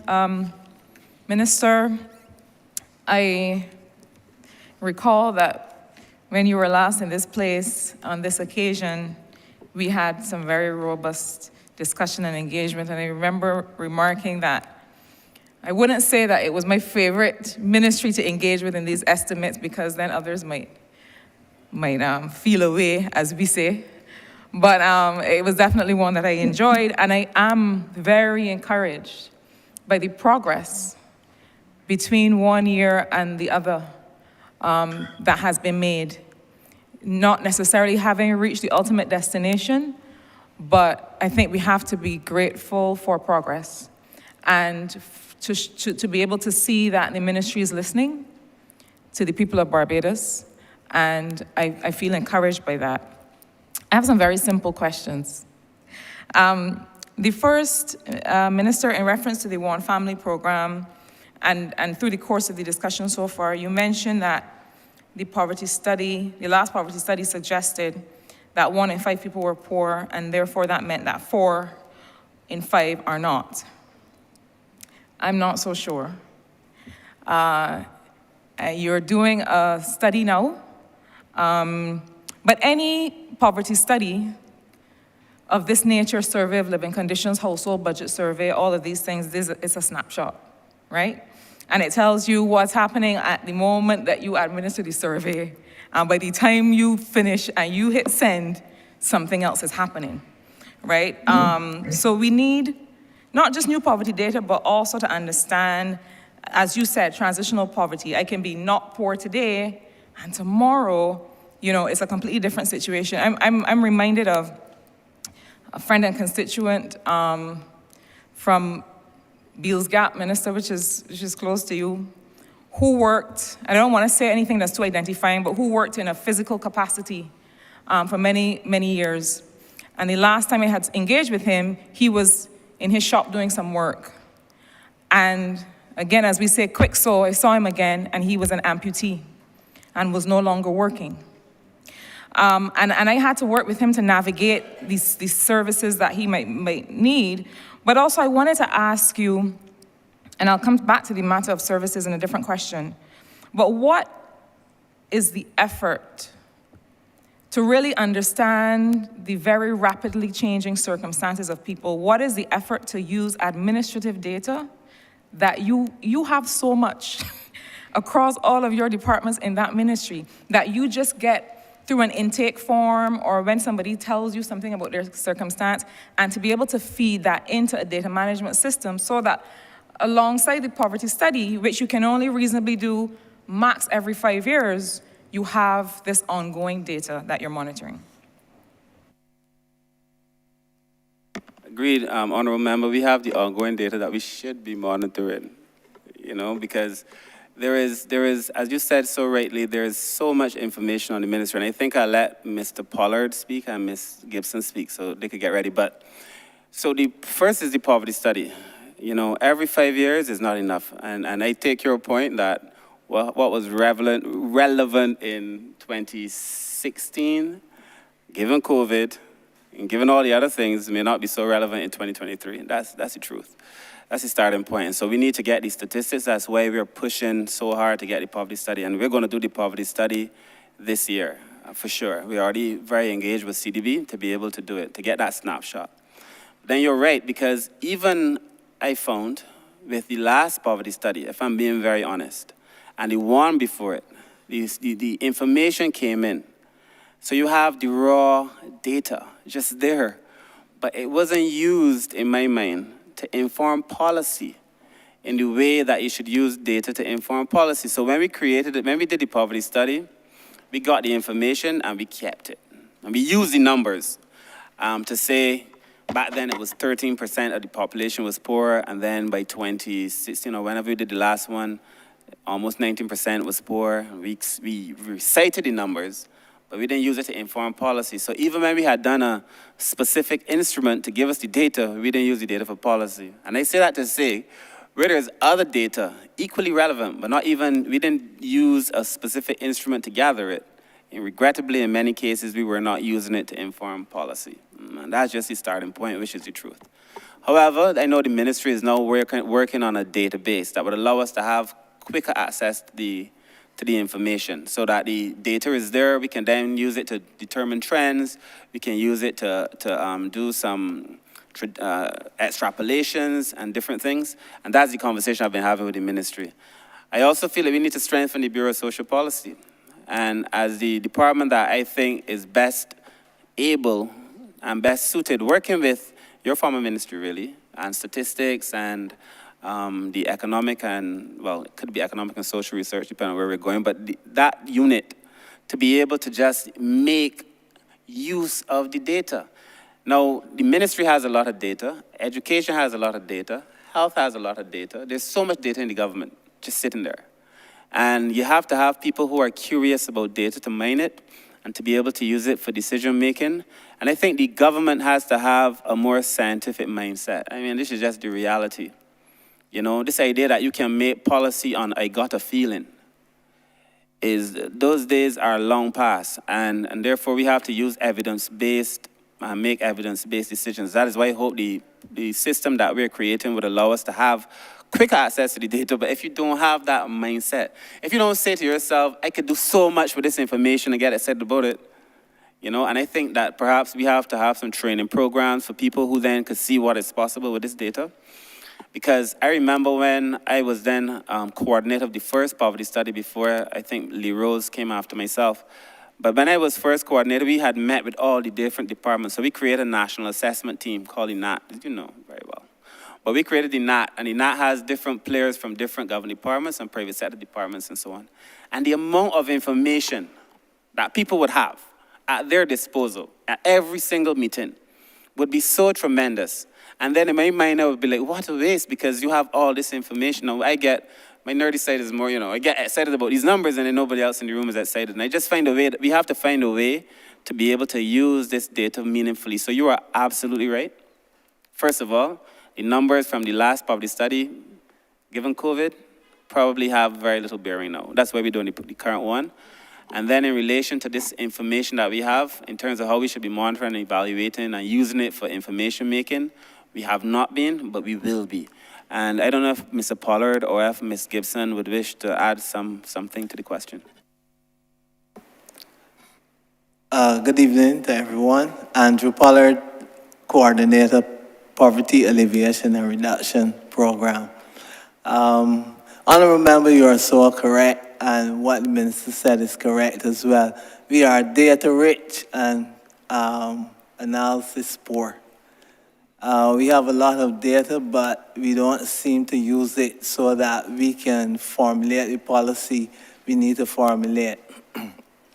And you're correct also that the poverty study is really only a snapshot at that particular time and period.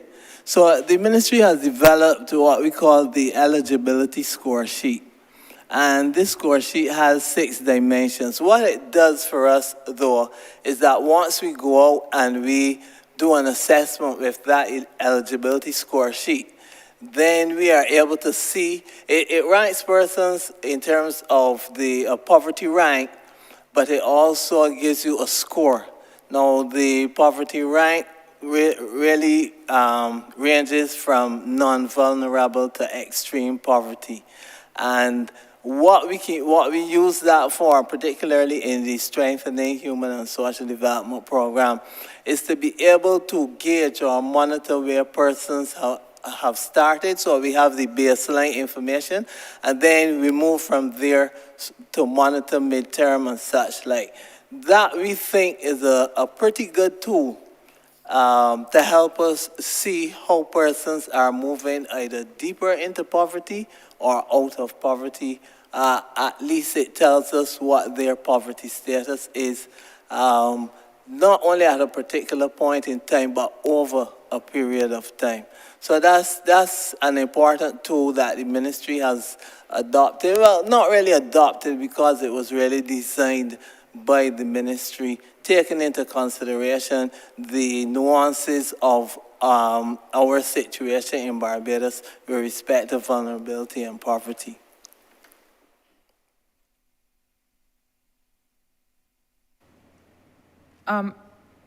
Yes. Thank you for that response. I think, though, that sometimes, you know, we try for the Rolls Royce, and we might have a little, I don't want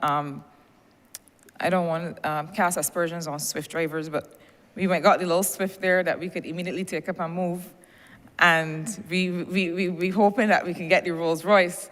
I say that to say that if you have a set of data, Excel does wondrous things. To be able to just cross-reference information, to be able to just track information, and I hear you, Mr. Pollard, about the instrument that you have, but I suspect that that doesn't apply to your entire population, probably only the ones in the project. But you do need a way to be able to track what is happening with members of the population, because I imagine that so many people pass through all of the various services of this ministry that is almost the entire population through a life cycle. It's many, and if it's not several, it should be. It should be, and it goes back to what the minister said about transitory poverty, that there needs to be some kind of assessment tool or some kind of access that says, well, I might just need something today to stop me from being poor tomorrow, and that the ministry has to respond to that. So I'll come quickly to the second question, which has to do with, I will say the welfare department because that's still the name now, but I imagine that when all the magic is finished, it might have a much more empowering kind of name like social protection or something else that starts to change the narrative from that welfare narrative. But I hear you and I feel the extent to which the department is understaffed. I think you said it was 1 to 400 and something clients. And I know that it is difficult to be able to cope with that, with that situation. But we've discussed for some time now the idea of these frontline workers and frontline officers across departments and ministries that have the capacity to stand in the breach. And I feel like between the community elder care workers, the community health liaison officers, all the other frontline kinds of officers that we have in departments, that we can really establish a decent system network for referring, reporting, and response that helps minister with your needs in the welfare department. So for example, there are community elder care workers and other workers, and I'll give you a specific example. There was one particular worker who came to me and gave me some information about a household that she had been working in. So I said to her, but surely when you go back in, you have a referral form, something that you can use to report to whatever ministry this relates to. If it is poor housing, if it is further help needed for welfare, surely there is a referral form. And the response I got was that, no, not really. I mean, we are concerned mainly with the hours worked and to ensure that the client was seen, and that was it. And I feel like we're missing the opportunity. Government is investing resources in these different programs, rightly so, but I don't think we're using them well enough. And I wanted to hear from you, what is the intent to be able to have that network across all these frontline officers? It's not just welfare officers we have. We have lots of different frontline officers that can, at the very least, take a report and make a referral to a relevant ministry, and there has to be a network for that. I want to hear if there are any plans for that.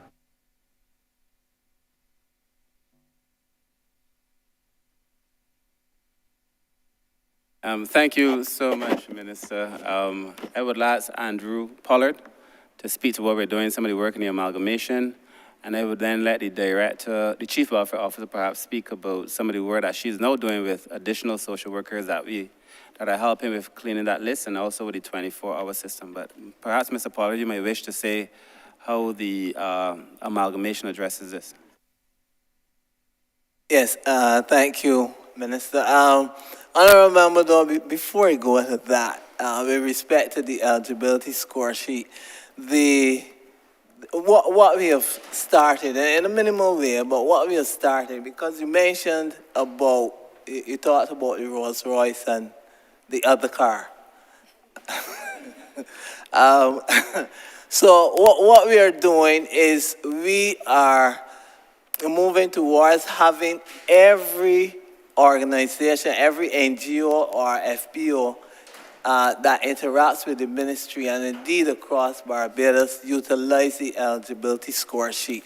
We want all of that information to be collected from whoever has anything to do with vulnerable persons. So that's where we are heading.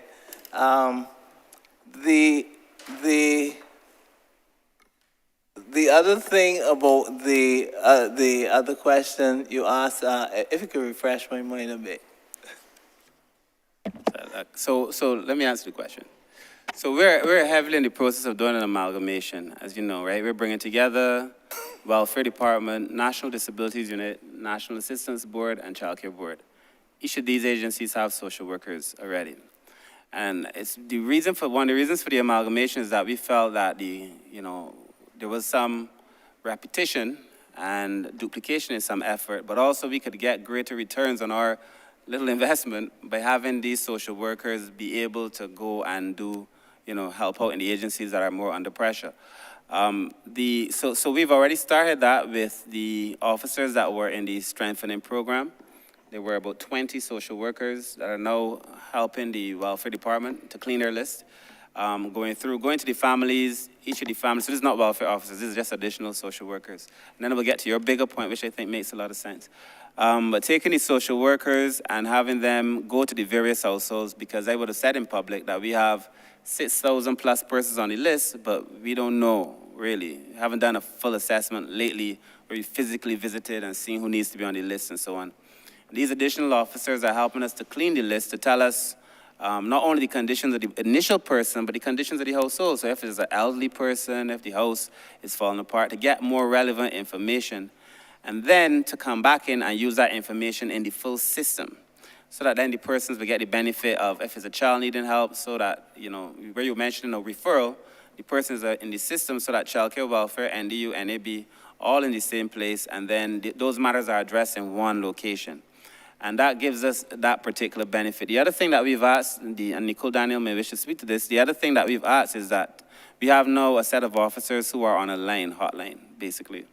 And as you call in, they are not only going to take the information and refer it, but we've gone further. They're going to take the information, do the assessment form, help with the determination, and then when that information goes over, the officers don't have to go and do the work because the work would already have been done for them. And this takes a lot of the pressure off of the welfare department. Now, in terms of your larger vision, which I think makes a lot of sense, because we already have people who are there, A lot of the community development officers know, the youth commissioners may know. Where I feel the best value is for the minister, and where I feel that we are not being served, where we're underserving ourselves really, is the NGO sector, the community people. The people who know, the people who live in the communities, the community groups, and so on. And there has to be a system where we could either give them some training or use of the form and develop a system based on trust so that we have the benefit of their knowledge and their expertise, right? And a much wider reach. The public service is, and I've been a public servant for a long time, so I know very well. The public service is, in many ways, is very protective of its space, as it has to be. They're the ones who are given the audit at the end of the year. They're the ones that politicians often chastise publicly. But I feel we have to build a relationship with the minister, the honourable member for St. Peter, his third sector. In many ways, the churches, those groups, and give us the information that we have it there in a way that we can be able to utilize that information. Is one area where I think we could do a lot better than we've been doing in the churches, but also I feel like many people who are on blocks and so on, I just feel like we gotta be real about this thing. If we intend to make a difference, we gotta be real. You could walk in, Mr. Lane is on call, we were in Haynesville one night with the Honourable Member for St. James South. And we were doing this thing where we go on nights and we talk to people, and the amount of information that just came up in that conversation from just regular folk who telling you exactly where the issues are, what they want to see. I mean, we believe, as I know you believe, that people often have the solution to their problems, They just need the resources to get it done. And so to bring those into the equation, but to build that situation where either be through training or through a system that is more trust. And then lastly, Minister, in the amalgamated entity, right now the system is that people have to come to the Child Care Board. People have to come to the Welfare Department. People have to come, and all these places are centralized one place or the other. In the amalgamated entity, we're going to have what we refer to initially as satellite offices in the various, so hopefully there'll be one in St. Michael South Central and one in St. Michael South. But like a satellite office where you could walk into this building and get all the services of the ministry. But the officers are not only supposed to wait for people to come. We're going to have agents whose job will be to go out. And as they walk the community to collect the information so that the model of waiting to serve changes to a model where you go out and serve. So that's the direction that the ministry is going. Thank you, Minister. My last question, again, is very, very basic one that relates to your last intervention, which is really about process and service expectations, service standards, menus of services for across the departments. Because the truth is that, you know, for a small island, sometimes this country can feel very difficult to navigate across a range of sectors, to be honest. I mean, I tell these stories sometimes. I started an NGO in 2005, a health advocacy NGO. And the reason I started it is because my sister had been diagnosed with cancer. And it was so difficult just to understand and help her navigate the various things you had to do and who you needed to find. And, you know, it really can be burdensome. And I feel sometimes that people who are already vulnerable and feel a little bit tired of life really just don't have the wherewithal to do that.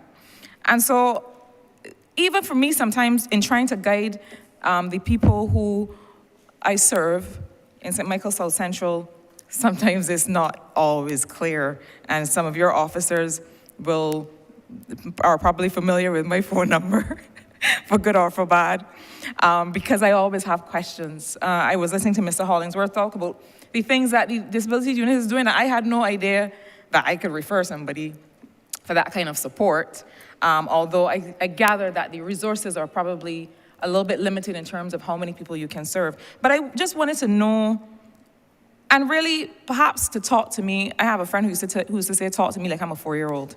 But to talk to me and the country through the chair about how can people understand the process, what they can expect, what is the menu of services available to the clients of the ministry. I don't expect you to say them all now like some kind of infomercial, but just to let us know how we can know, where we can find it, what we can expect, and especially and importantly in terms of kind of service standards and expectations.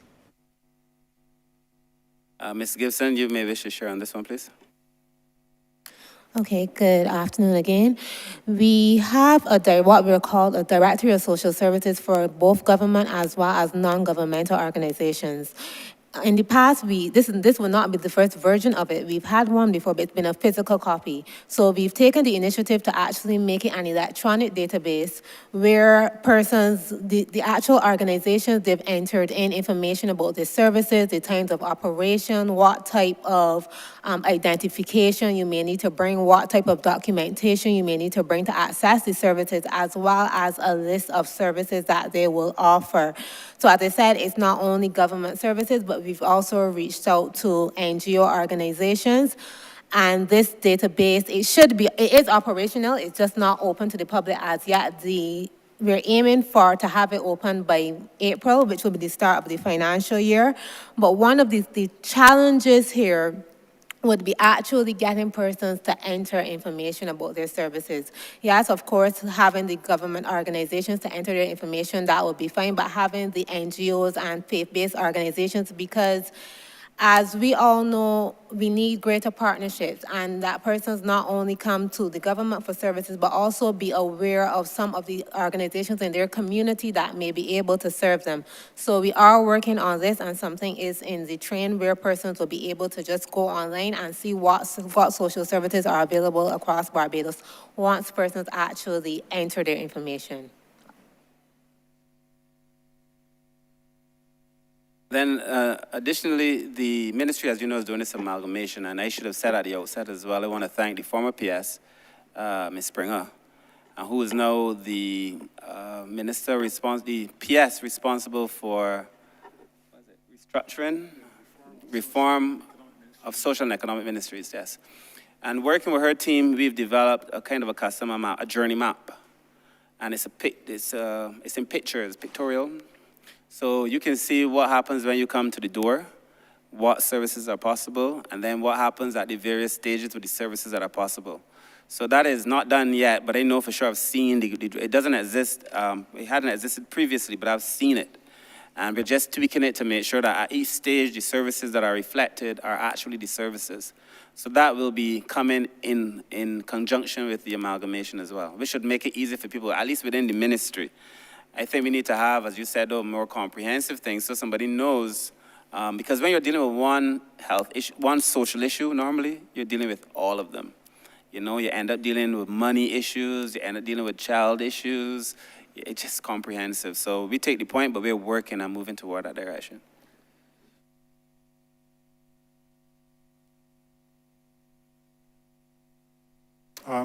Chair Hubert, Chair Permanent Secretary. Minister, the technological foundation for the amalgamation is a Pulse MIS system, which is really going to make the services a lot more efficient and effective. And on this basis, I'm going to ask the project lead on this matter, Ms. Nico Daniel, to just give you some more details in relation to that MIS system that we are going to be implementing commencing next month. Nico? Hi, good afternoon. Nicole Daniel, Social Development Project Manager in the Strengthening Human and Social Development Project in the Ministry. Thank you, Minister. Thank you, PS. Yes, the Pulse MIS is currently in the implementation stage, where we are seeking to go ahead now as it relates to the pilot, where we will actually be entering information in a live way. The pilot is in the process through our partners at the Ministry of Innovation, MIS, to transfer the system from the Synergy, which is the MIS firm that we would have contracted to develop the system, over to the bunker and the data center at the Ministry of Innovation. The Pulse MIS will then store the relevant information in a centralized way. We would have a central repository of all the information across the social agencies so that we would have that holistic picture of what the client needs. So when the client comes into the department, we have that broad picture of what the client has already been through, what services they have already received, and we're better able to provide relevant assistance to the clients. So through that, and as well as the eligibility score sheet, which will be included as an aspect and a tool within the MIS, those functions can be provided, and any referrals, we have the assistance of the helpline, the ministry's helpline, where whether it's a faith-based organization, persons in the front line, to provide any referral services, and all this information can also be entered into the management information system. Thanks very much, Minister and team. I don't have a follow-up question, really just a very quick observation on the parenting program that you are embarking on. It seems to me that the challenge that we collectively, is perhaps a challenge of care. So parenting is one care relationship, but then there are care relationships of us as adults with our elderly parents or elderly relatives. There are other kinds of care relationships. You spoke about the housing issue and the fact that really sometimes what you're dealing with is a noise, right? You're dealing with a disagreement where people think that the place that they land, the place that they go to first is, well, me and you can't live in here together. And then it creates a crisis in that person's life. So I just wanted to encourage that more work for the ministry, more to think about, but perhaps to also broaden the engagement with people to be about care and not just that one care relationship that is parenting, because that might help with some of the other challenges that we're seeing. Thanks so much.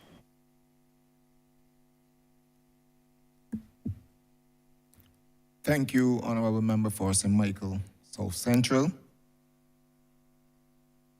Honourable Member for St. Philip North. Thank you, Mr. Chair. First of all, I want to congratulate the minister for doing such what I think is a wonderful job. He did aptly take the baton from the previous minister and carried on the race. What I want to commend you on, especially one of my favorite parts of what you initiated in the ministry, is the amalgamation of the various departments within your ministry. I think that is a wonderful idea, given myself the experience I would have had on more than one occasion. I had on more than one occasion, both in my professional capacity, and that is still my profession to some extent, as well as an MP, where I found it difficult actually reporting instances of abuse to the relevant departments being sent from one to the other, to the other, to the other. So I think the amalgamation, as if it works well, should lend a lot to that. But I really want to concentrate now on two of the areas that I am particular, or one of the areas or two parts that I'm particularly concerned about, and this is one of the things that keeps me up at night, is the abuse situation, both in the adult population, women mostly, but of course there are men and children. I am seeing in your briefing that, well, we know it's already on paper, mandatory reporting of abuse among children. I want a little information on that, on one, how do we institute it? I took it upon myself to mandatorily report something and it never went anywhere. How are we instituting that? Does mandatory reporting involve which departments? Does it involve education, for instance? Is there adequate or will be adequate training among the teachers and other school-based staff? Do we have enough social workers? I've heard the argument that all schools don't need social workers, and I really do believe that they do. The reasoning in some cases being that there are no reports from some schools of deviant behavior or whatever, but we all know that children tend to internalize. So because there's not a lot of noise, that does not mean that children are not suffering from whether it be abuse or mental, sexual, whatever. And I'm concerned that do we have enough social workers in any sector really to fill the need, and what is the ministry? And I know this is in tandem with other ministries, this question, what are we really doing to ensure that there are enough social workers? I know that money is an issue with respect to payment, but I think there is really a strong need for it. What do we have? I'm probably going to put all my questions in one, so write them down.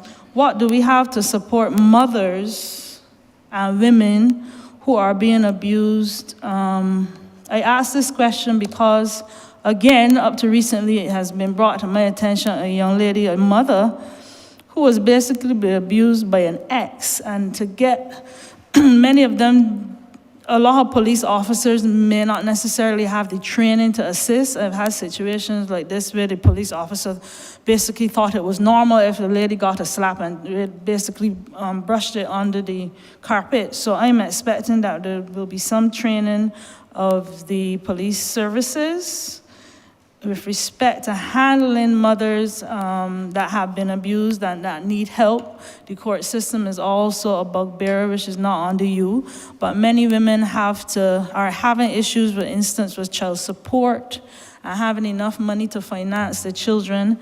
And one of the things I always say is okay for the court to tell a gentleman, a father, that he has to find $400 a month, but anything lacking the mother is always mandated to find it. What are social services doing to buttress basically the need of mothers who are standing late child support payments, for instance, or none at all?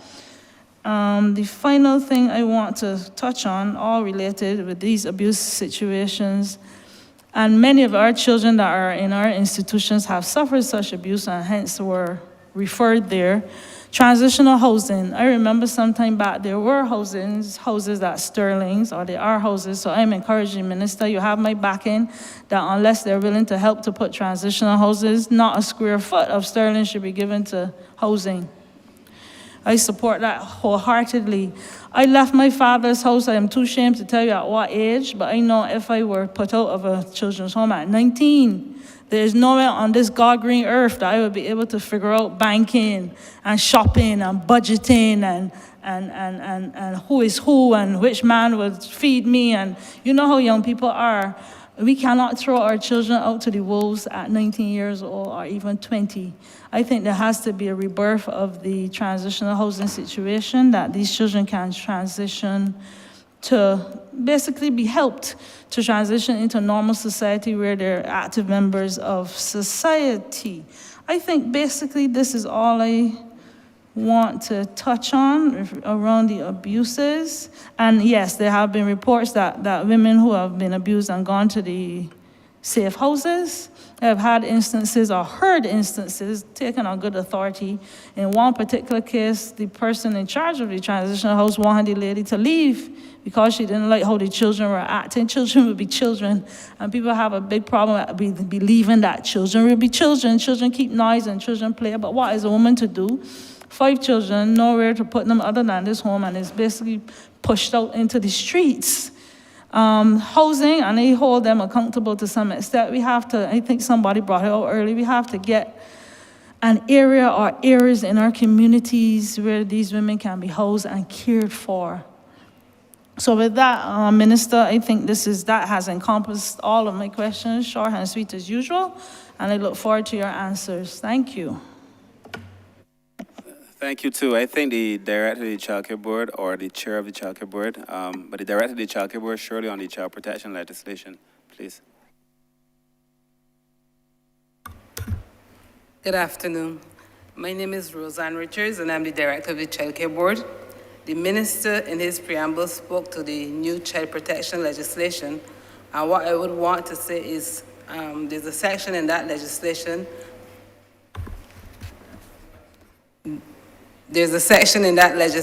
that would address the issue of mandatory reporting. I think that was the first question that the Member of Parliament raised.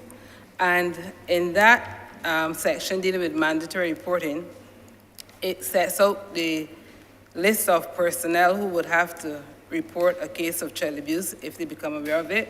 And that includes parents, medical practitioners, health practitioners, dental practitioners, nurses, mental health practitioners, administrators of hospitals or medical facilities, the principals or teachers or persons within the teaching profession, social workers and other social service professionals, law enforcement officers, and there's also provision for persons who would be able to collect data via the internet. Those persons who would have that information. Suppose the information was put out there on social media, for those persons as well to report. The minister also, the Member of Parliament also asked a question about whether or not there's adequate amount of social workers.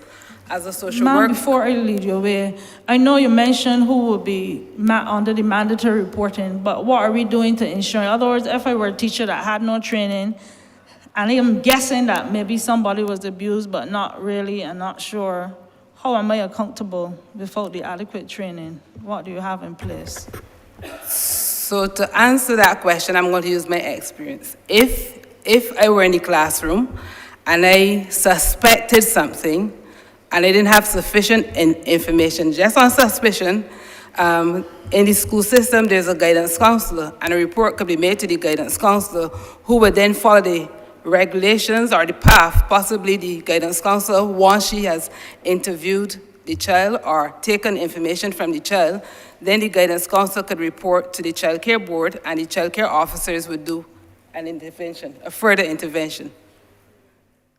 And the principal of the school, however, the guidance counselor shouldn't leave out the principal, so it is he or she is the manager of the school, and the guidance counselor, through the principal, will make the referral to the Child Care Board. Just very quickly, we have actually already met with the Ministry of Education. So we met with the Ministry of Education, we met with their social workers, we met with the minister, we met with the chief, we met with all the staff. And so, in fact, in some of these more important parts, we've actually had their input. The other thing is that when this paper was approved at Cabinet had also asked for there to be the training necessary to go along for all of the persons who are involved. And the mandatory reporting in section 24, it speaks to very specific duty bearers. And so we've already had the conversation with a lot of the duty bearers, including the Barbados Association of Medical Practitioners, including the Law Association and so on, and the police. So we've already started the conversation. Everyone has said that they want the training, and Cabinet has approved the paper with the caveat that there must be the training necessary to be able to execute the requirements in the bill.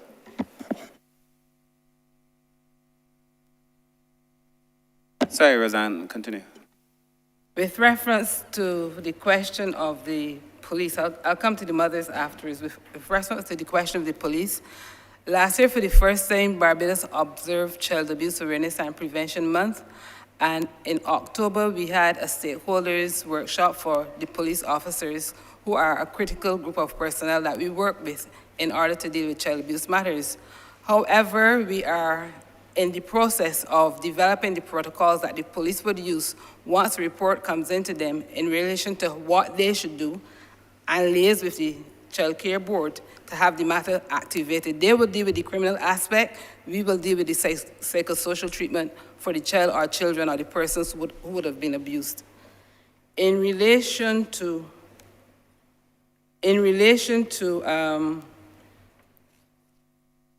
the issues pertaining to maintenance, I think the welfare department could speak to that, but normally when personnel come to, parents or guardians come to the Child Care Board and there are issues of maintenance, what we normally do is we refer them to the Child Care Board, or we refer them to the welfare department, or we refer them to the Community Legal Services Department, where they could get legal counsel and they could pursue the matter of maintenance by the court.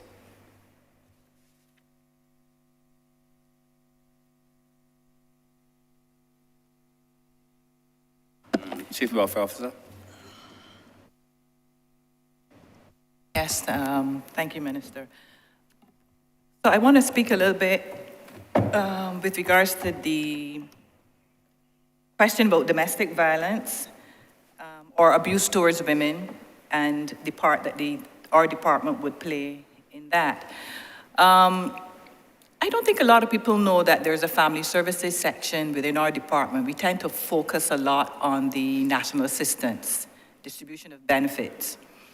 But the family services section deals with matters pertaining to family dysfunction, marital breakdown, domestic violence, and we assist the court with reports to help in their deliberations in matters pertaining to divorce, maintenance, child access, and custody.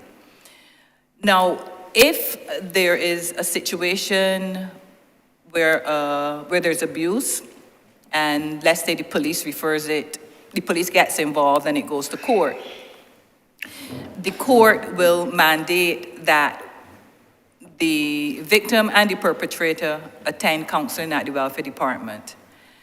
And then after the counseling, we have to provide the court with a report to show if there was any remorse, to look into the circumstances that led to the abuse, and to advise the court going forward. Part of the referral system would be to make the connection between the battered women's shelter and the client so they have a place of safety to go. We would also help the children if the men aren't maintaining the children, or in some cases if the children are with the men and the women aren't contributing, we would try to have a private maintenance agreement through the welfare department, and if that fails, then we would refer to the court. I'm not sure if that answers the question. I think I got a little lost along the way. Yeah, I am familiar with all of that. The public might not necessarily be, but as I said, I know more than one, more than two, maybe more than 3 cases where it sounds good on paper, but it's not actually implemented. Women out there are forced, well, you're amalgamating now, and this has come up many times in this house, and this very well, where the response at the welfare department was less than stellar. Some of the, and I really don't want to implicate your officers, but some of the responses or some of the answers that some of my constituents, my female constituents, have had to put up with, I don't know if I would have been so calm in such office.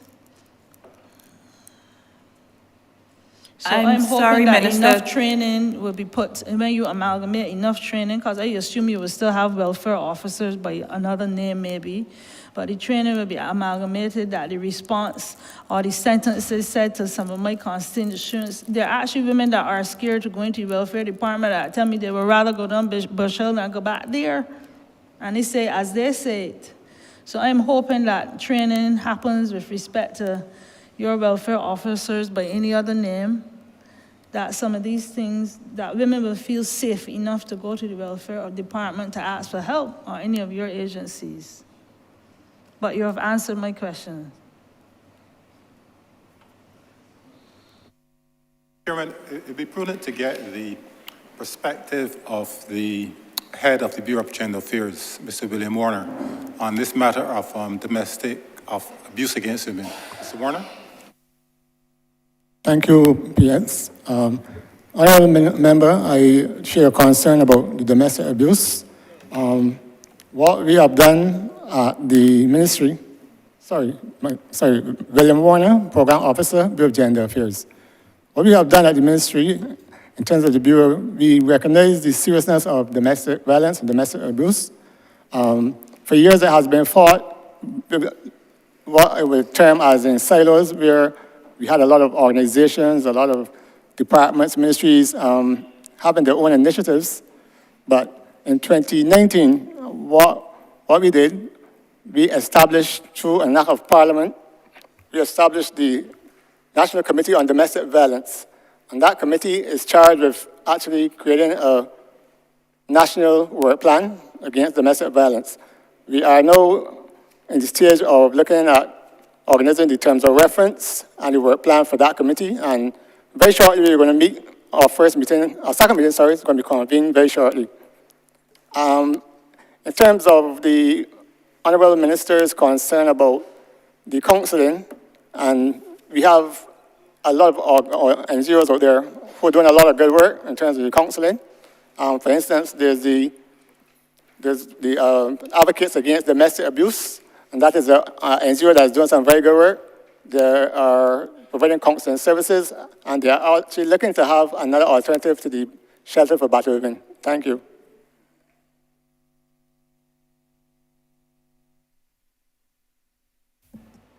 And plans for transitional housing for those coming out of the children's home? Any plans?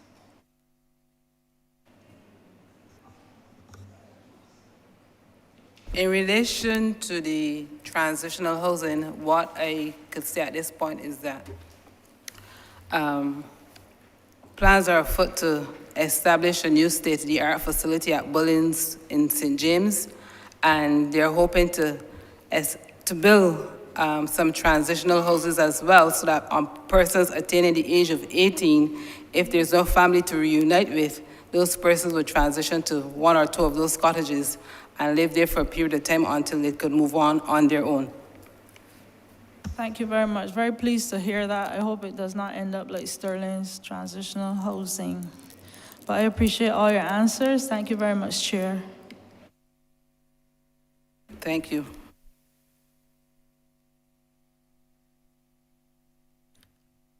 Thank you, Honourable Member. Member for St. Philip West. Thank you, Mr. Chairman.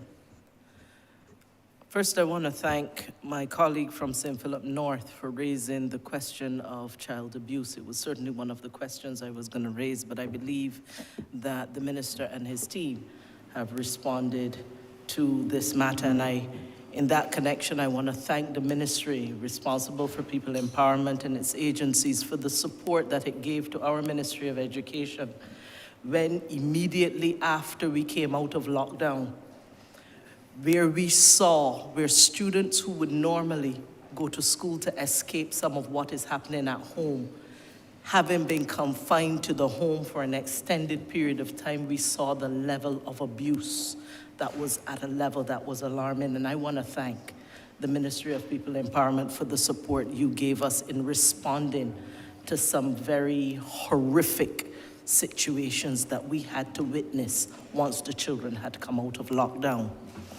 Now, we know that there are multiple threats that converge to leave families vulnerable and especially leave our children vulnerable. This is whether it is unsafe homes, this is whether it is food insecurity where they don't get enough to eat at one time or another, and this impacts in the school their ability to focus and their ability to concentrate and therefore their ability to learn. It also impacts their behavior. And I started here because I also have heard the minister speak and others of the 1,000 Family program that seeks to bring a more holistic approach and a multi-agency approach to the work that has to be done to address the stories of vulnerable families. Because what we are seeing in the schools is that often where there is a child that is manifesting behavioral problems or having significant learning problems, where there is a problem associated with the child, it's usually an environment that's associated with that child. And I'm hoping that the 1,000 Family program will help us to address in a more holistic way that whole of family approach that would also engage our children in a meaningful way. So my question, Mr. Chairman, is how is the 1,000 Family program likely to be rolled out? How is it likely to be implemented in a phased process? How is it likely to work in collaboration with other agencies and ministries, including the Ministry of Education, and what is the scope for that program? Thank you, Honourable Member. I will ask Ms. Nicole Daniel to respond and to give some detail on the 1,000 Family, now called the One Family program. Hi. Okay, so we are all aware of what is happening around the world. We would have been greatly impacted by COVID, the economic and the financial crisis, the climate change, and other exogenous shocks that we have. So there are a plethora of challenges which exacerbate the existing social protection gaps that we face. However, despite the efforts, we have decided that we will introduce the 1,000 Family program, which is an extension of the Strengthening Human and Social Development program. Earlier, we would have mentioned the various pillars and noting that poverty is multidimensional. And being multidimensional, we have various pillars that we would need to recognize. And as a result, we need to also work with the various other ministries, including the Ministry of Education, where we have to seek to empower and enable our clients to help themselves. The other agencies that we will also seek will be the Ministry of Health, family dynamics as it relates to counseling, personal identification, and some other pillars. We have housing as well, which is a very critical area, and the Ministry of Labor, where we are seeking as it relates to employment. The 1,000 Family program, as we roll out, we will seek to undergo various assessments. The assessments and the referrals that will come in from the various entities, the faith-based organizations, the community-based organizations, the frontline officers, the social agencies themselves, where we identify persons who are vulnerable and who can benefit from this holistic intervention. We are seeking to move away from just providing the general assistance, but to offer persons ways and means to help stabilize them, to empower them, to enable and have that transformational aspect of the household. Having said that, we would have received funding through the IDB for the strengthening project. And this one, we are looking for our families, our friends, our neighbors to assist in this approach. I believe that if we aspire together, we can achieve together. And by doing that, we will build our nation better.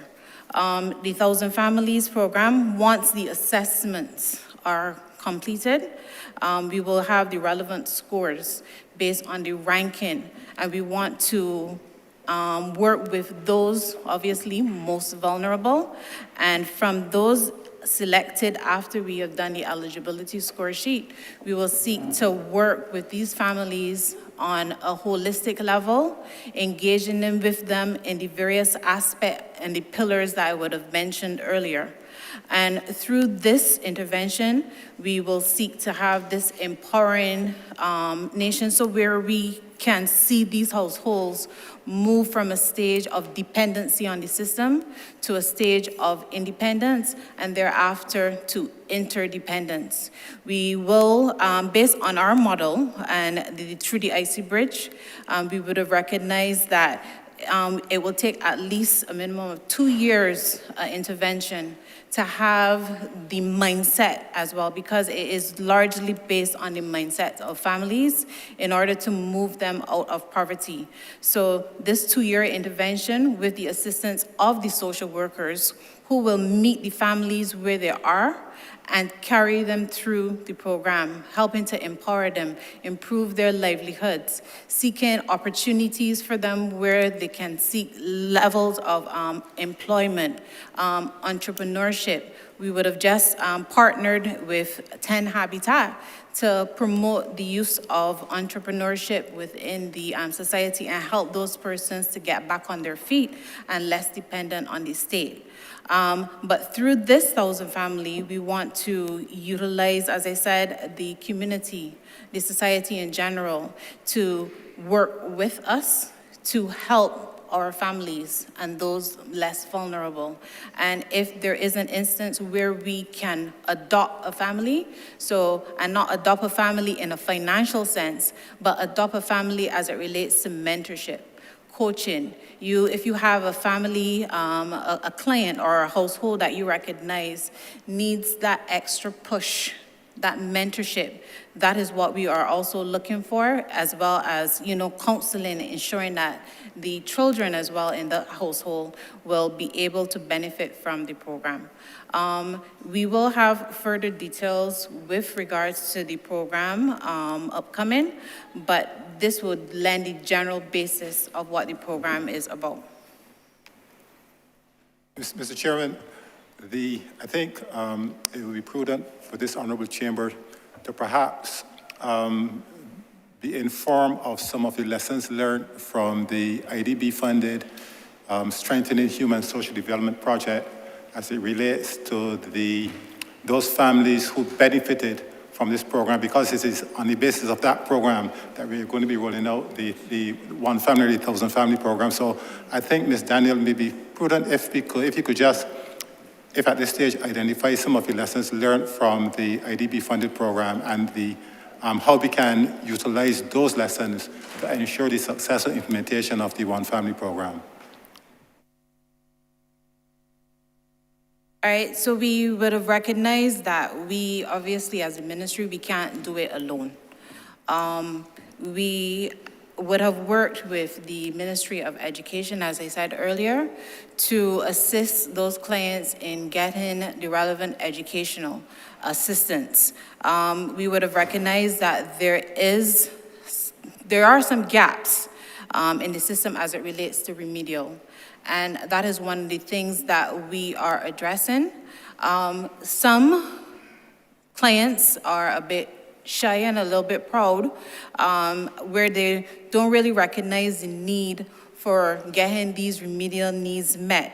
But once they have entered into the program, you recognize that there are instances where many of those persons who would have undergone the relevant training as it relates to the remedial have become more empowered in themselves, in hoping that, wishing that this is something that they could have taken up before, or haven't gotten the opportunity, actually, to receive such training. We also recognize, in terms of health, we have many clients who do not seek to engage in the health aspect of it. We recognize that during COVID, our resources would have been targeted more so to COVID. And what we would have done as a result is that we would have used funds under the project to implement a health team of medical doctors, a health team of nurses, and a data records to keep the records as it relates to the health. And what we would have found is that many persons would have come out to get the basic level of screening, and that is what would have been absent in the majority of these cases, where we would have recognized that persons had various issues as it relates to their health challenges. Dentistry definitely would have been an area where we found that many persons needed the relevant assistance, and as we know, the polyclinics would only assist for those persons, for children mostly, and rather than the adults. So we would have gotten the opportunity then to provide assistance for those persons to receive the necessary dental care. It would be remiss of me if I do not mention the aspect of housing. And while the project definitely does not provide funding as it relates to housing, we must recognize that, you know, persons in those environments, they definitely require some advancements as it relates to housing. We want to empower persons, but we have to recognize that sometimes their homes and their circumstances where they are sometimes prevent them. And while we may want to empower them and try to ensure that they go to the relevant training and the educational areas, that sometimes when they have to go back home and look through the roof and recognize that they can see the sun, the stars, and the moon, that it is very difficult for them to, you know, feel empowered to get up, to go. But, you know, we stick with them, we push, and we try to encourage them to go beyond what is there. And I think that some of those are some of the challenges that we would have recognized in the project and that we will seek to overcome as we go through the 1,000 Family Program. Thank you. Honourable Member for the City of Bridgetown. Thank you again, Mr. Chair, for this opportunity to come in a different capacity.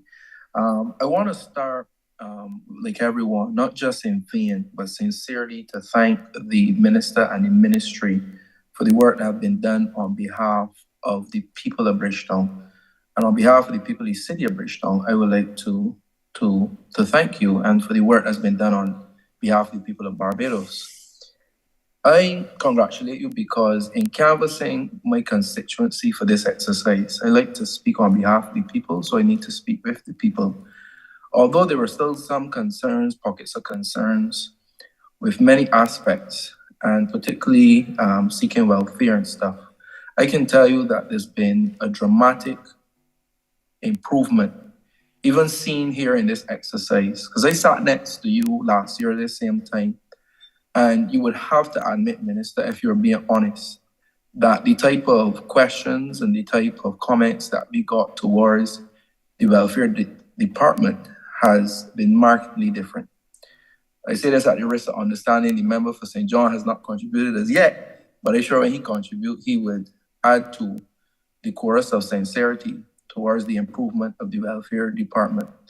I want to give you this opportunity to tell this chamber and the public about some of the work and give the chief also the opportunity to speak of the scope of work in terms of not only surveying, but in customer training to emphasize and to drill down on that particular aspect, as it is important about treating to our people with the dignity you spoke about in your opening comments. So that's really my first question and comment to you and the ministry. I'd like to hear particularly the work that's been done in ensuring that we continue to improve the service given to persons who are seeking social protection and empowerment in this country. Thank you, Honourable Member. I also would want to thank you, obviously, as Paralsec in the ministry for about 9 months, and obviously the work that you did, and I'm glad that I know that you are away on business, and I asked you to come on, and I'm glad that you came on. I also want to thank you publicly, too, for the work that you would have done as Paralsec and for the work that you do in the city. I think the Chief Welfare Officer should speak perhaps to some of the things that she has done as well and the nature of the transformation that we are working on not only in welfare, but in the ministry, but specifically in welfare for now, I guess.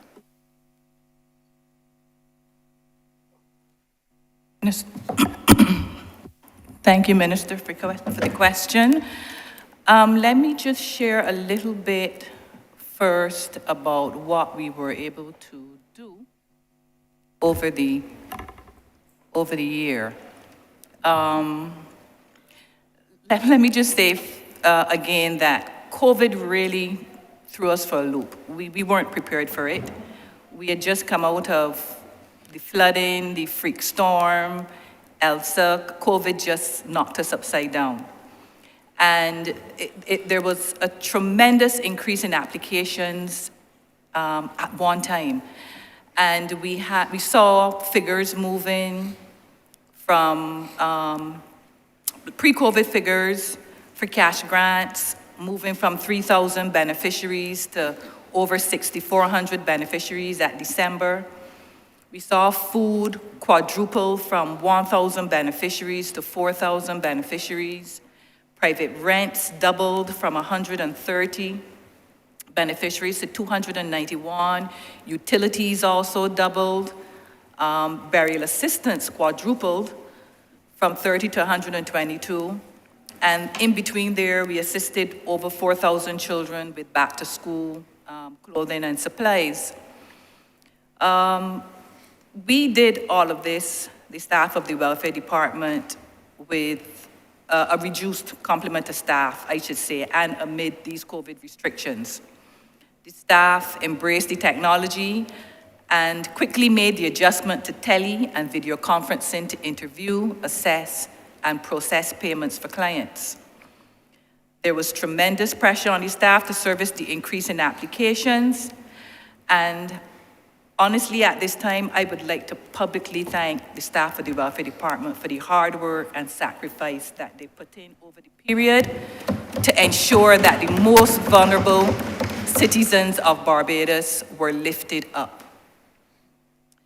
I would also like to speak to what we've done for the staff. I'm going to get to the complaints, but what we've done for the staff. Many of the officers complained of fatigue due to the sheer increase in demand for services and subsequent increase in assessments. During the period, the department received 511 referrals from external sources and 11,000 applications from clients. To address the issue of burnout, we embarked on a number of activities aimed at supporting the officer and improving coping skills. Officers received individual and group counseling in stress management and grief recovery, myself included. 10 officers are currently enrolled in the course Trauma-Informed Social Work to widen their skills in dealing with grief and trauma, which is quite appropriate given the increase in societal violence and the stress of coping during a pandemic. The department engaged the services of a clinical psychologist and a grief recovery specialist to offer mental health support to both the clients and the staff during the difficult period. We're cognizant of the complaints of poor service, continued complaints of poor service. And to address this, we underwent customer service training that was delivered to the officers, but the delivery was different from the typical approach, typical 101 customer service, no. We developed scenarios that could become problematic or present as difficult to handle. And through a facilitator, we were able to develop some scripts that would help us to deal with the difficult conversations. And it's not by rote. We don't want it to be robotic. So we want there to be basic tenets, which would be how you greet the person, you acknowledge the challenge that they're experiencing or what issue they're having, you say what you can do in the moment and what you are prepared or what you can do at a later date. You can refer it up to a senior level if the client is dissatisfied, and you want to leave the client with some hope that even if the assistance is not immediate, that we would get back to them as soon as possible, given our challenges. Again, we wanted to be a bit more empirical in our, how we treated the customer complaints. So the ministry gave us a consultancy with UWI. A client satisfaction survey was conducted between April and May 2022. And it revealed that 61% of the clients sampled were satisfied with the level of professionalism shown to them. However, the speed with which client needs were addressed received a low rating of 32%. And again, this is heavily impacted by our human and financial resources.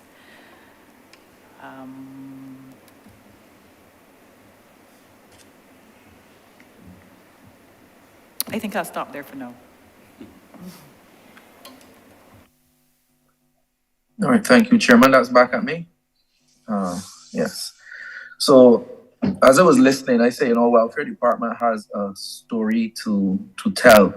And especially with the public survey, we spoke a bit about data before, having the data and treating to the data. So we may not be able to fix the human and financial resources overnight, but that data should tell us that we need to engage in public education campaigns to ensure that the public understands the limitations and have more realistic expectations, while at the same time trying to improve the situation. Because if someone is in poverty and someone needs, they may not necessarily be too compassionate about the issues on your side. The second question I want to ask is in relation to gender. As I sat there last year, I remember a question from the member from St. Michael South Central in relation to decentralizing the gender agenda, which is to ensure that we don't just have it in one ministry, in one department, but how each of our departments can treat to the issue of gender in the best possible fashion.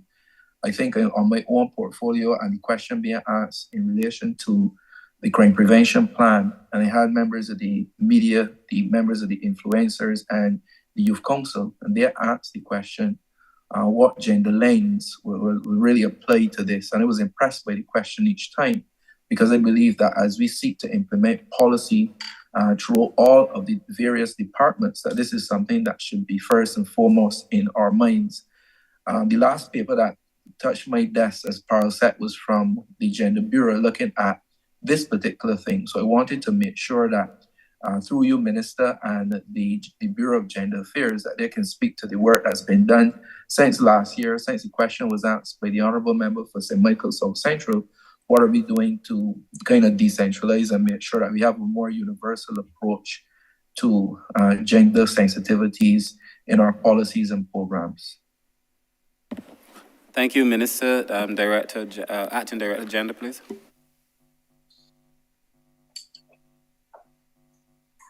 Thank you, Honourable Minister Lane, for the question.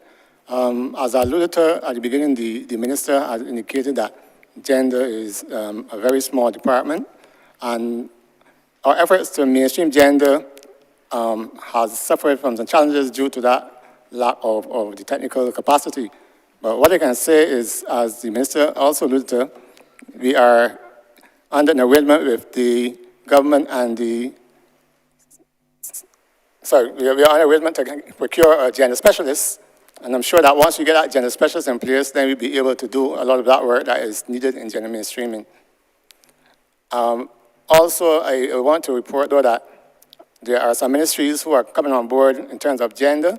The Bureau has actually been involved in the conversations around gender mainstreaming in the water projects, and also the Ministry of Business and Energy in terms of incorporating gender mainstreaming into their electricity sector. So yes, there's a lot of work that can be done, but we are hoping, and I'm sure that once we get that gender specialist on board, that we can then proceed to do gender mainstream work that we should really be doing. Okay, thank you. And sorry, Minister. I think Ms. Gibson, go ahead. if Ms. Gibson could also add, please. Okay, so as the minister and my colleague would have said, we are aware that there is a need to strengthen the capacity within the ministry to address to address the gender agenda. So, well, in our works with the Caribbean Development Bank, we'll hire a gender advisor, and the work that would be done there would be to look at how we can incorporate gender not only into gender mainstreaming, but also looking at incorporating gender into our financial policies, our health policies, in order to strengthen the social safety net as it relates to the vulnerable groups. Also, the gender specialist would provide technical support across various ministries. So this gender specialist, gender advisor will not only be working with the Ministry of People Empowerment, but they'll also work across government to improve the gender mainstreaming in those ministries. Thank you. Good to go, Minister. Yes, that's on my end. Go ahead, sorry, sir. You might want to address the chair. Yeah, no problem. Mr. Chair, sorry about that. My apologies. My last question really is more towards transformation and thinking about things a new way. And through you, Chair, to Minister, probably through to the Director of the Child Care Board or Chairman of the Child Care Board. One of the things I'm seeing in this new portfolio is the looking at the angle of bullying and assault on younger persons, particularly in the school system. And there's a lot of frustration among those who are being bullied, parents, etc. And the frustration is broad, is wide, is deep. As they move between the police, the school, sometimes the ministry, etc. And when I think of care and protection, when I think of child protection, I am seeing scope for the ministry and the agencies really to assist in this as part of their mandate and part of the way that they can support children in our society. So the question would be to the minister, if you see scope for the ministry to kind of come in and join and collaborate as we address child protection from the angle of those who are severely bullied or in some cases assaulted in collaboration with the Barbados Police Service, the schools, of course, the Office of the Attorney General, Ministry of Education, and any scope, particularly with the Child Protection Agency, to actually get involved and assist for the many, many parents that reach out that feel almost hopeless in this particular area. Thank you very much. Thank you, Chair, and thank you, Minister, Director of the Child Care Board, and then the Chairman of the Child Care Board. Good afternoon, Rosa Richards, Director of the Child Care Board. The new child protection legislation makes reference to provisions to deal with things like cyberbullying, but I think the bigger picture is that there need to be a closer collaboration between or with the Child Care Board, the Ministry of Education and the school personnel, as well as personnel from the Barbados Police Service, because bullying is bigger than we probably anticipated it is because of the number of different variables that interlock as it relates to the bullying.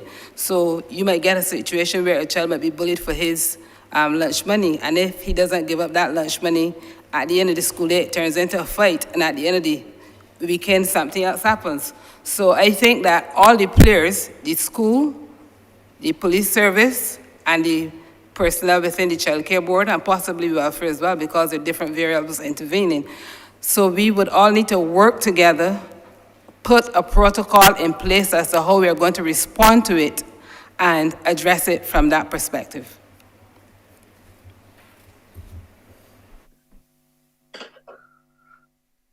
Good evening all, I'm Catherine Jordan. I'm chairman of the Child Care Board. I just want to say in earlier times when a teacher took up a job, what was told to a new teacher is that there were 3 socializing agencies that should accept responsibility for a child. I think this is still true today. The home, the school, and the church. I don't think the socializing agencies have changed. So I guess this is just to emphasize that we must, I don't say go back, we must find new ways of bringing those three together to engage in the best interests of the children. The child, I don't like terms like bullying either. I think when we name something, I don't know if I'm considered, when we give something a name, we cause it to live. There was a time that children got into conflict with each other, and without naming it, we corrected it, we dealt with it. Maybe we have to stop naming so quickly and deal with matters as they come. We have to find a way to cause the principal to bring parents closer to schools. Children bring to schools what they learn at home, and we as school people, school teachers, principals, I believe, must find a way to teach children the values that we want them to learn as far as development of the society. We know what we want to cause a society to have the standards that that society wants. Societies have leaders. I do not know if these things can happen without being intentional, without expecting the schools to be intentional in what they do. So if we recognize that homeschool church are the socializing agencies, I think we have to mandate that they be brought together. We have to nudge school and church to bring the values that they want into schools. And if the leaders in society expect this to change, I think that we have to pretty much take action rather than label, rather than name. And I would recommend being more intentional in how we ask that they be brought together.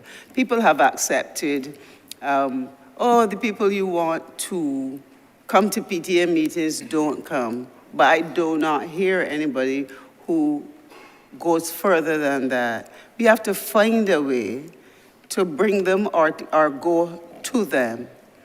In earlier times, the church was used in the community to bring resources, health resources, the welfare, the nurse, in the community nurse, I think that's what she was called. In earlier times, the community nurse came to the social center.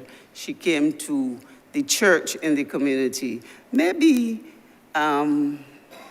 we have taken ourselves out of the community.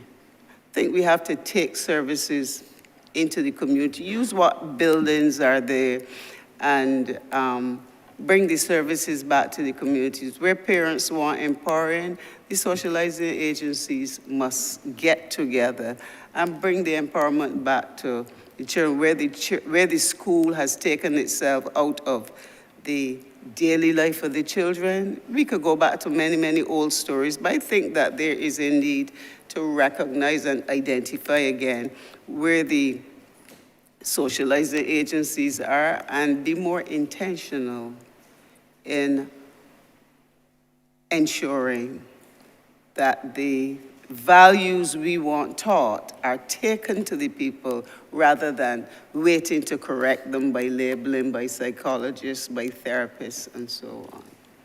Minister. All right, Chairman, at this time, I'd like to thank you for giving me the opportunity to make this intervention, and I would like to thank the minister and his staff, and also the past ministers and past staff and leadership of the ministry. And you've definitely brought a new energy and excitement to the ministry that is demonstrated day by day. The energy you've brought to all the sectors, the 9 agencies, but particularly the 4 main ones. I've had the pleasure to work with the ministry and will continue to work with the ministry in the important hard work that you and the ministry continue to do. So congrats and hats off, and thank you, Chair, for giving me the opportunity to make this contribution. Thank you, Honourable Member. Honourable Member for St. Philip South. Thank you, Chair. I wish, first of all, to start by complimenting the Minister and his entire team for the sterling work they have been doing. One, with limited resources, both financial and human, and at the same time having to grapple with a situation that we've never experienced before in our entire existence. And that is that 2 years of COVID when this entire country was in lockdown. I don't think we can underscore enough the importance of an agency and ministry like People Empowerment, which really had to bear the brunt of Barbadian suffering during that period of time. And for that, I wish also to acknowledge and compliment the former minister, the Honourable Member for St. Thomas, for carrying the load at that time and making sure that we give Barbadians some semblance of hope with all the programs that were developed at that time. Mr. Chairman, I feel as though we need more to find out more from the ministry about process and approach, since I am cognizant of all the programs that are being done. And to be very honest with you, sometimes I feel sorry for the officers who are involved and feel that they themselves may need some counseling after the pressure that they have to undergo at certain times, especially when they can't meet people's expectations. And most of the times, the people who are suffering and need instant solutions are not always the easiest to communicate with. So I have a couple of questions that I'd like to ask, but I am more interested in process, how these things are dealt with. I'm more interested in assuaging the concerns of the Republic of Barbados than anything else. I have every confidence in the minister that's responsible for this ministry, and I strongly believe that under his stewardship, Barbadians will get to benefit a lot more and see more programs to their benefit. But I have a couple of things that I feel that we need to flag, and I feel the Barbadians should be given an opportunity to understand why things are the way they are. And hopefully that will help all of us to be able to deal with the challenges that confront us, and at the same time give Barbadians a greater opportunity and a chance to appreciate what is happening. So here's where I start. House fires. We have several vulnerable Barbadians who may at some point in time experience a house fire. Those Barbadians invariably are impacted at a time, sometimes in the dead of the night, sometimes late in the evening, and we have to intervene. I've already heard the minister and his team mention that we do not have enough resources sometimes to be able to meet people's expectations at the time. And therefore, it comes down to a case of being able to find accommodation at the time when a house fire takes place. Most of the people who are impacted and are dependent on government for help are people who are without house insurance or home insurance. And therefore, I want to find out what is the process in dealing with house fires when a person is 3 and 4 days or 5 days without a solution. Is there a waiting that is placed on this? And what is that wait? Do the social worker intervene and do a continuous assessment to find out if the person A has found their own accommodation, or B was taken in by family, or is vulnerable somewhere, perhaps sleeping in a car, in a van, lodging at somebody? These are all hardcore realities that we face in Barbados. So I need to find out if there's some kind of weight that is placed on these things so that Barbadians can understand what is happening, how it's being addressed, and how they can rely on the ministry and the welfare department for solutions rather than be confrontational. Thank you very much, Minister, for that question, and also thank you on behalf of the team for your very kind words. So in terms of the overall orientation in the ministry and the overall approach, I have a very simple view, that we must say who is the human being on the phone, who is the human being at the door. There is a person, a human being with feelings at the door who is in need of help. And that human being is coming to other human beings in the hope that they could get some support. And once you start to conceptualize that you're dealing with a person, and not just some number or thing, then I believe it changes your perspective on it. We've had several fires. Many members in this room have had several fires.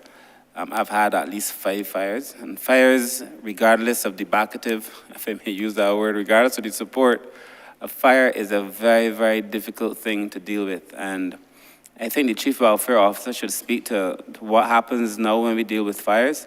But we've had several conversations in the ministry about the direction in which we must go. So where we are, and I think Nicole Daniel should speak to where we are going, because we've charted out a very clear direction going forward to address these house fires and other emergencies. Ms. Norville. Thank you, Minister.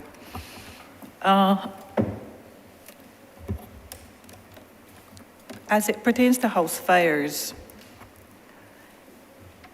if a house fire, and I'm being perfectly honest here, if a house fire occurs during the day, a welfare officer will more than likely respond.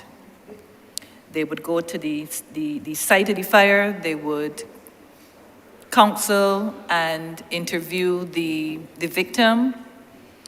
We want to first find out if there's somebody else that can accommodate this person. We don't immediately jump from, okay, you've had a fire, we're gonna put you into temporary accommodation. We need to get people to explore other avenues, whether you have a sister that can take you in, a brother, a mother, aunt, an uncle. We start first with the home.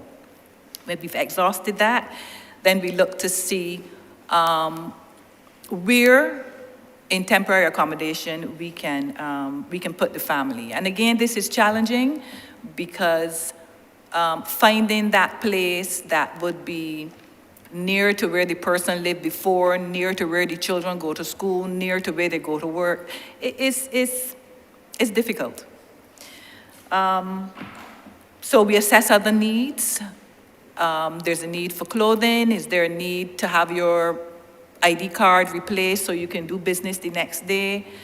Like I said, clothing, shoes, whatever is needed at that time that we can offer within reasonable expectations.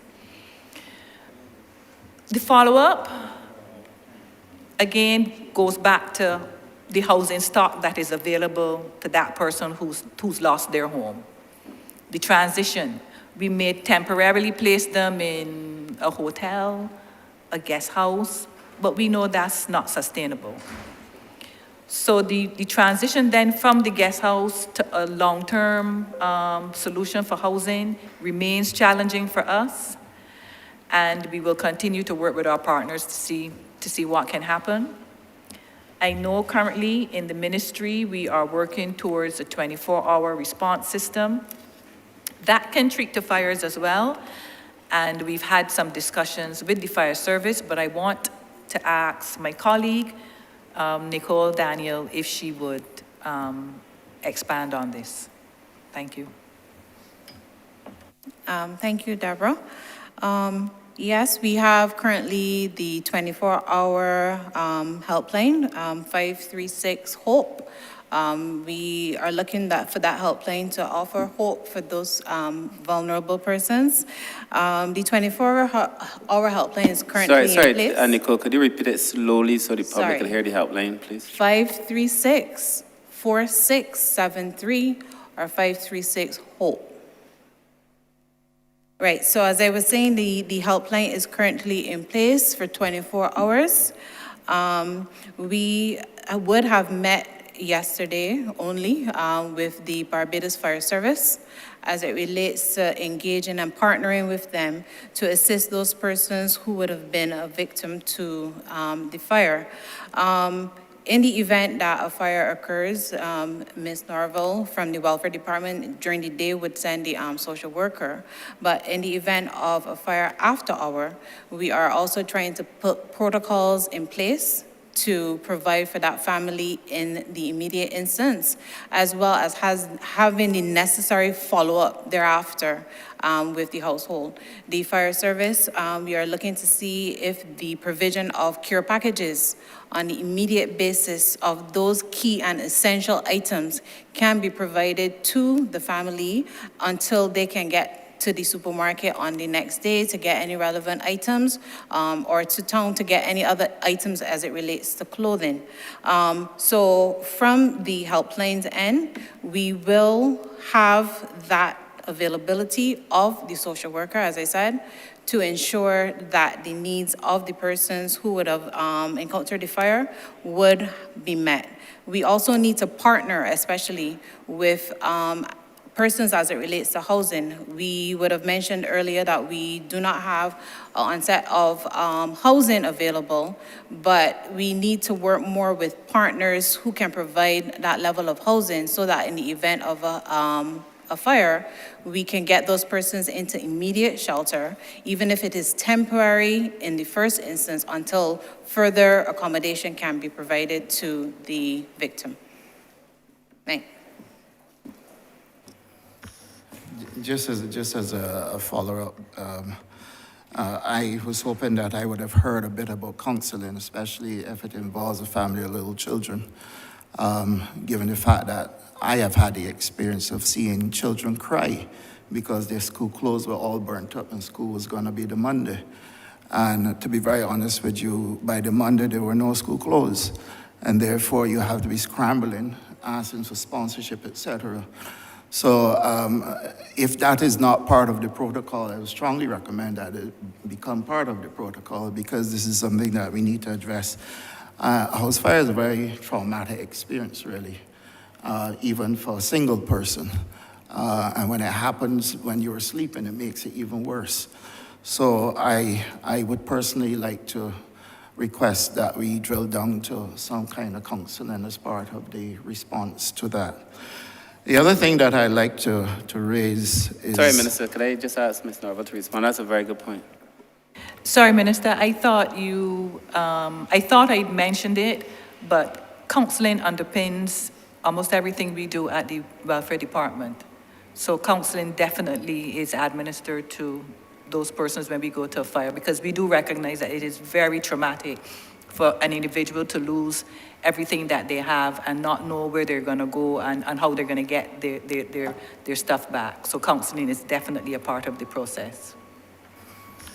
Thank you very much, and I'm sure the public is happy to hear that there is counseling that will be available to them who have had the misfortune. The other thing that I'd like to raise, there are several young people, but what really strikes at the core for me more is young females, and when I say young, I mean young, in the late 20s, early 30s, who would have approximately 2-3 children living in a household where there's a huge family. And you'll find that in that family, for some reason, there is no harmonization. And so there's a lot of conflict within that family. Those females invariably suffer either at the hands of a grandparent or a parent or uncle or cousin or whomever. And the children then are subjected also to that hostility in that housing environment or that home environment, if you can call it that. What may happen is that those parents sometimes become extremely suicidal. And I have had calls where a single female parent literally said to me, if something doesn't happen, I'm going to have to pray for my children because I'm going to have to do something to take me out of this misery. Even to think of it now, it hurts to the core. In reality, a social worker would have seen that person, and I'm sure counseling would have been given if a social worker would have seen the person. But I go back then to the urgency and the waiting that is placed. And if there's some kind of waiting that is placed on a situation like this, because I recognize that you're challenged to find accommodation for people. And if there's a wait in place, is it a 1 out of 10? What is the score? How often is that person seen? what is done for the children. Those kind of things I think we need to share with the public so that people in situations like these can understand why things are the way they are and how they're being addressed. Thank you, Honourable Member. And through the chair, the question, I mean, that really goes to the root of a lot of our social challenges, you know. And of course, it is not a situation that can be solved in this ministry alone. That is why we really need to have a multi-sectoral response to most of our social problems. You would recall that the Honourable Prime Minister, surely the Deputy Prime Minister would remember, but you would recall that the Honourable Prime Minister spoke of the density in a lot of our houses for people, particularly in housing schemes like the Pine, Haynesville, Silver Hill, God Hill. A lot of these facilities that were built to accommodate one generation, and then those people have had children, who've had children, in some cases who've had children. And that you have 5 generations living in a house that was built to accommodate one generation. And so because of that, you have a situation where you definitely have overcrowding in a household. I recall when I was at Child Care Board, we visited a house, and the person who was occupying the house in the city was also a sex worker. And the bed was in the middle of the room, it was a room, and she said that the children, because the officer was saying, you know, this could be damaging to the children, and she said she makes the children face the wall. So that the children are in the room, and they obviously see this. This is an extreme example because that's transactional sex, but clearly when you're living in a household with so many generations, the things that children see are often things that they should not see. You compound that with the fact that I've always had the view that a lot of our social or housing response, which was to build large housing schemes, was a response to a housing problem, but that in itself created other social problems. You put so many people together, one basketball court, in some cases no basketball court, no football field, nothing to do, you know, hardly any jobs. And that then would catapult into other issues. And we had this cascading effect of social problems leading to further social problems. And so to solve these problems is not going to be the work of the ministry alone. It is a comprehensive problem, but we recognize it. And that is why I think the policy that the government has now, which is to try to take some of the density out of a lot of these housing areas, is going to be critical. And to be able to alleviate that pressure in the houses, that is compounded by poor housing in many cases, no income in the households. Sometimes you have health issues in the household. There's just so many problems in households. Normally, any of the officers here, any of the persons behind me would tell you, when they go to do an assessment, the presenting problem is always like surrounded by many other challenges, and that is what we have to be able to deal with. And that is why I think the approach of the 250 IC program, the strengthening program, and the one that we're adopting in the One Family must be the program going forward. But I think the director of the welfare department should also lend some of her own experience to answering this question. Thank you, Minister. Yes, it is very challenging for us at times to meet the demand for counseling, and sometimes the cases are very in-depth or intense in nature, and we need help. And we do contract services of a clinical psychologist, a child psychologist, and more recently, a grief recovery specialist. So yes, that is a concern that we are addressing outside of what the department can offer. So, Chair, I have my last 2 questions. I promise not to detain you much longer.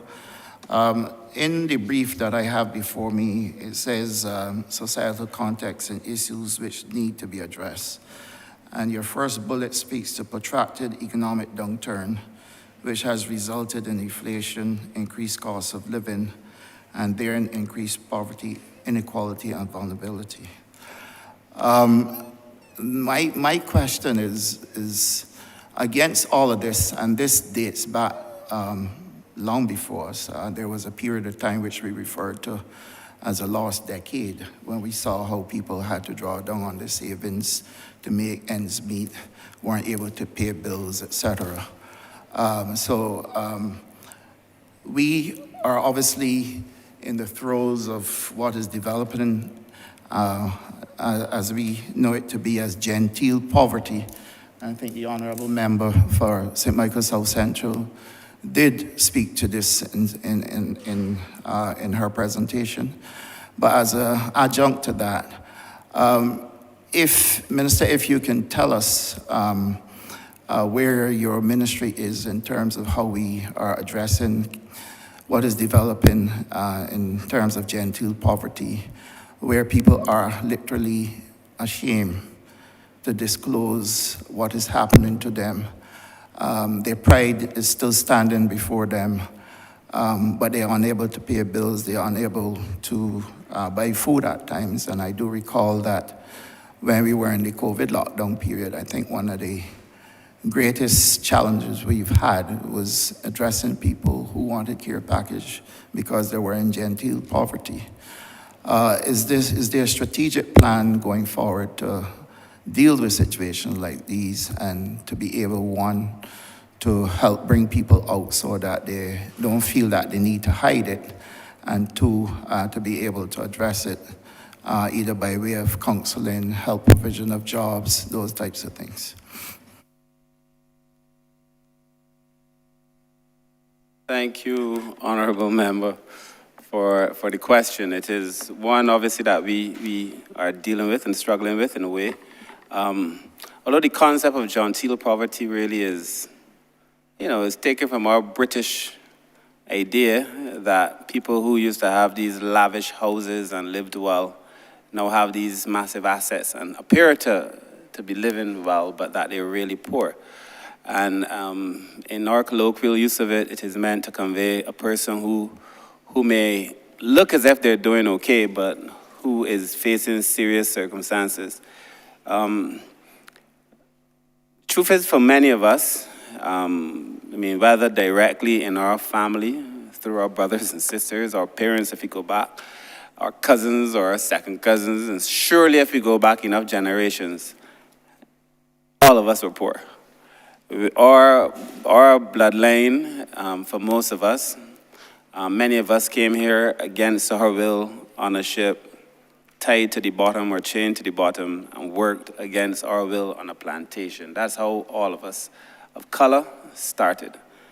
And somewhere along the line, we seem to have thought that many of us have risen above that, and thankfully, because of the education and so on. But one of the most, I think, unfortunate experiences that I've noticed in my lifetime is that when people sometimes get the opportunity to rise above their circumstances that they were born into or that their parents were born into, they have a way of looking down on other people who remain there.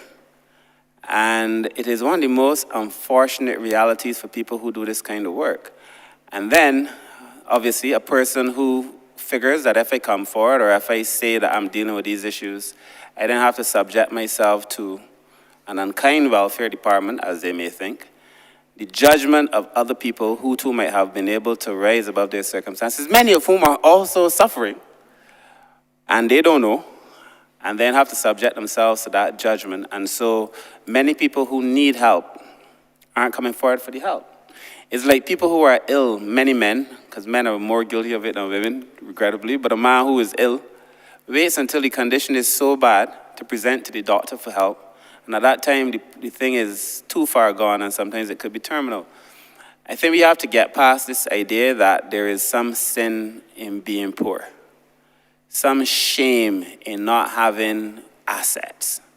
I think the poorest man is really the man who doesn't treat another person well, or a person who thinks he's made himself a big man by trying to make another man feel like a small man.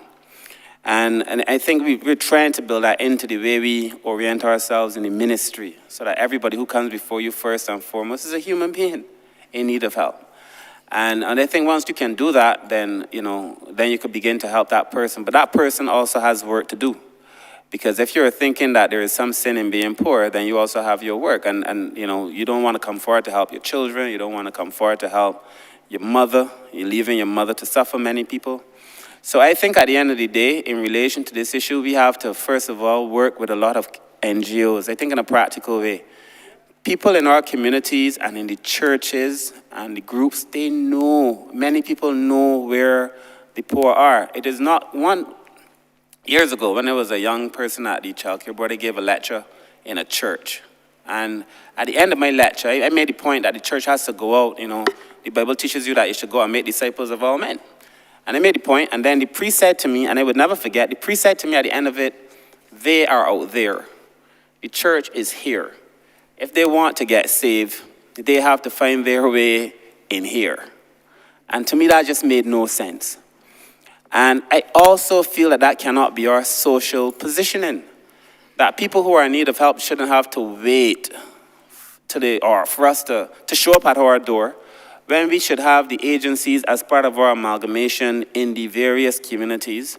But also if you have a relationship with the NGOs, there are many small organizations who know people who are in need of help. Most of the people that I hear are in need of help. You know, they come through a person who gives us a call, and many of them not in the welfare system. They come through the MPs, a lot of them in this room, who would call and say so-and-so, who's also not on the welfare list. There are many people who are genuine. And then, of course, there's a difference. There are people who believe genuinely that there is nothing wrong with being proud.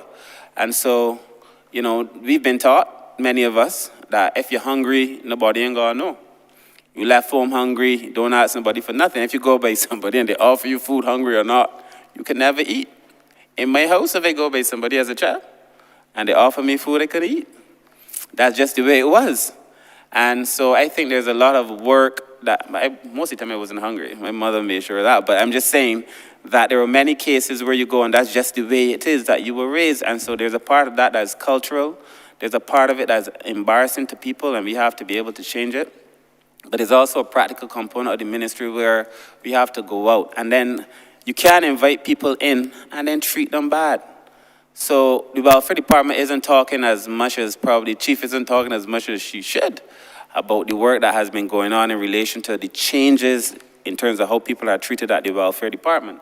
Because that has become a very important component of our work. People have to feel comfortable coming for the resources that we offer. You know, welfare, too, as I close, welfare, sir, is in its meaning a good word.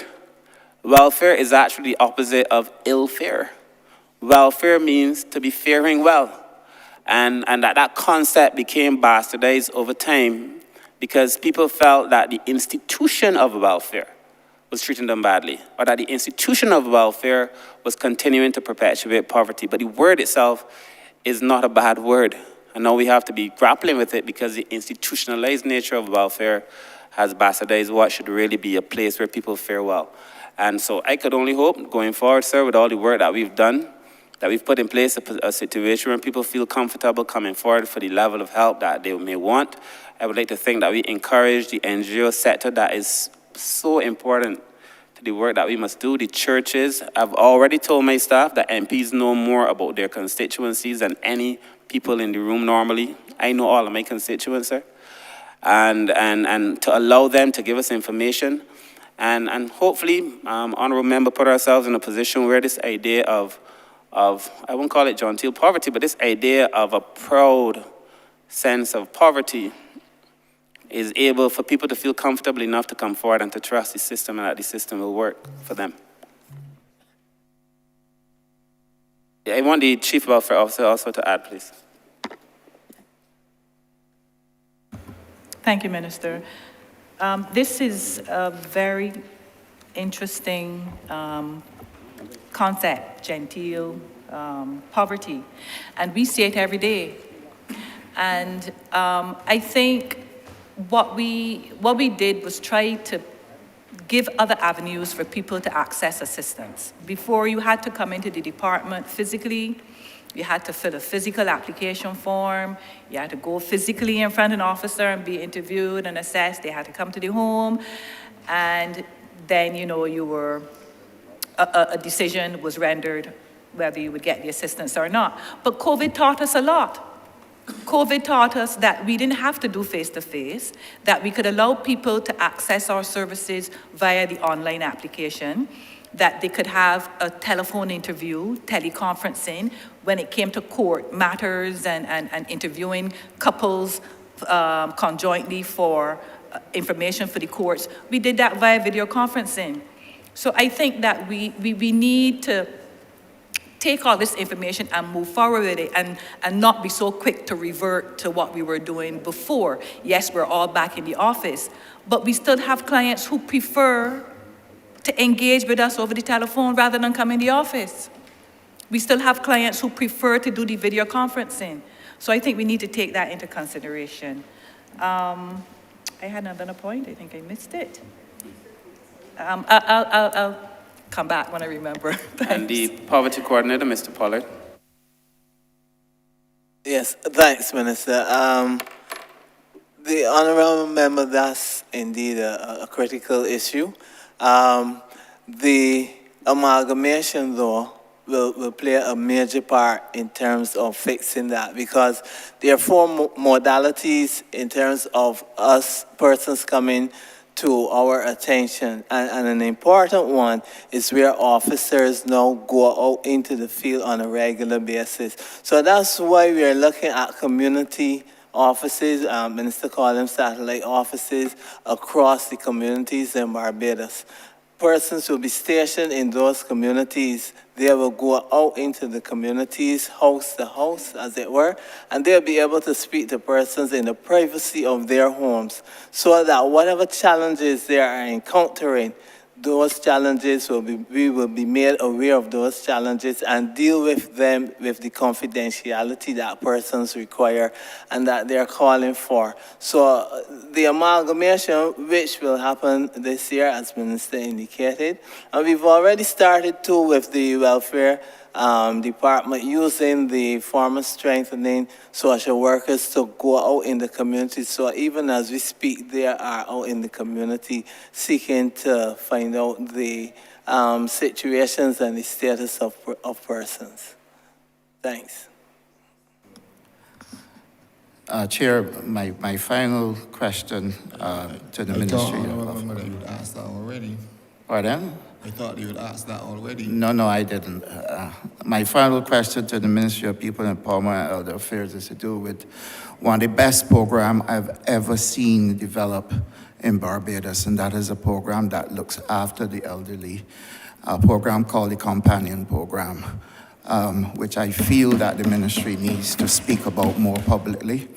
That program really and truly should be strengthened, should be given more resources, because the beneficiaries of that program are people who have served this country.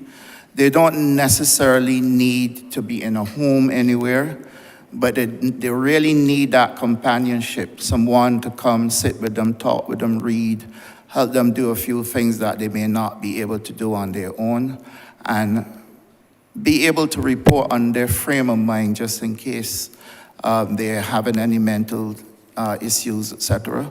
I believe it's a program that the minister should really find more resources to put into it so that we can reach more people. And I would like, if possible, to hear how it is going. What is the response like? What training approaches are being taken for the companions, and how we can build on it to make sure that our senior citizens continue to enjoy such a wonderful program, one of the best that I have seen in a very long time. Thank you so much on behalf of a very grateful people. I am sure that they too endorse your comments on the elder care program. I would ask the director of the National Assistance Board to speak, and then I would also ask the coordinator of the program, Mr. George Griffith, to join the team and to also speak. Thank you. Thank you, Minister. Minister, I concur that the program is indeed a remarkable program, and that's not only from me, but that is also from the feedback from the recipients and also from the companions. You would know that given the structure of the program, it has a dual purpose. One,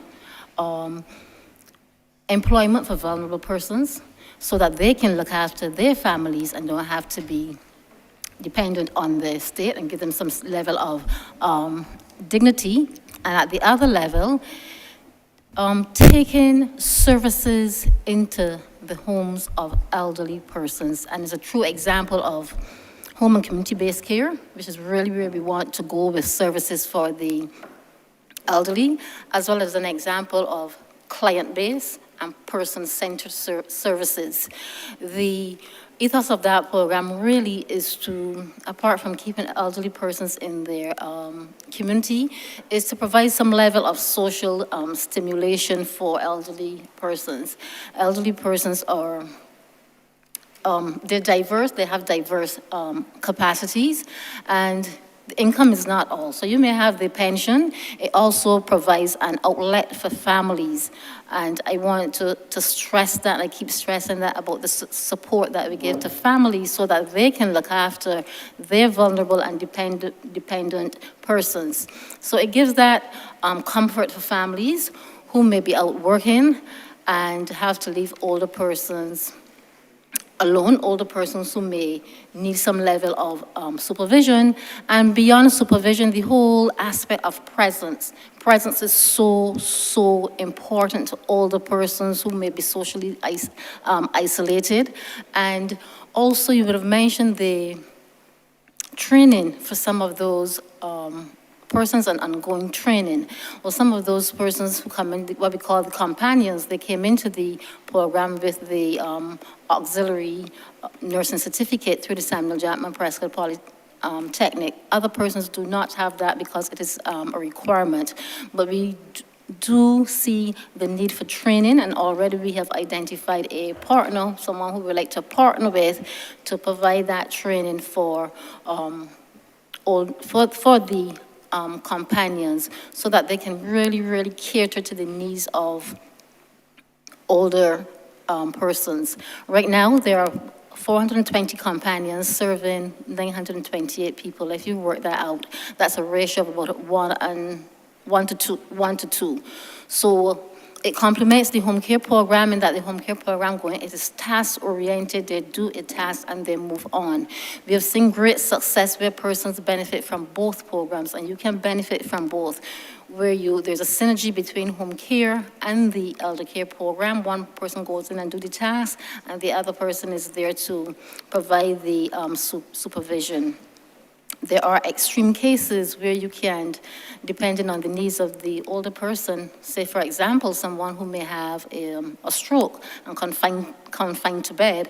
There are extreme cases where we try to provide for that person to stay the entire day. You prevent falls, you make sure that the person is fed.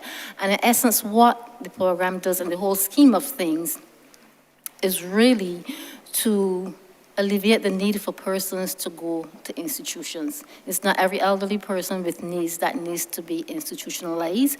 There are a lot of families who want to have their older persons in their familiar environments, and so that they can age in place. So the program, as I said, I concur with you, and most persons would agree. In reality, yes, it's 2 years, we're dealing with persons, we're in the community in terms of asking persons to monitor themselves and give an honest day work, but we continue to streamline the program, and where we see challenges, then we intervene. So it is a necessity, and we have been getting some very positive feedback from older persons and their family. Mr. Griffith. Thank you, Mr. Chairman. I want to associate myself with the comments made by George Griffith, coordinator of the Community Elder Care Program. I want to associate myself with the comments made by the director with respect to the program, and I want to thank Minister Weir for that ringing endorsement of the Community Elder Care Program. Perhaps what he has not told you is that St. Philip comprised the majority of the recipients. It is as if rural Barbados seem to be making great use of the program. And we like to see it as creating a new lease on life for the clients of the program. Since it got started, the numbers reach 926 persons. Those are the clients drawn from across Barbados, and the companions, the caregivers, whom we refer to as companions because they're part of the Community Elder Care Companion Program, reached a number of 420 odd. We believe that this program has succeeded, and it has tremendous potential because part of the program is seeking to allow senior citizens and vulnerable persons to maintain their independence for as long as possible, to remain in their own homes. Nowadays, we say aging in place. And although persons may be afflicted with any number of the non-communicable diseases, these persons are still keen on remaining in their own homes and their own communities where they are familiar with the residents. And I would say that the onset of COVID and the shutdown that we had drew to our attention in a very stark fashion the fact that so many older persons were isolated, they were lonely, and they were dependent on a significant number of persons within the community for their livelihood. In other words, when it was impossible for persons to visit them, the postman, the health inspector, the members of the church, and even some family members, those persons were literally left stranded. And this program made possible for these persons to get a meal, to have grooming, a dress, and to sit with them and have meaningful conversations. For those who wanted to have devotions, for those who wanted to have some person read the Bible to them, or to run a short errand in the community. All of that made the difference to these persons in the community. Now, mention was made of training, and in the frequent meetings we have with the supervisors and with the companions from time to time, we do not necessarily call it training, but we address issues that would help them to function better because, by and large, the program served two main purposes. One, that we were providing services for senior citizens and vulnerable persons. And two, we were creating employment for hundreds of persons, mainly women, who were without work but had to maintain families and so forth.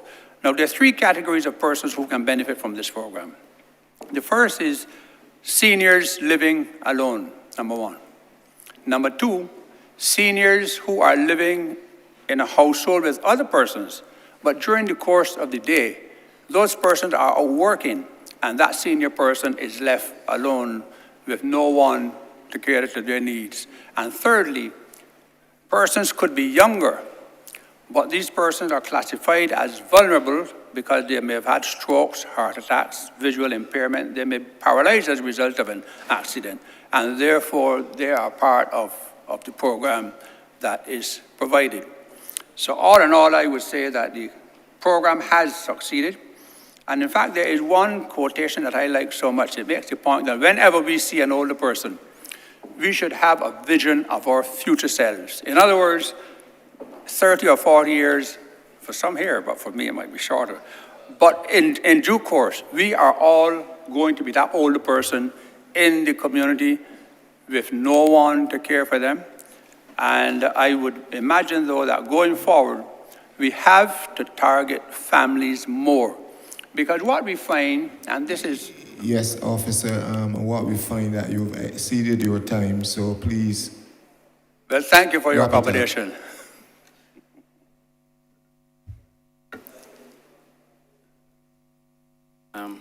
Thank you, Honourable Minister, sir.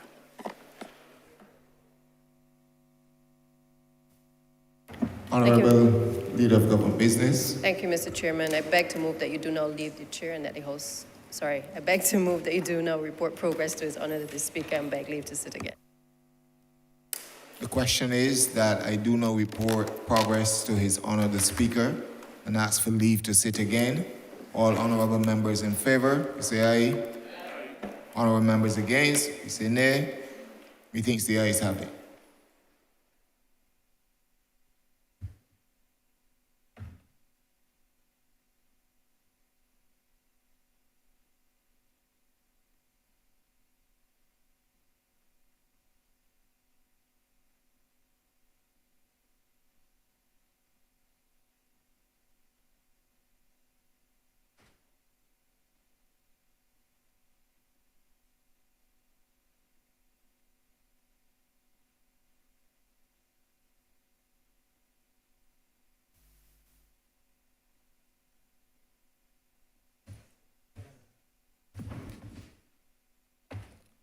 The chairman has reported progress and requested time to sit again. Honorable Leader, Government Business. Thank you, Mr. Speaker. I beg to move the suspension of the House until Friday, the 24th of February at 10 a.m.